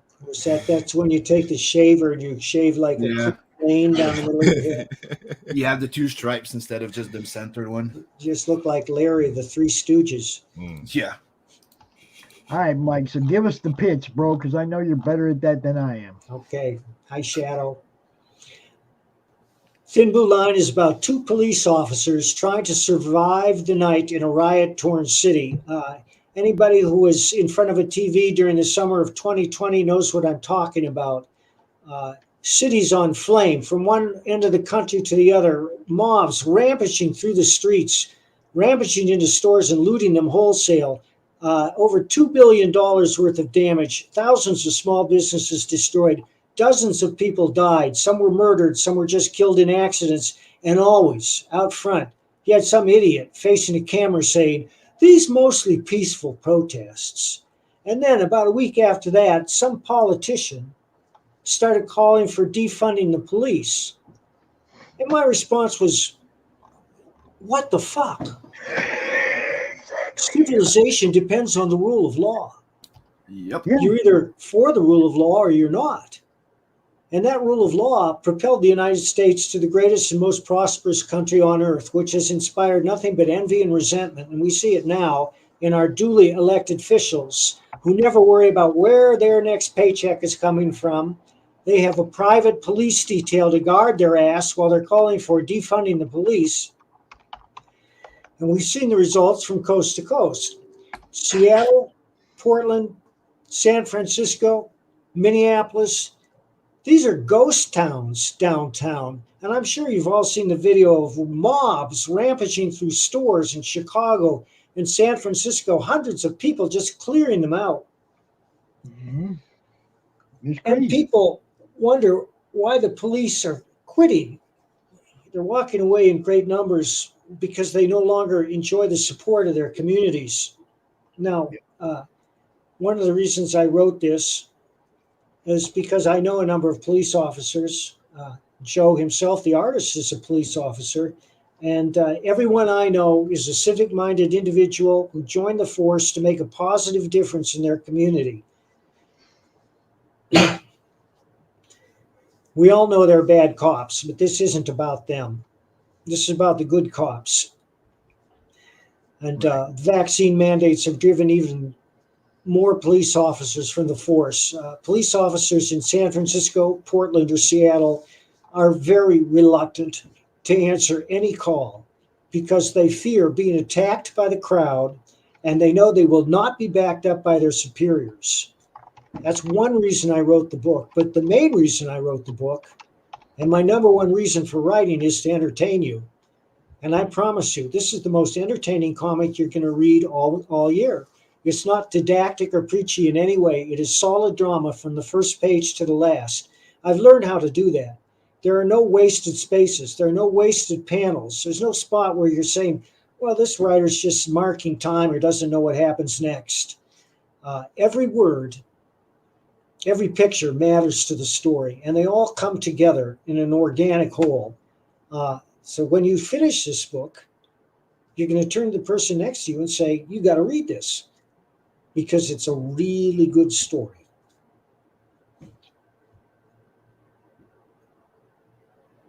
What, you want more? Amen. Oh yeah. Flabbergasted. No, but that's I why have like three that. rules as a writer, and rule number one is it's my job to entertain, and I never lose sight of that fact. So I try to make every part of the story entertaining, and I know how to do that. Number two is to show, don't tell. Well, you'd think that's obvious in a visual medium, but we've all read comics, dozens of comics, hundreds, maybe thousands, where the caption is describing exactly what you see right before you. Yeah. You got to think of a comic as a movie and think, well, how would Stanley Kubrick portray this? How would Martin Scorsese portray this? Would he have some guy explain what's going on? Or would he show what's going on? And that's what I tried to do. And the third rule is to be original. And by that, I mean we're all unique human beings. And those of us who are storytellers necessarily bring our worldview to the book and let it seep in. And that's what helps us give us a unique voice. That picture you're showing right now is by a police officer who lives in Utah.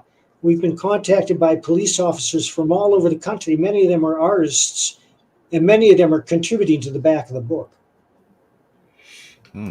That's pretty cool. Yeah. What Mike, who was the inspiration for Valeria? Was she a specific or composite? I really had no specific person in mind, and I don't know why I chose Valeria, except to say that it was a challenge for me, because it's the writer's job to imagine every point of view of every character in whatever he writes. And a good writer is somebody who does that. And a writer who can't do that shouldn't write. Now we're living in a revisionist age where everybody's saying, stay in your lane. You can only write about whatever you want, which makes me ask, should Shakespeare have been allowed to write Othello? What a stupid question, right? It's a stupid question. Yes. Should Alexander Dumas have been allowed to write The Three Musketeers? Yep. Most people don't know that Dumas was a Haitian. Yep. And then people get up in arms when Othello is played by a white man. Well, that's it's just what a that's conundrum. not the point of the story. The whole story is about race. It happens to be about race, but not every story is about race. It's just that's one of the tasks that a good writer sets for himself, and a good writer will pull it off. Another example is William Styron, who wrote The Confessions of Nat Turner and successfully recreated the mindset of a rebellious slave in the 19th century. So what we have here is great art and great literature, because artists are allowed to give their imagination free rein. However, everything in this story either did happen or could happen. You're going to read it and you say, yeah, that's exactly what happened. Yeah, that's exactly what he would say. But as always, my first goal is to entertain. I know how to create a dramatic structure. And I promise you, you're going to be entertained. In fact, you're going to be gripped. You're going to be into the story so much that you're going to resent it if somebody tries to interrupt and get your attention. Wow. Wow, that's wow. That's a great advertisement. I think we I wasn't always so confident. But it's come upon me. It's come upon me in recent years. I told you, I don't even have to do nothing. I just let Mike talk. As soon as he got here, I just got the hell out the way and let Mike talk. What you do, y'all? Well, now I'm tired, boys. I need some help to carry the load. He's been talking for 3 streams now. Yeah. I've been talking since. I wanted to ask about Joe. What is his artistic his background? Well, Joe was an Army airborne ranger before mustering out. And then he moved to Greeley, where he lives. Oh, I don't think I think he lives in Windsor now. And Joe was always drawing. He's married. He has a couple kids. And I know Joe from the comic conclaves we would have at my house once a month here in town. And Joe would show up with other comic book artists, one of whom was Gabe Eltaib. And I'm sure you know who Gabe is. He famously quit DC Comics last month. Yeah. Still waiting for you to hook that interview up for me, Mike. We interviewed Gabe. I'll give you a direction to it. Hang on, I got to shut this window. It's just an airplane, or is that somebody It's with an irritating airplane. Gabe's interview. We interviewed Gabe on the Baron Earls show, and that's on YouTube. Just go to the Baron Earls show. Let me put it in private chat. Yeah, I need you to hook that interview up for me. I want to talk to Gabe. Oh, I can put you in touch with him. Oh, yeah. I want to talk to Gabe. That show should be a bigger deal. Everyone should. I was on Gabe's show yesterday. Yeah, shit. I know. Okay. And I'm like, dang it, Mike. I still haven't seen him yet. Still ain't talked to him yet. Gabe is everywhere. Oh, do you want him on your show? He ain't been here yet. That's what I'm saying. All right, I'll get him to come on your show. I'll back clean up. That's all right. I just want to talk to the man, Yeah. Yeah, the Baron Earls show on YouTube, you guys. And it's a good show. You go watch. And, We've interviewed Steve Rude, Kelly Jones, Bill Willingham.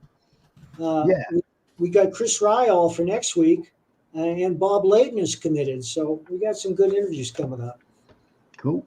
All right, so we have our next guest is in the backstage. I'm gonna bring him out so he can meet you, Mike. In case you guys have never met before, Mike, meet Mike.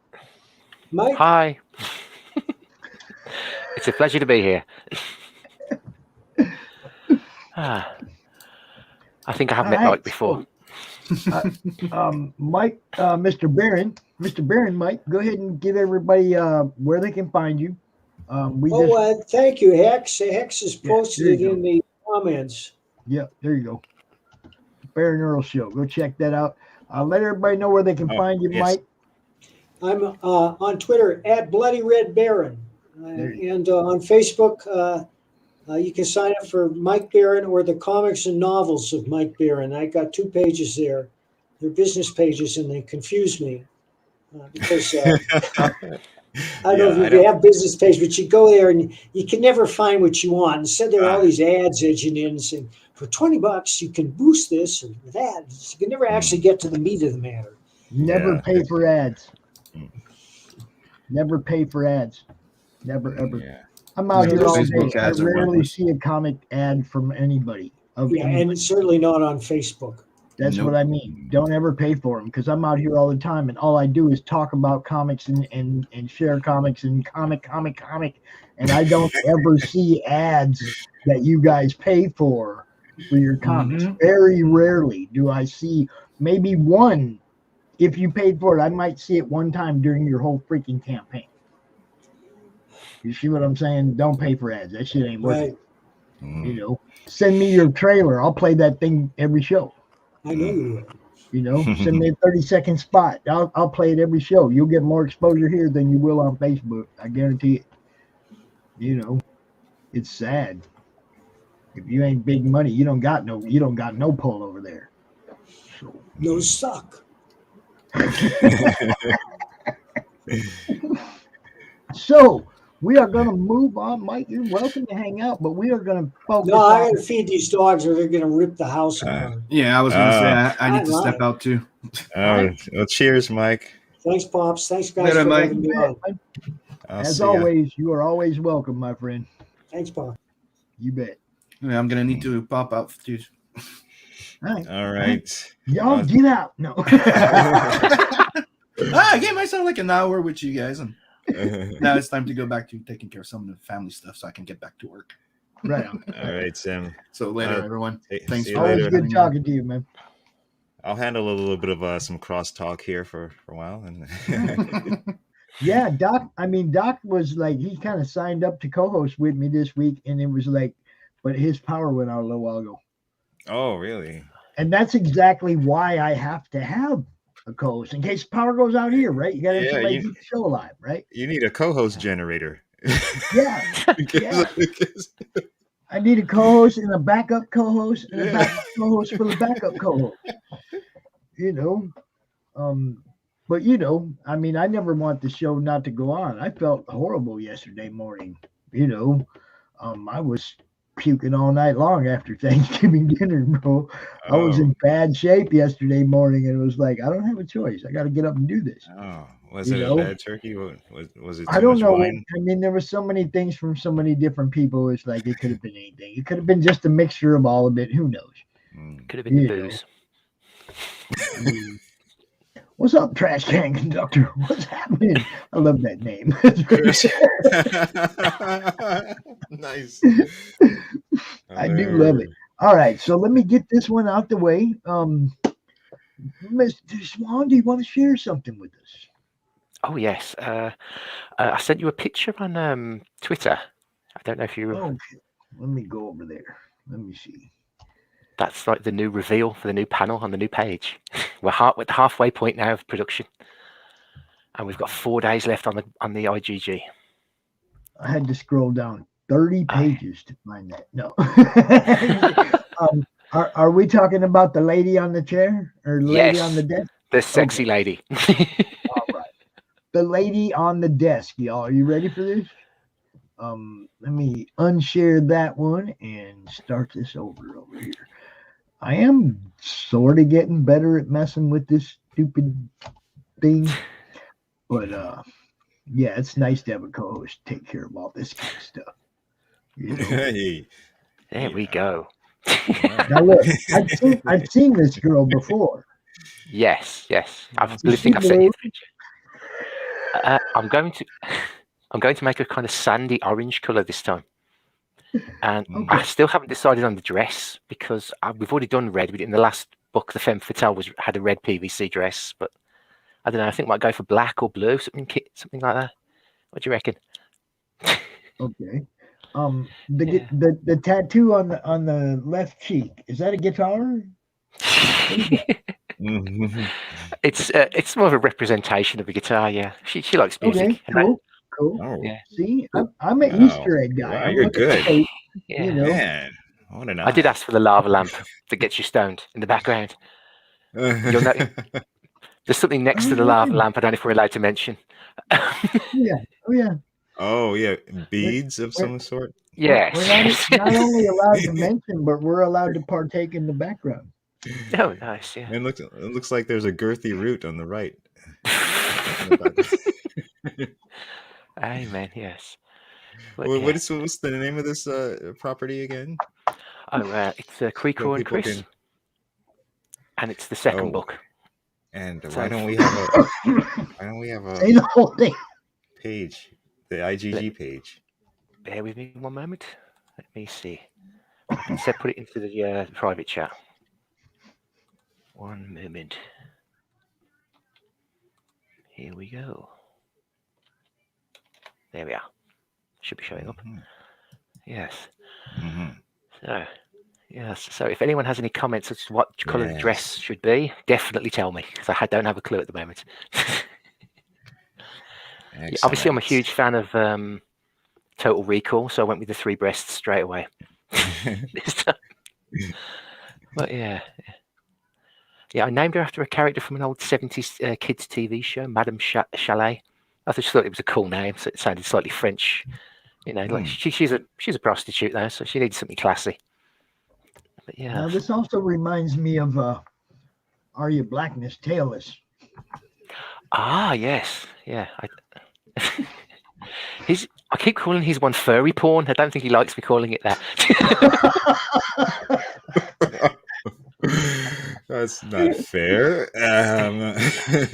It's kind of like a Bucky O'Hare updated and little short stories. It looks really good. Steroids. Yeah, Bucky O'Hare on steroids. That's what more Yeah. like it, I guess. Now this right here, CRoM Chris taking the piss. I love it. I love that subtitle.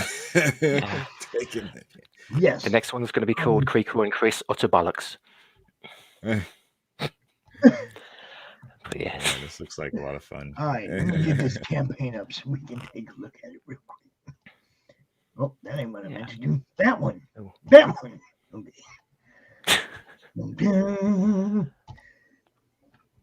There it is. Here we go. All right. I don't know why this one ain't bumping off, because this is fun stuff, y'all. We talk about this all the time. We're trying to have fun. Right, this book looks fun. Okay. Okay. Are you going to second? Is this your first or second? Second book, yeah. I mean, first or second 30 days? Or the second 30 days, yeah. This is the end. See, that's what I'm saying. I can't believe this thing hasn't done better. We've been out talking about it. We share it. This is a funny book, y'all. It's the kind of book we're supposed to be wanting to read. I don't get it. Y'all go check it out. Don't be discounting it. You know. Why don't you go ahead and give us a little bit of background on it, where it's at, and how far, where it's at in the production and all that kind of stuff. We have half the pages inked, almost half the pages coloured, and next I'm predicting before the summer that it should be ready for printing. Right now I'm self-funding, and it's going to be 30, but we have the trade paperback version, which includes the first book and the second book. So that's all lumped together into a trade at 60 pages. And of course, you get the poster for only £1 extra, which is nice. That art's not yet to be done. But yeah, it's I am very impressed. The artist is RJ Silva. You can find him on Facebook. And of course, the colorist is Rodrigo Yabanez Garcia, and he does Red Ninja Momiji. And he's like me. He's obsessed with breasts. He's brilliant.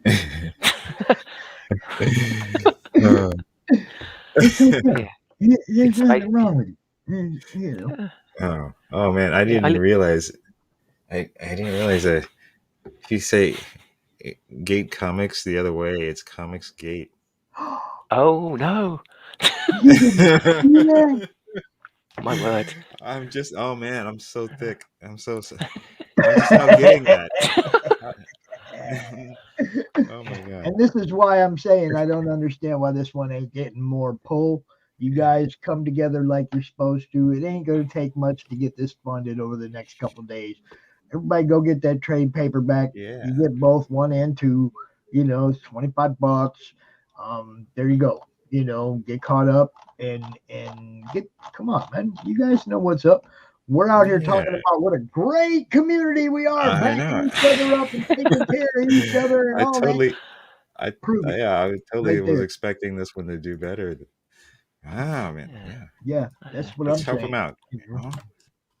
It's not the God bless first you. time we've come out and talk about it, so go give it a look, man. I mean, I get it if it's not your thing, but hey, you never know, it might be. If you got to go take a look, and like I said, share it, let other people know, show all that support that we're always talking about that we do for each other. Give this book some love, y'all. That's what Pops is saying today about this one. All right. I'll quit yelling at you now. Here we go. What do we got? We got the PDFs. You can get you can just throw them some money. We like just throwing people money. There's a poster you can get right there, $3 US. The PDF of the book 2, the double whammy, which I'm Both books assuming is PDF. 1 and 2, right? Yes, that's right. Okay. Then you got the print copy of book 2, $17. And the print copy of book 1 for $17. Or, and then you got the book and the poster, $20. Yes. Then you got the trade paperback. You get book 1 and 2 for $25. Yeah, save a lot of money on another that one. Another $2, and you get to add that paper, that poster. Nice simple campaign. There ain't a whole bunch of frills to go along with it. He do want you to go read his book, man. Yeah. I go for there simple it is, campaigns. right there. Go read his book. Let's go. What I'm talking about. Yeah. Your turn. Hank. And the shipping is pretty low. It is, yeah. Pretty low. Yeah. It was only £5 to send it to America last time. I fulfilled the book, so yeah, I got really cheap. $7 So I don't know how US much shipping. That's really cheap for. Yeah, it got cheap coming this way. From and wherever you are. going Where that are way. you? Where are you from? Birmingham, in England. Birmingham. Okay. Oh yes. You can find me in Moseley Village. I probably just doxed myself. Oopsie daisy. Oh. Yeah. Yeah, we've had a snowstorm the last 24 hours, so after the lights kept blinking out, I didn't think this was going to happen. Oh, well, you But should be safe from any people coming after you. They don't want to venture through that storm. No. I have a big dog, so that they'll find the balls bitten off. It's fine. Yeah, speaking of big dog, I got one nipping at my arm going, let me out, Grandpa. Let me out. What kind of dog is it? Mm. You got a husky. Oh, we got more than one. We got a pack of these. No, we got team. 2. Yeah. Where you going, James? Come here. Hey, come over here. What's up, dude? You want something? All right. I'll be right back. All righty. Yeah. I based it on old Alan Moore comics from the 80s. The stuff that didn't get sent to America. You ever heard of DR and Quitch? No. It's one of the things I think he wrote for 2000 AD, way back before he got poached by DC. And it was basically 2 crazy aliens going around causing mayhem and stuff. And I thought, that's what I want to rip off. Wow. Is there any way to find that? It should be available. You might have to sail the high seas, as they say, because it's out of print. But yeah, there might be a few copies on eBay. Yeah, the original version was black and white, I believe, but they colorized it in the 90s for people. Yeah. But yeah, it is very good. It's very early Alan Moore, though, so his humor's a bit more dark. Well, I'm glad to hear that inspiration there. I love Alan Moore. Yeah, in the first one, they drag the continents of Earth into a different configuration so it can spell out swear words in their alien language. So that's why no aliens ever visit us, because it says "fuck you" on the planet. Very Alan Moore. Yes. Anyway, let's get back to this comic. Yeah, the little fat fella you can see on screen. Yeah, he's the silent one. He's like the silent Bob of the group. So the tall fella with the Crue, he's the squid in the overcoat. He's the one with the breathtaking anger management issues. Yeah. Yeah, I like inside the his coat spirit. is just it's just weapons basically. Big plasma guns, small plasma guns, cannons, bazookas. It all comes out of his coat. Like I don't know, Inspector Gadget or something. Do you remember Inspector Gadget? Yeah. Or Felix the Cat. Yeah. Everything came from Hammer Space, if I remember. But yeah. Nice. that is- Good looking yeah. stuff, man. And look, it's just a bare bones campaign, y'all. Just get the book, check it out. Help this guy build so that he can offer more and more cool stuff in the next campaign. You know what I'm saying? It's like, how'd the first book do? We got funded, but not much more. So we hit the bare bones minimum, and then I sent it all. It was 80% of the people who were American who bought the book, 20% English and Holland-ish, Dutch. And it was a lot of because I knew a lot of Republicans on Twitter, so that's who I was selling it to primarily. Makes sense. I don't know. Yeah, well, I'm assuming you've talked to the guys at CG UK, right? Oh yeah, I've been on their show, as well. Yeah, I'm in their Okay. private DM group. Yeah, so they've all bought the book, which is nice. God bless them. But yeah, this one has been a lot more English sort of customer base for some reason. I don't think I'm appealing to the Republicans as much this time. I don't know. They just might not understand the taking the piss reference. No. Why don't you go ahead and educate everybody what that means? It's a form of mockery. If you are mocking someone, you are taking the piss. That's what. Have you ever watched that Gordon Ramsay show? Yes. He's always saying that. You're taking the piss. That's what he means. There you go, y'all. See? Yes, Now that's- everybody knows. Okay? Nobody's actually R. Kelly in anybody in this. No. I know. I've Although- watched enough British sitcoms to know these terms.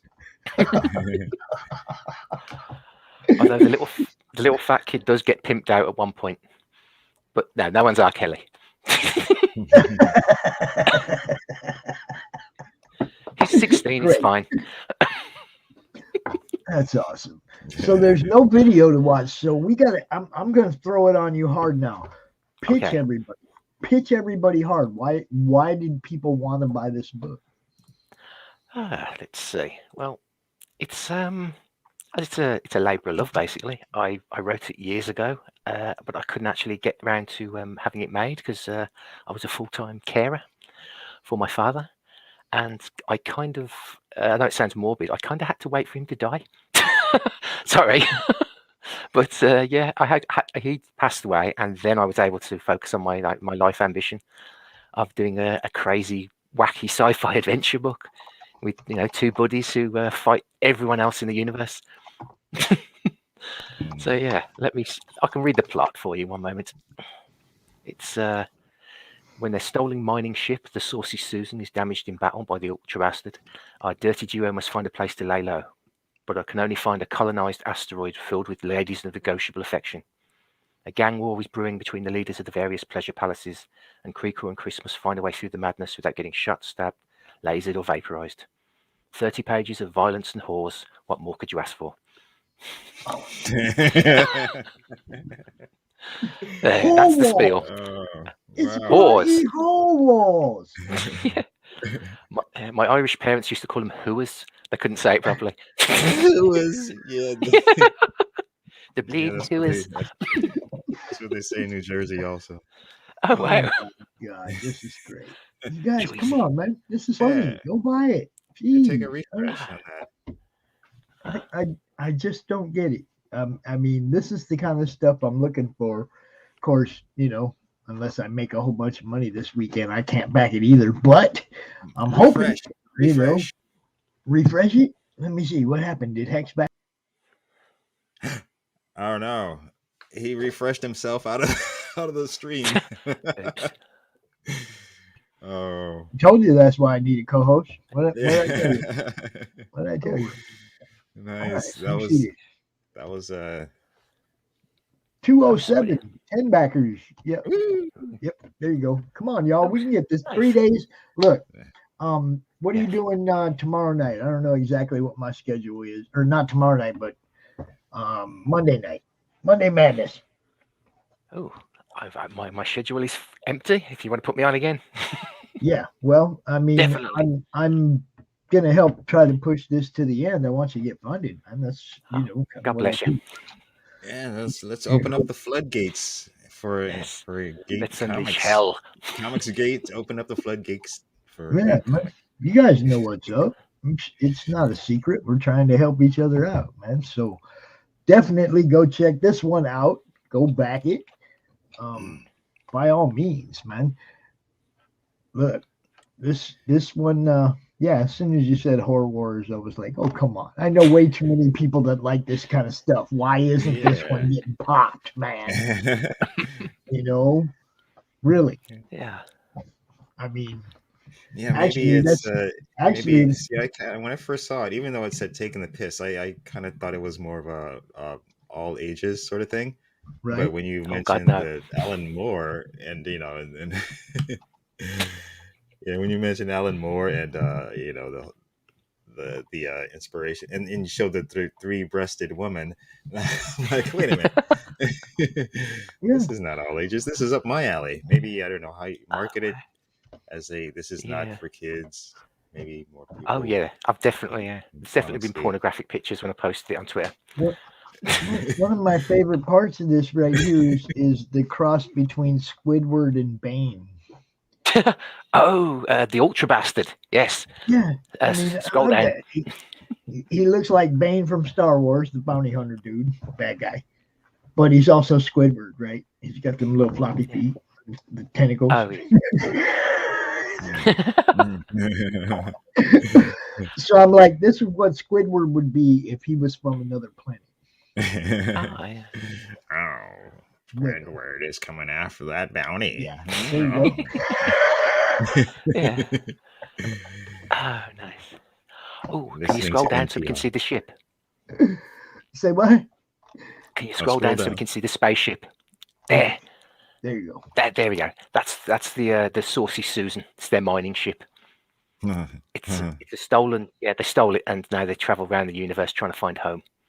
And of course, everyone is after them: bounty hunters and pirates and aliens and the scientists that originally abducted them. Everyone's after them all the time.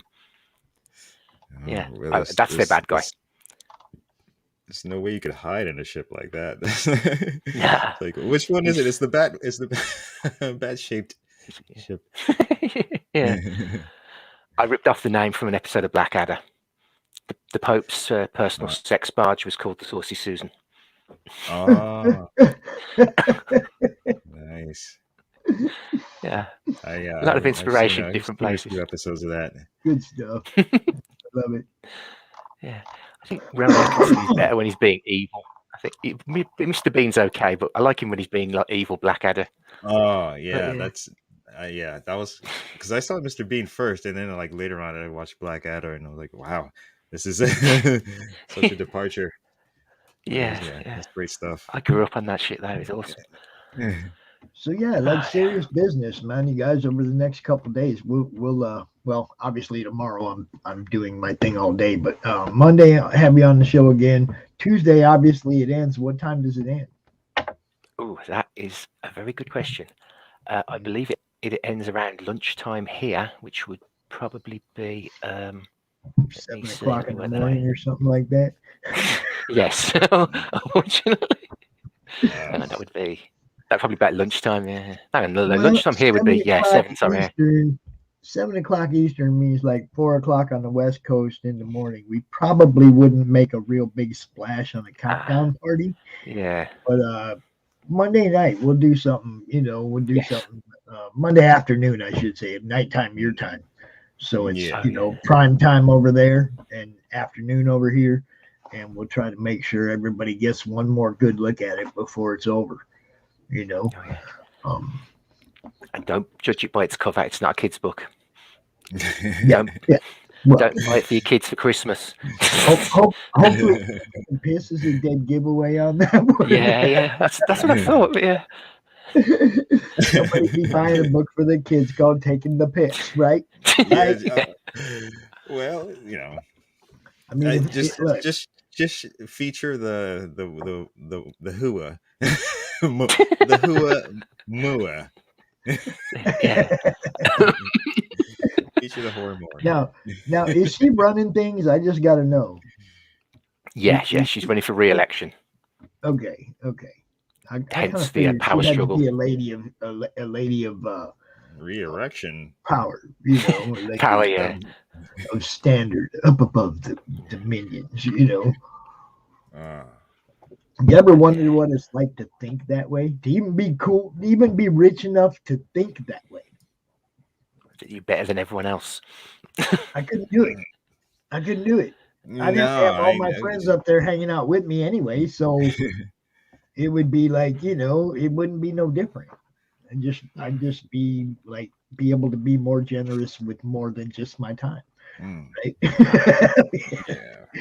Back your books. Look it up. Bring you 100 copies and 200 copies and go sell it. Don't worry about that damn Kickstarter.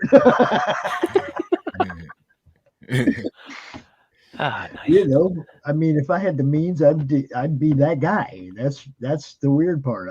I would go set up at tables and sell all you guys' books at all the cons, the ones that you can't be at. You know, it's like you can't be at every con everywhere, but I ain't doing shit.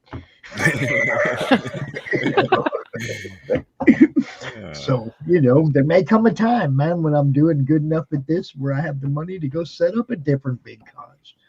You know, put you guys' books all on my table. Madness Comic Network. Wow. You're unloading for everybody, right? You know, I'd do it. It'd be fun. Now, you guys don't know, but I got a surprise for you.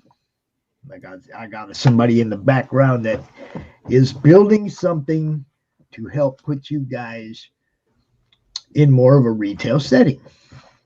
And it's not your average retail setting. I mean, it is, I guess, in some cases, but not in all cases. But I want to introduce you guys to Adam Watson, who I'll just let you go ahead and tell him what it's all about, bro. All right. Thank you for having me, first of all. So I own Comics Mainstream, which is a new distribution company that's distributing to comic shops, libraries, and we're bringing back the newsstand, but making it a whole lot better by putting comics into shops that they should be in with none of the hassles of the old newsstand marketplace, like cover strips or affidavits or anything like that. We're currently in a marijuana dispensary, a board game and RPG store. We just went into a bookstore.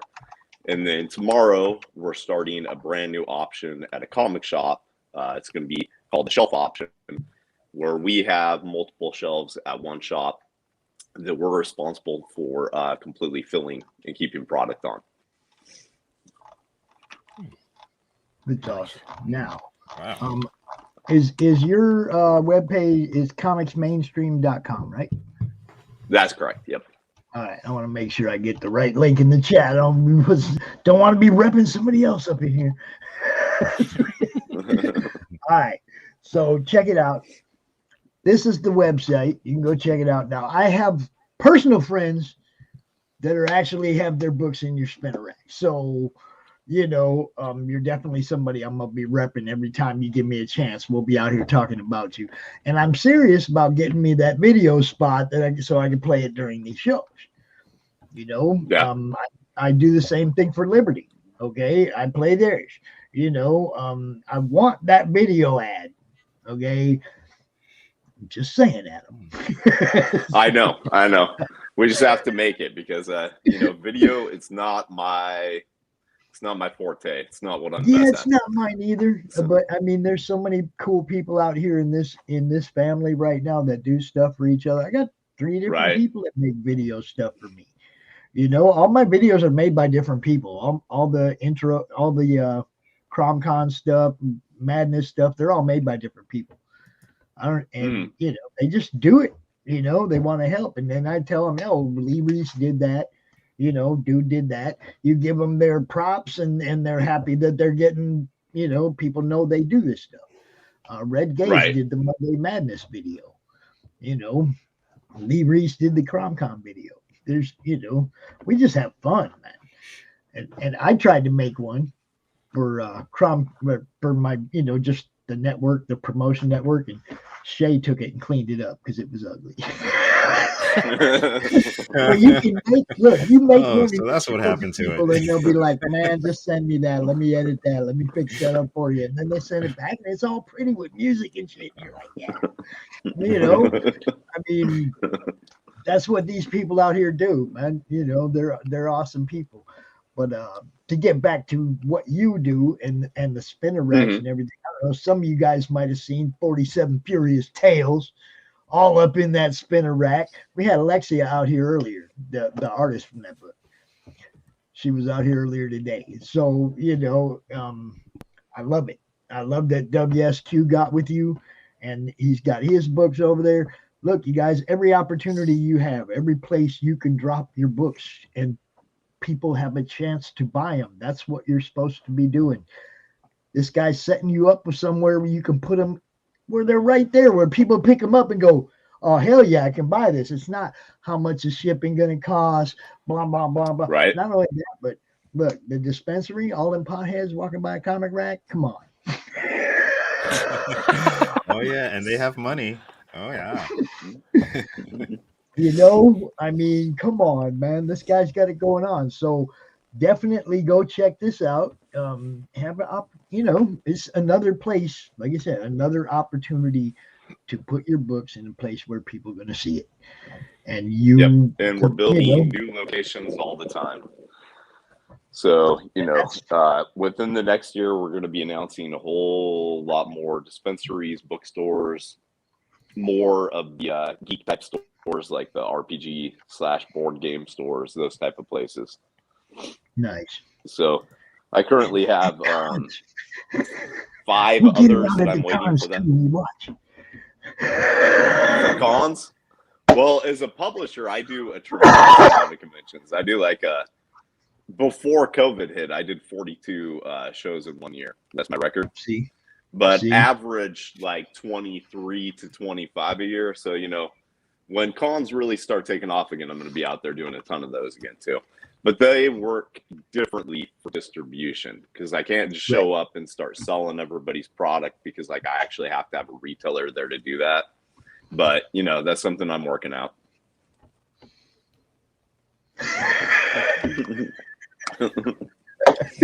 Now, anytime you come up around here where I'm at, you make sure I know so I can go up there, do a live interview, meet you, bro. You know, because where are you?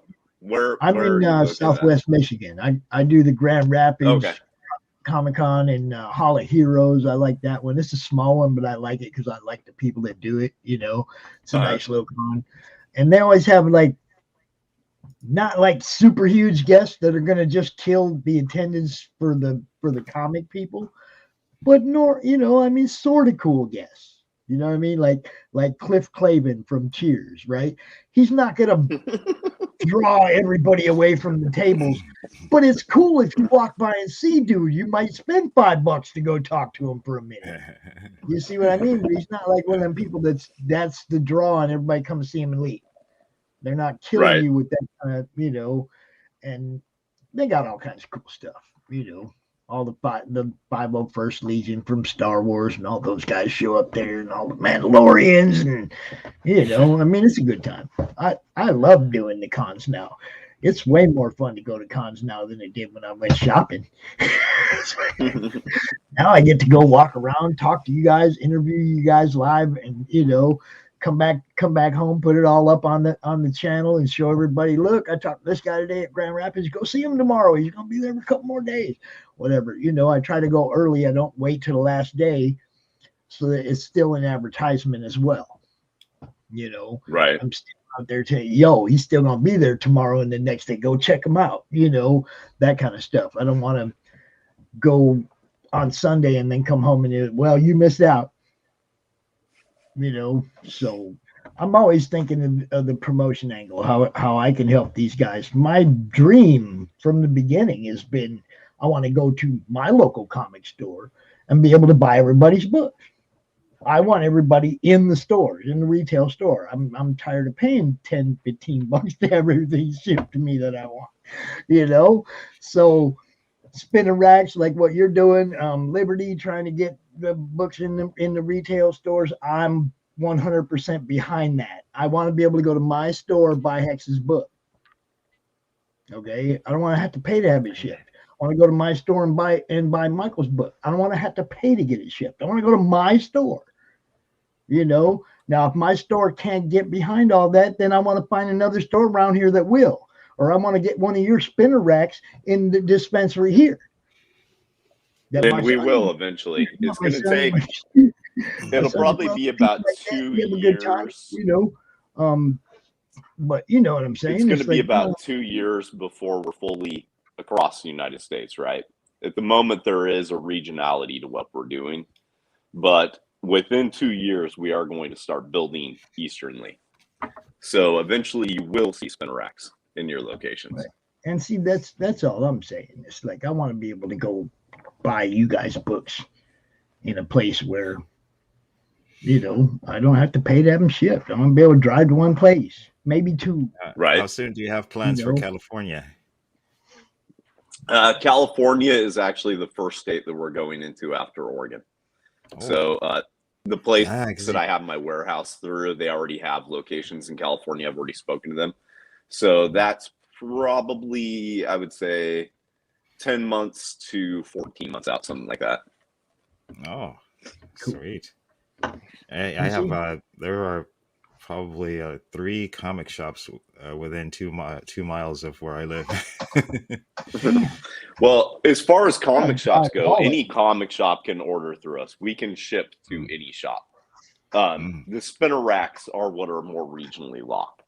So, you know, but if a comic shop wants to hop onto our catalog and purchase books right now, you know, we can ship wherever they need to be shipped to. That's no problem. Right.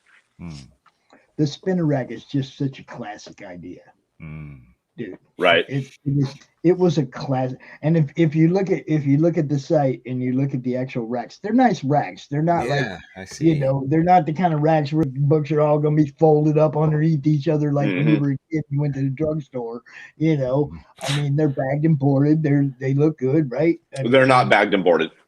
Oh, I thought they were bagged. The issues aren't bagged and boarded.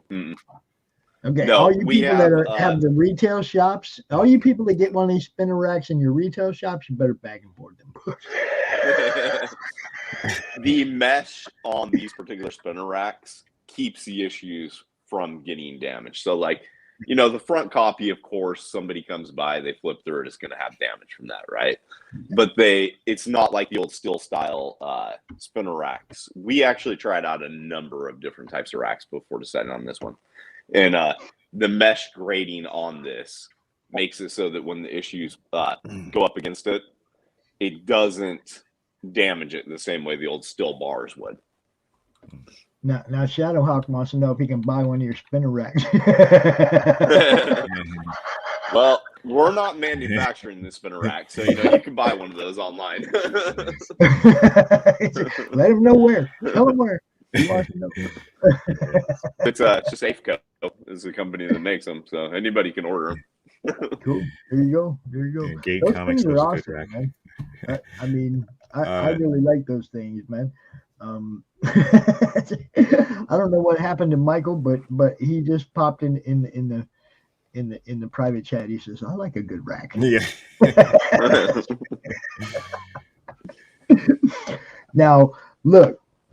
From the moment I saw you, you know, I got a hold of you right away. I was like, dude, I want to promote this. I want to be part of this. Send me an ad, do whatever. Even if it's just a graphic that says like comic related madness on it, I'll put it up above the group. I'll put it in the rotation of the banners above the group even. Okay. You know, that might be a lot easier for me. Yeah, I mean, because you know, I make all these. The thing is, look, if I can make these things. If I can make these, you can make them. Okay. Yeah, if you're just wanting like a placeholder card, I can do that pretty easy. I have stuff like that ready to go for my publishing company, right? I just have not had the time to do it for the distribution company because I'm out there selling the idea of having these racks in places every day, you know? And see, and that's what I mean. So- I can help you do that. I can help, just make it a more familiar site. People Right. see it. Oh, I saw that on CRoM CoN. Who is this dude? And maybe, I mean, that's what I'm hoping, that we get more people to look at it and see what you got going on, and maybe more people to get involved with it. Get your books over to Adam. I say the same thing about, get a hold of Varian, get the books in the stores that they're working with. Every angle that you can use to get your books in front of the people that buy books. I don't care if it's Amazon, Indiegogo, Kickstarter, whatever. Every angle you can use to get your books in front of people. Word of mouth is still the best seller. Okay, Yes, dude it buys is. that book off that spinner rack out at the pot store, and he goes home and he's reading it. He likes it. And he tells his friend, "Look what I got at the dispensary." Next time dude's at the dispensary, he's gonna spin that rack. See, there's something there that looks good to him. It's that simple. Hey Adam, when you talked about you mentioned at the beginning the getting the racks in around newsstands or without you mentioned a word I'm not familiar with. Okay. What was? Can we go back? What did you say? When I was saying that I was building a newsstand, but making it a more comic-friendly thing, where there's no cover strips or affidavits. Is that what you're talking about? Yes. There we go. What does that mean in relation to which part do you mean? Okay, so with the old newsstand market, originally the newsstand agents or locations, they could just tear the cover right off a book and send the cover back, right? Instead of the whole book. And then later on, it became a logo strip where they could just cut the logo off and send that back. And then eventually it became a thing where the newsstand agent just signed an affidavit stating how many copies they sold, and that's what they paid for, right? This is different to where, we're actually building this for comics. This isn't a subsection of newspapers or magazines or anything like that. So, we're actually going out and keeping track of how many copies are on there, keeping track of how many have sold. After a certain amount of days, if we need to replace it with new product, then, those copies come back to the warehouse. They don't just go into a shredder or, have the cover ripped off and then put in a nickel bin at the same shop that claimed that it didn't sell, It's geared towards creator friendliness, So with the old newsstand market, it wasn't friendly whatsoever. You had to trust all of these people along the way that they were actually selling what they said they were selling, which in most cases was probably not the case. If they sold 50 copies, their affidavit probably still said 10, 15, 20, right? So this is different where we actually have the control over, how many copies are in place. We have the count, all the record keeping, all that kind of stuff, Yeah, the accountability. And I see accountability, exactly. Look, I see quite a few books here that I already own too. Yes, good stuff. You got Frank Forte up in here. Oh yeah, Frank. Oh yeah, look, you got Minnetonka High. You got Vampire Versus. I got one of those right there. I got the Warlash Bioburden. I got Warlash Mayhem, Cold Metal Mayhem. Yeah, good stuff, man. I like it. And everybody knows I got 47 Furious Tales. I got that one. I love those guys. I love WSQ and Alexia. They just rocked that book out. When I first saw that book, I was like, oh my God. Telling the world about this. And, I'm the same. I got that same attitude about everything, but in the same way when I first met Adam, I was like, oh, we got to tell people about this. I know way too many people that got books. So this is your call to duty, y'all. If you want to get involved with what Adam's doing, you can find him on Facebook for sure. You can find him through me if you can't find him on Facebook, but his name's pretty easy to spell. I think y'all got this, There are quite a few Adam Watsons on there, though. Yeah, but I mean that probably not that many that have mutual friends. Right. See, And I think my profile image, I'm wearing the shirt, so that should make it a little bit easier. Makes it simple. Awesome. But yeah, man, I want everybody to check this out. This is one of those, one of those instances where somebody's doing that thing that I really want them to do, and that's put books where we can find them without having to pay shipping and Geminis. Not that I don't like Geminis, don't get me wrong. I just threw away a freaking stack of those things, man, and I still have a stack. It's like I don't need no more Geminis. I need books in shops that I can go roll up on and get them, So I'm going to be 100% behind what Adam's doing, what Barion's doing, anybody else, all you retailers, the collective, the hive, all you guys, man, pay attention. This is what you need. This is what you need. You need to put up one of Adam's spinner racks up in your store. Or at least hook up with him and get some of those books, because look, them Frank Forte books, those are awesome. And definitely, I already said 47 Furious Tales 100 times today, but that's what happens when you interview those people. Misatonka High, you guys know that's good stuff. Got book 1 and book 2. I see Billy Ghost Boy, Assassin on the screen too. That one's one I created. That's nice. Oh, Ghost really? Assassin over there. Oh, you Yep, wrote it's that? mine. Oh, Yeah, excellent. I'm the writer of that one. All right, we're gonna look at that then. Here we go. Oh, what do we got here? That's one of Frank's books. Oh, which one's yours? Ghost Assassin. Oh, okay. Come on, we go over here. What do we got here now? We have a hit. What makes a hitman different from the serial killer? Okay. Money. All right. Well, yeah. I mean, one kind of trains to do his job, and the other one just kind of does what he wants. Yeah, that's just the line that I used for sales purposes. So. All right. So give us a little heads up. What's this about? This is how to describe this. It's about a hitman who can see ghosts, but really and truly, this book is a family drama more than anything. It just happens to have supernatural and horror and crime elements. So it's about a hitman and his dead best friend, and also about the woman he loves, who is also dead. And like I said, it's pretty much a family drama, but it's got supernatural, crime, and horror elements. And I see a little bit of CC De La Cruz in there. Dude, that's Actually, Ghost Assassination #2 was the very first comic she ever colored as a paid gig anyway. She might have colored other books prior to that, but this was her first paid gig. most excellent. If y'all don't know who she is, just trip on over there to the Coffin Comics library and you will see her all over the place. Yep. Swan, she baby. colored this for me back in 2012, 13, something like that. So, yeah, she was a pleasure to work with. She added so many little touches to the book that it wouldn't have had otherwise. Like if you see this Ouija board style pattern on the tablecloth there, she added that whole thing. She's awesome. Yeah, she's amazing. I love her art, man.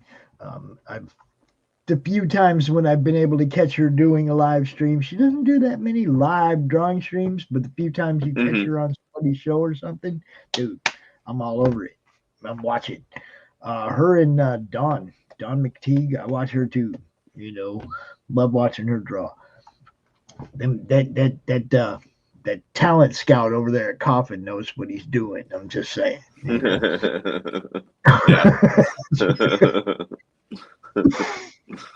He definitely pulls better artists than the big two. Oh, did I say that out loud?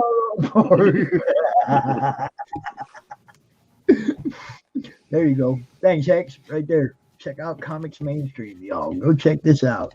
And then check dude's book out while you're there. I didn't even realize Adam. He was all up in the books too, man, or we'd have been having you out here sooner. Oh, you didn't realize I was a creator as well? No, I had no idea, man. Every time we talk, it's about, every time we've talked, it's been about your distribution network, because that was what I heard about you. I had no idea. So, we'll definitely have to get you out on the show to talk about these things too. Yeah, absolutely. Yeah, because Dark Slayer Comics, that's my company. So you see quite a few books on the Comics Mainstream site that are through Dark Slayer. Yeah.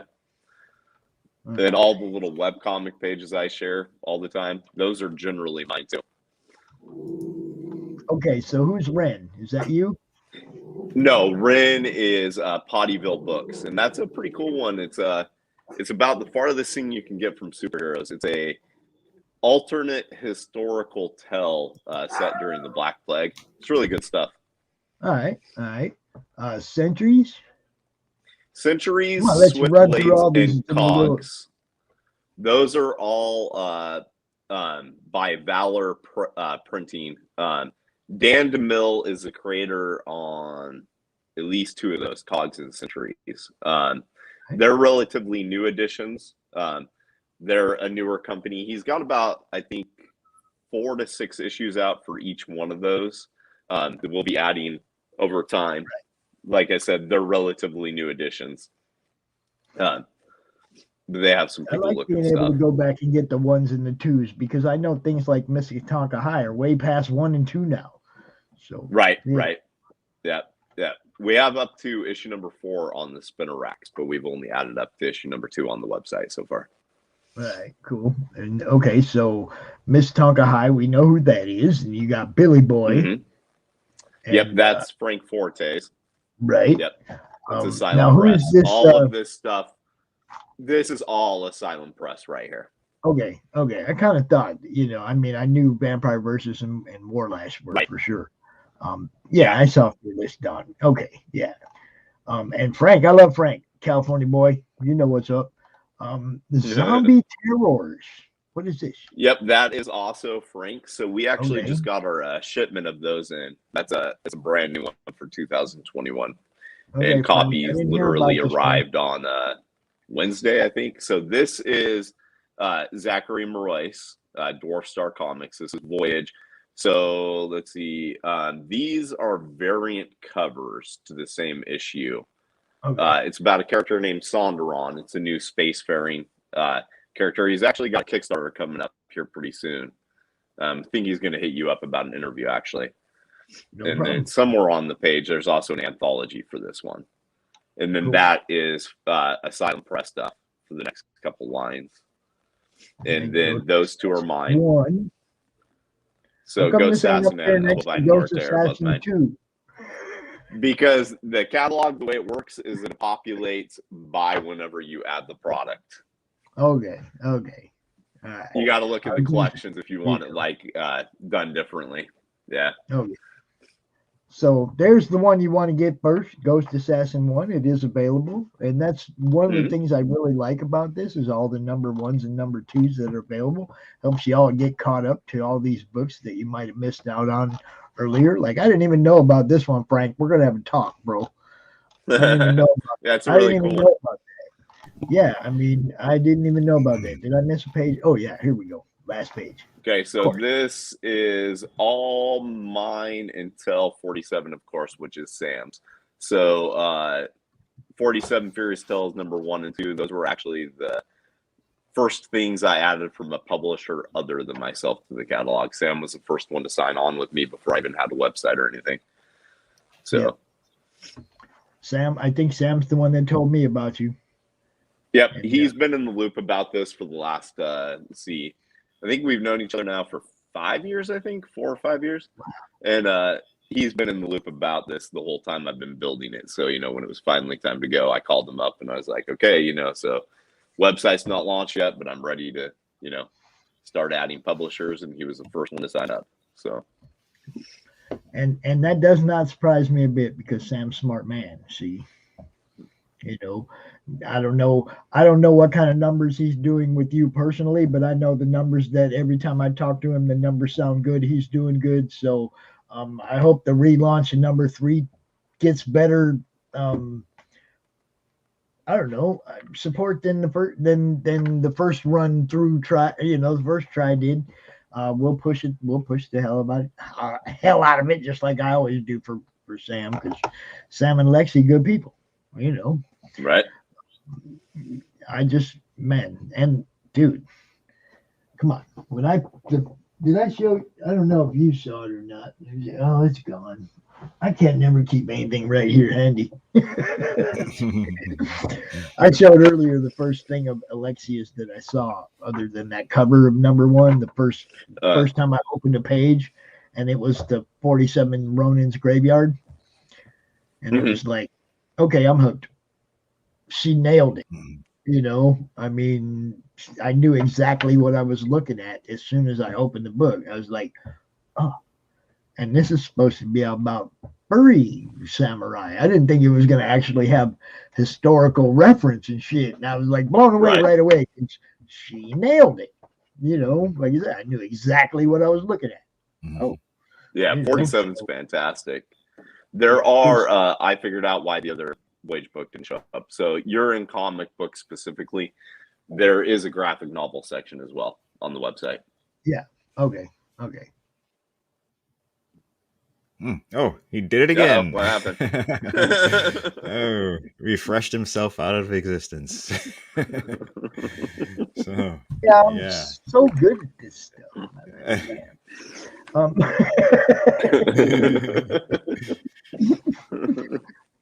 Look, it's 5:30. I get to jump up out of this chair for a half hour and handle putting some food in my mouth before we start again at 6 o'clock. Take a power nap. I want to thank you guys so much for coming out. I want to thank everybody today for coming out and everybody that was watching.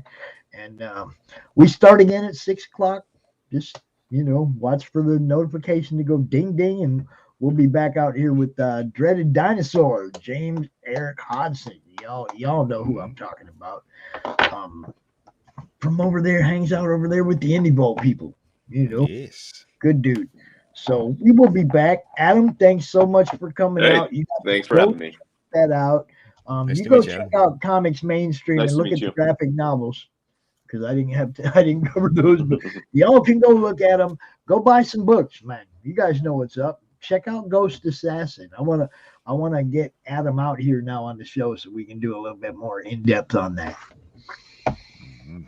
We'll have to do that. Yeah, just let me know when. All right, cool. I will talk to you sometime in December. All right, sounds good. All right, you guys all have a good day. I'm gonna play this outro, and then I'm gonna go intro. Just like that. Sounds good. CRoM. No, not that one. That's the intro. I'm gonna play that normal, the normal. This one. I'll see y'all later. Hey, yo, Pops here. Are you looking to be on Monday Madness? Is Monday no good? You need a special edition? Are you looking to be on the first timer spotlight on for you new guys? Launch parties, countdowns, CRoM CoN monthly. We got it all right here at the Madness Comic Network, providing online promotional services for the indie comic community and proud sponsor of Comic Books for Kids provides comic books to kids in hospitals and cancer centers across the U.S. It's a place where we can all work together to make sure every child has a comic book. 100% of all proceeds go towards the kids. It's about making a difference, and while they're in the hospital, allowing them to fly like a superhero, battle dragons, or rescue teddy bears. We are in every state in the country and now support over 160 hospitals. Every month, we add more. Visit